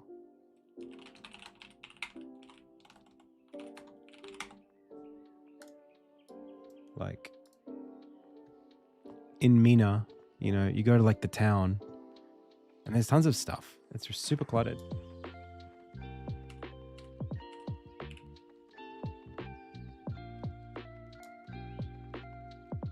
Like, look at this. See, there's like carts, and even if it's on the grid, still like conceptually, the concept of there being a lot of like lived in messy stuff is they do like, look at that, like the reflections on of water puddles. Like there's a lot of stuff here.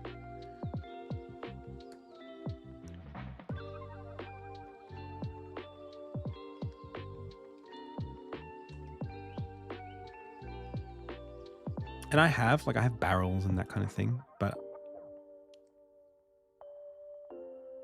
yeah.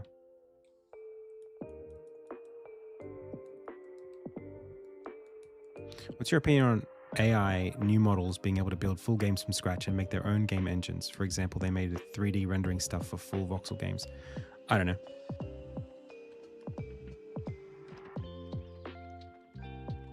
I don't have an answer. Sorry.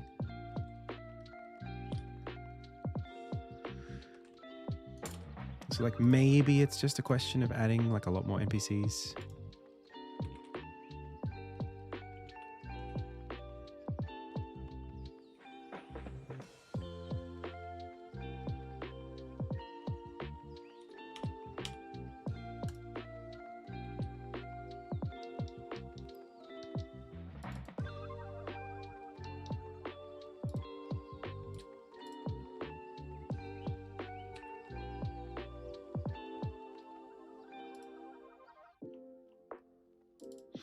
Might be time to start palette swapping some people. But I think also like I kind of need more than just to do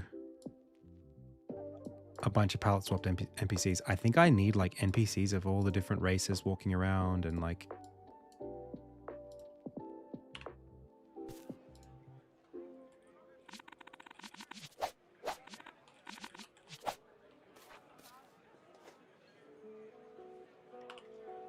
Like it's better.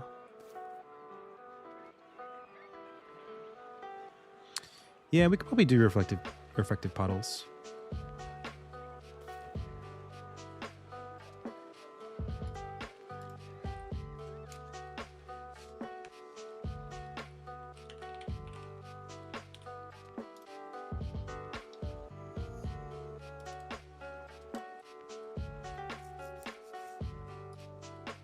I think I need like random NPC generator as well.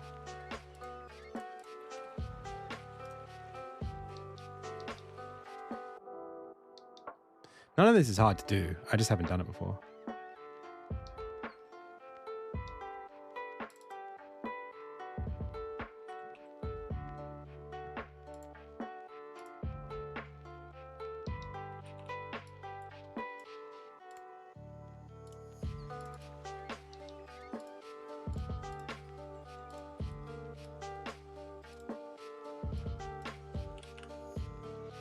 Yeah, chimney smoke's a big one.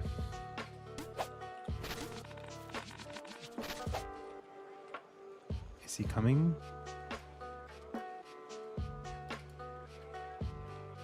Here he comes.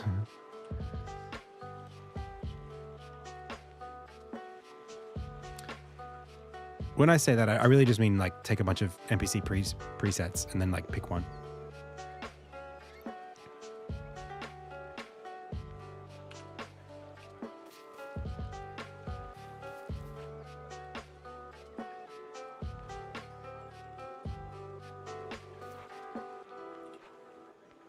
Hey, Dragonification.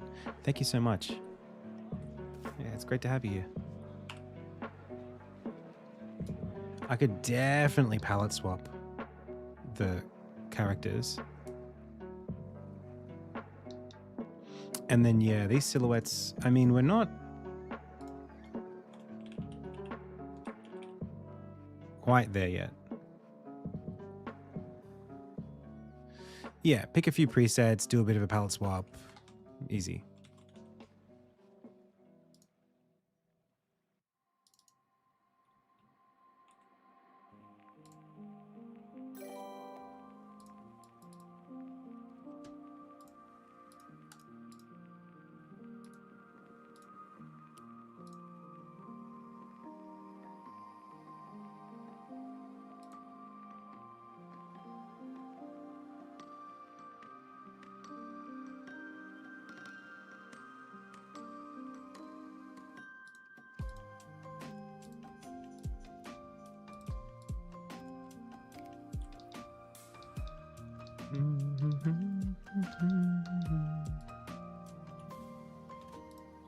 Sheraton Gate entrance.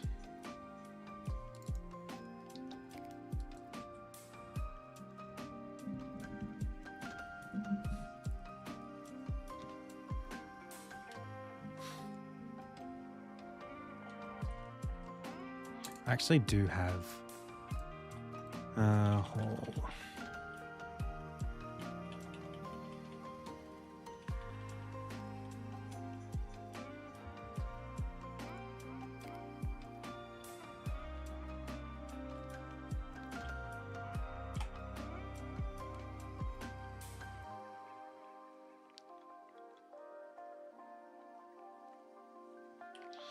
I might be able to reuse these.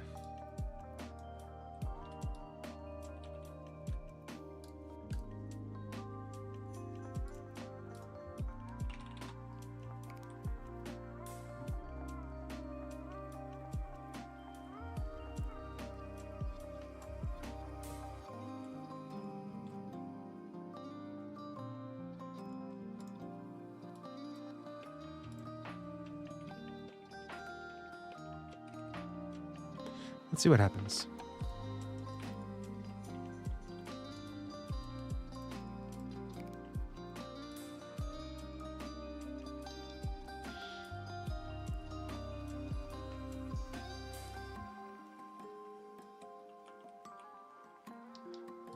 The positions might be a little tough. And then obviously like this should be more like that. Oh. Like that. And then like maybe that.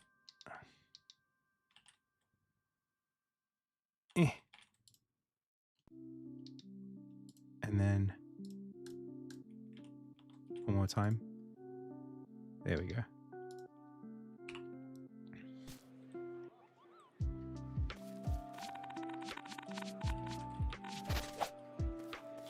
I mean, that's a lot more people for sure. The perspectives aren't perfect, but like if I don't like how stable they are.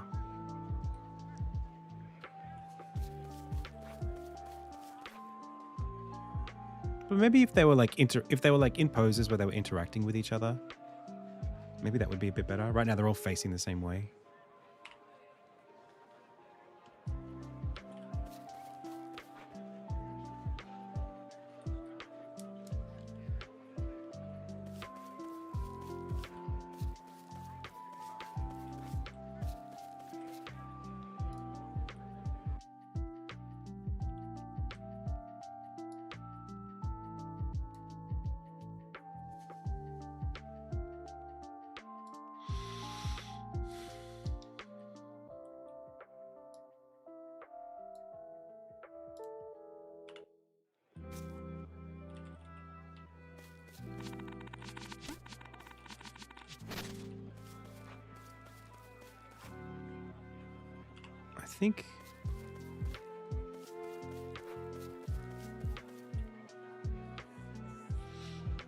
I think this amount of people is pretty good. The sheer number. But I think we would need to do a little bit more with making it feel like what I might have to do is paint a few set pieces of people. So it's like someone haggling at a food cart with the person who owns the food cart and their child is next to them. Like that thing as like a silhouetted thing. And then like someone shaking hands with someone. And then like someone carrying something heavy. Someone waving someone down. Like just like a bunch of people in positions where they're doing busy city things as opposed to just like these little pawn things. I think if I have enough of those at like low fidelity, I think your brain would just be okay with that.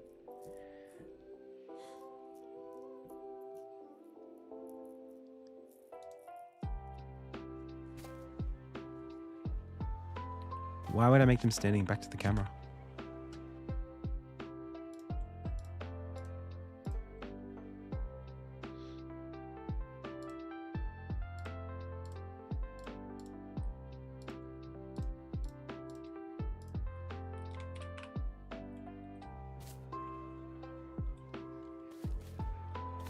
Maybe. It's not I mean, wouldn't be necessarily a terrible heuristic.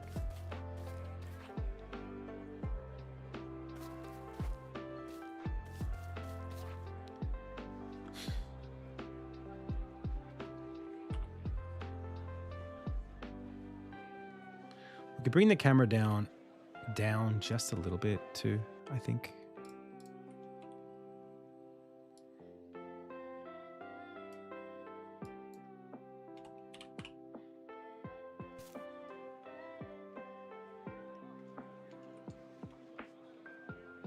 Everyone that does game dev lives in poverty.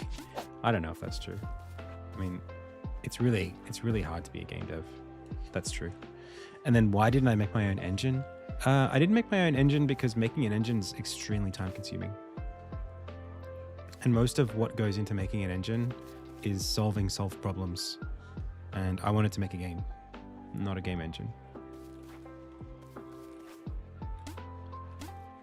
So why not just piggyback off of something that's already there and build on it?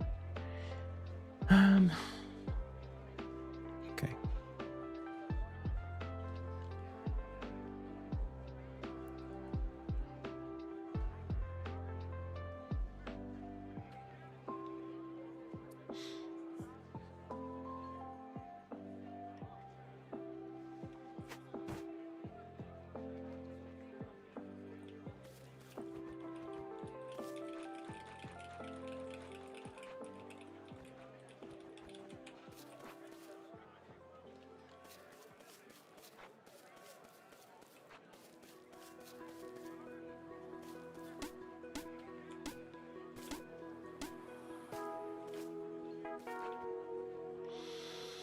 think I just have this constant issue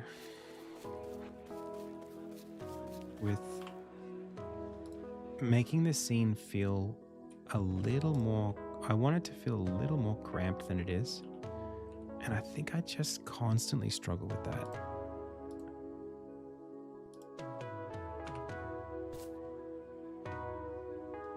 This is much better. Like, I think it already feels way more tight and lived in when I do this.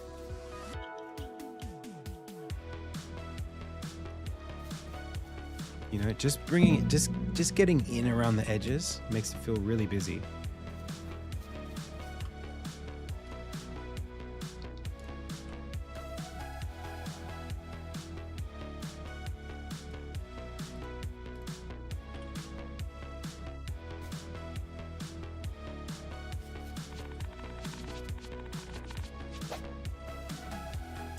Maybe it's a matter of putting like more stuff in there.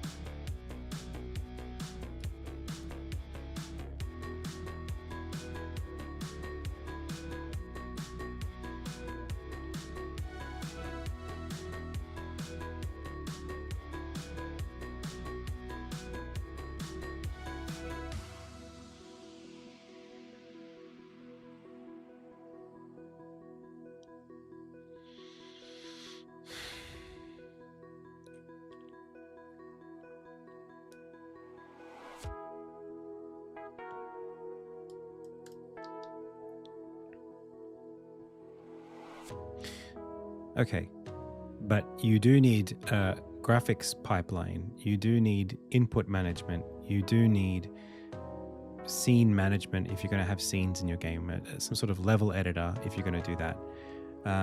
You need a physics system. You need a time system.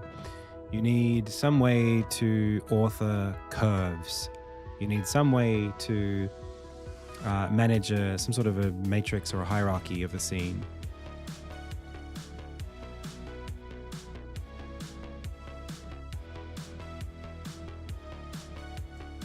Are you going to do all that by yourself?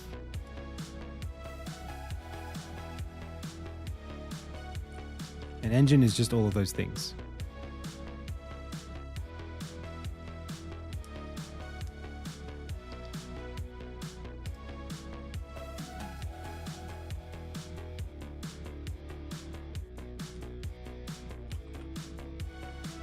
Some way to distribute your game, to compile it into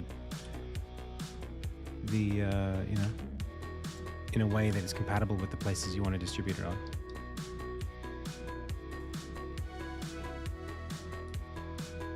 There are some games you can make from scratch as a solo.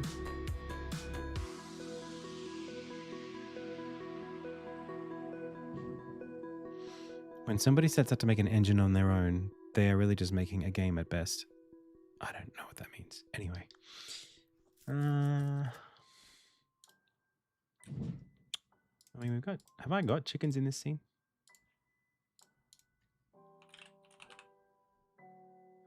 Get them in here.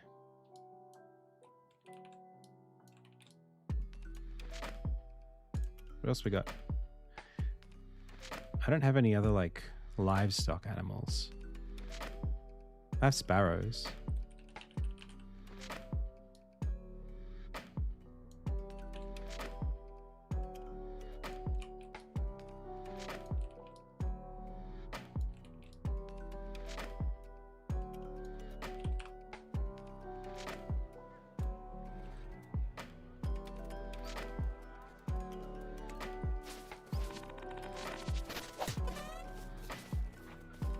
That works.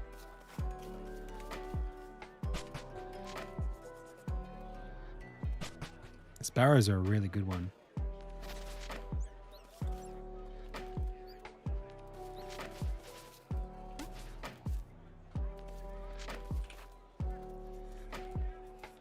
Also like flags.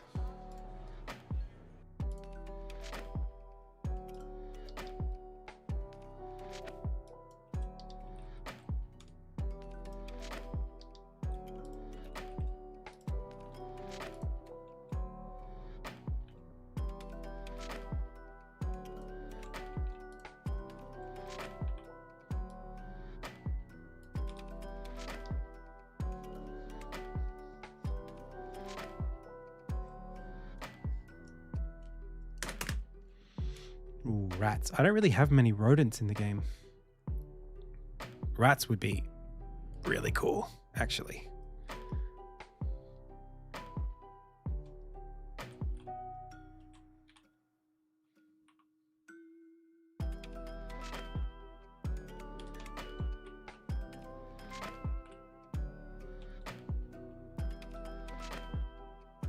I would love to animate some rats.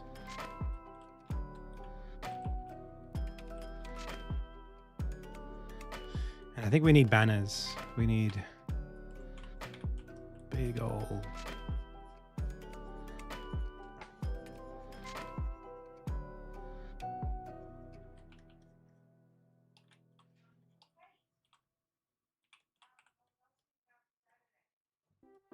What's going on?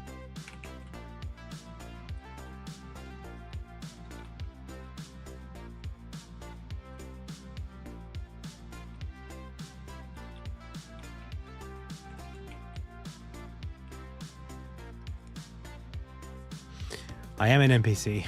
I'm literally in the scene that I'm talking about. Look.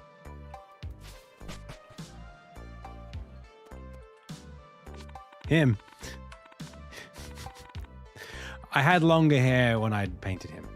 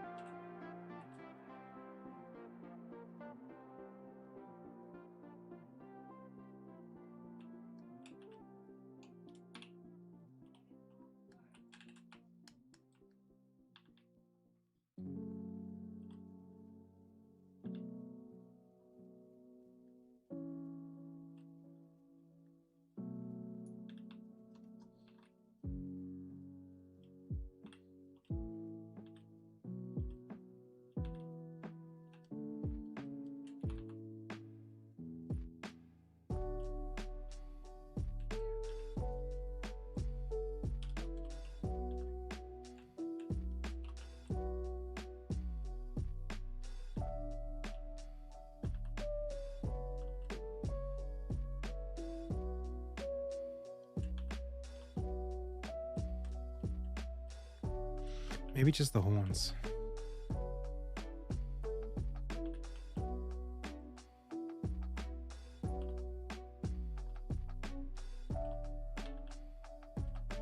Antlers.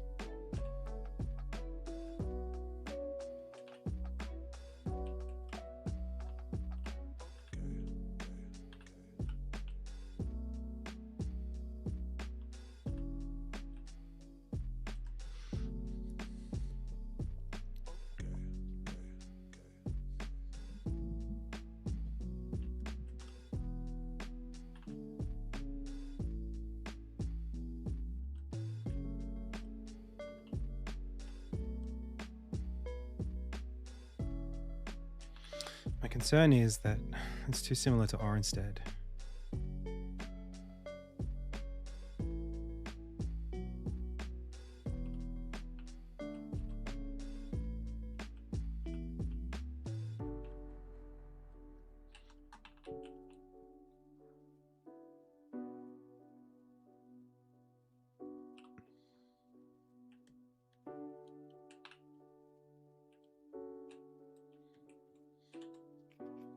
I'll take that though.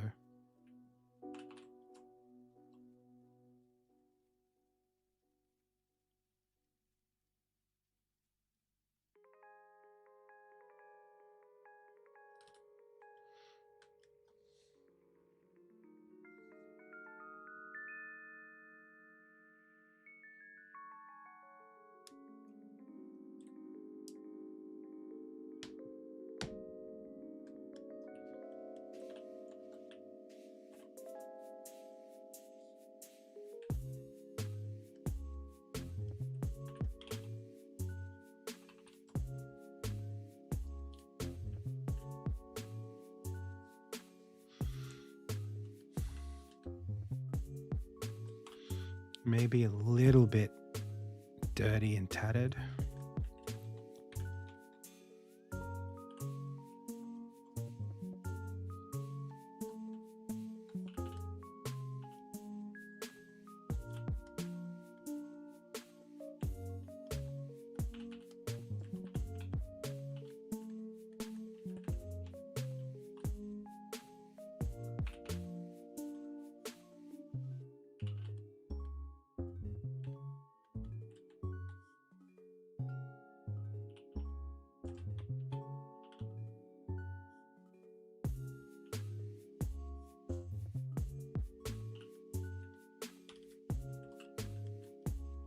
The fighting game, it's just on the back burner. I didn't have like a great reason to keep working on it in the short term.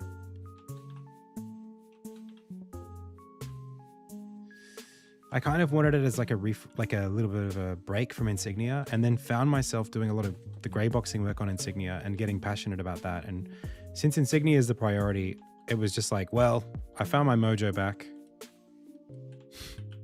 So I'll just keep it.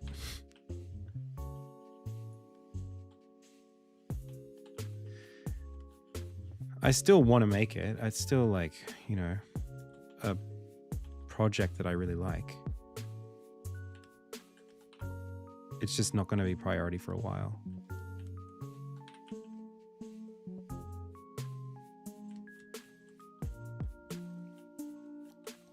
Like a Smash Brothers style thing.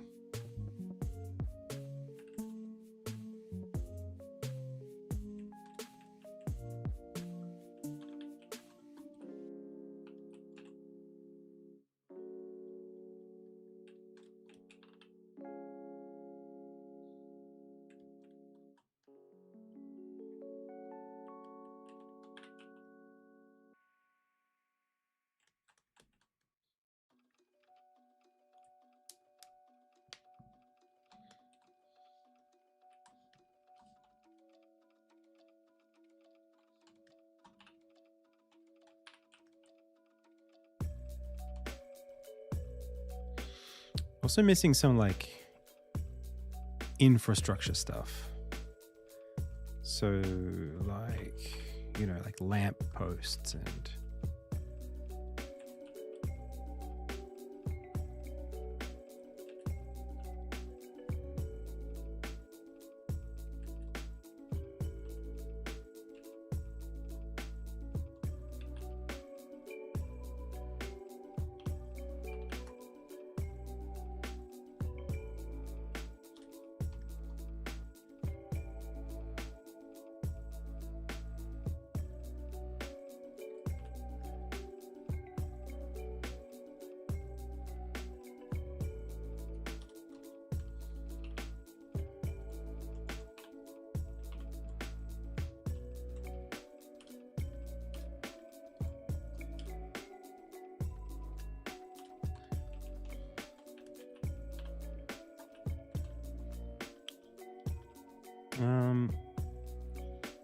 I mean, I'm working 8 hours a day. Insignia specifically takes up usually like 6 of those 8 hours, whether I'm doing that on stream or off stream. On stream, it's usually like 5 of Insignia specifically, but you know. Sometimes I'm just like answering emails, you know, for like an hour a day. And then those emails could be Insignia related, but they could be just business related, or like doing my taxes, you know, or like doing my accounting, not necessarily taxes, but you know, that kind of stuff.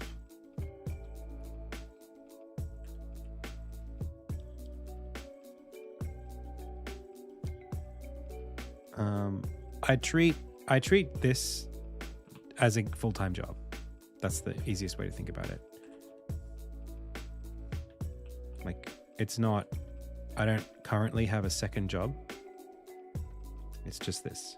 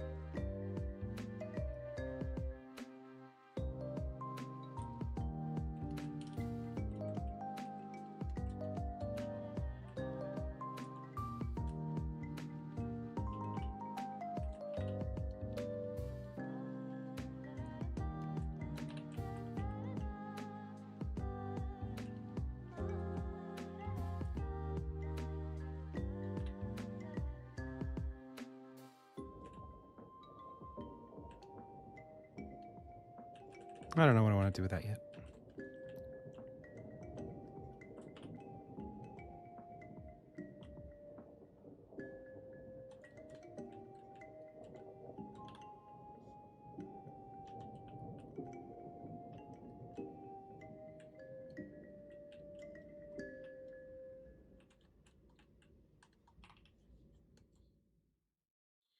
Maybe just one of these.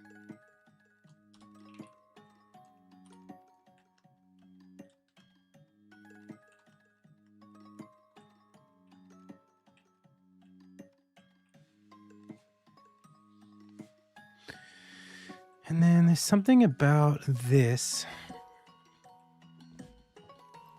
It might be shadows that we're missing.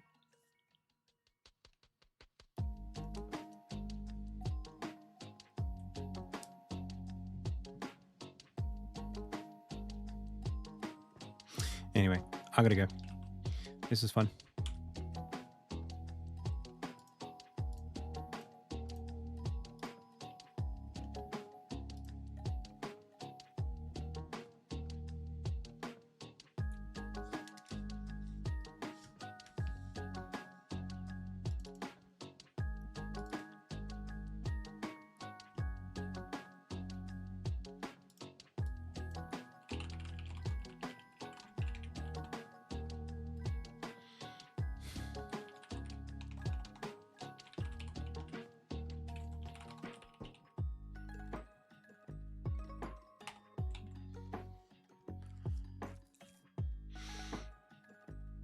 didn't get quite what I wanted with that.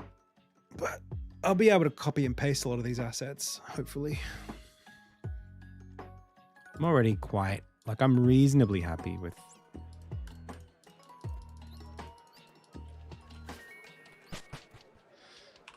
like, a scene like this. It's pretty good. I just want, like, the intro to be very busy. And then, like, this scene to be super duper busy as well.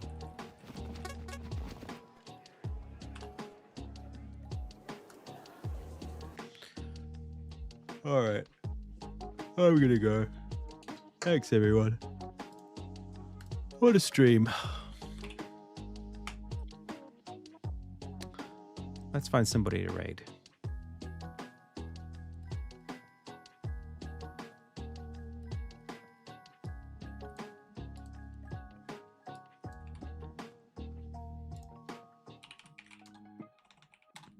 Thank you. If you like the content, please do wishlist Insignia on Steam.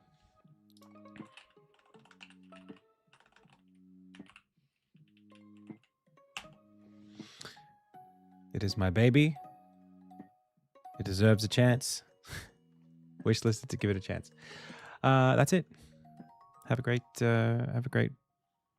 this afternoon. Have a great tomorrow, and I'll see you on Thursday. As always, I've been Adam. You've been the Pixel Pals. This has been the Indie Tales Game Dev live stream. Until next time.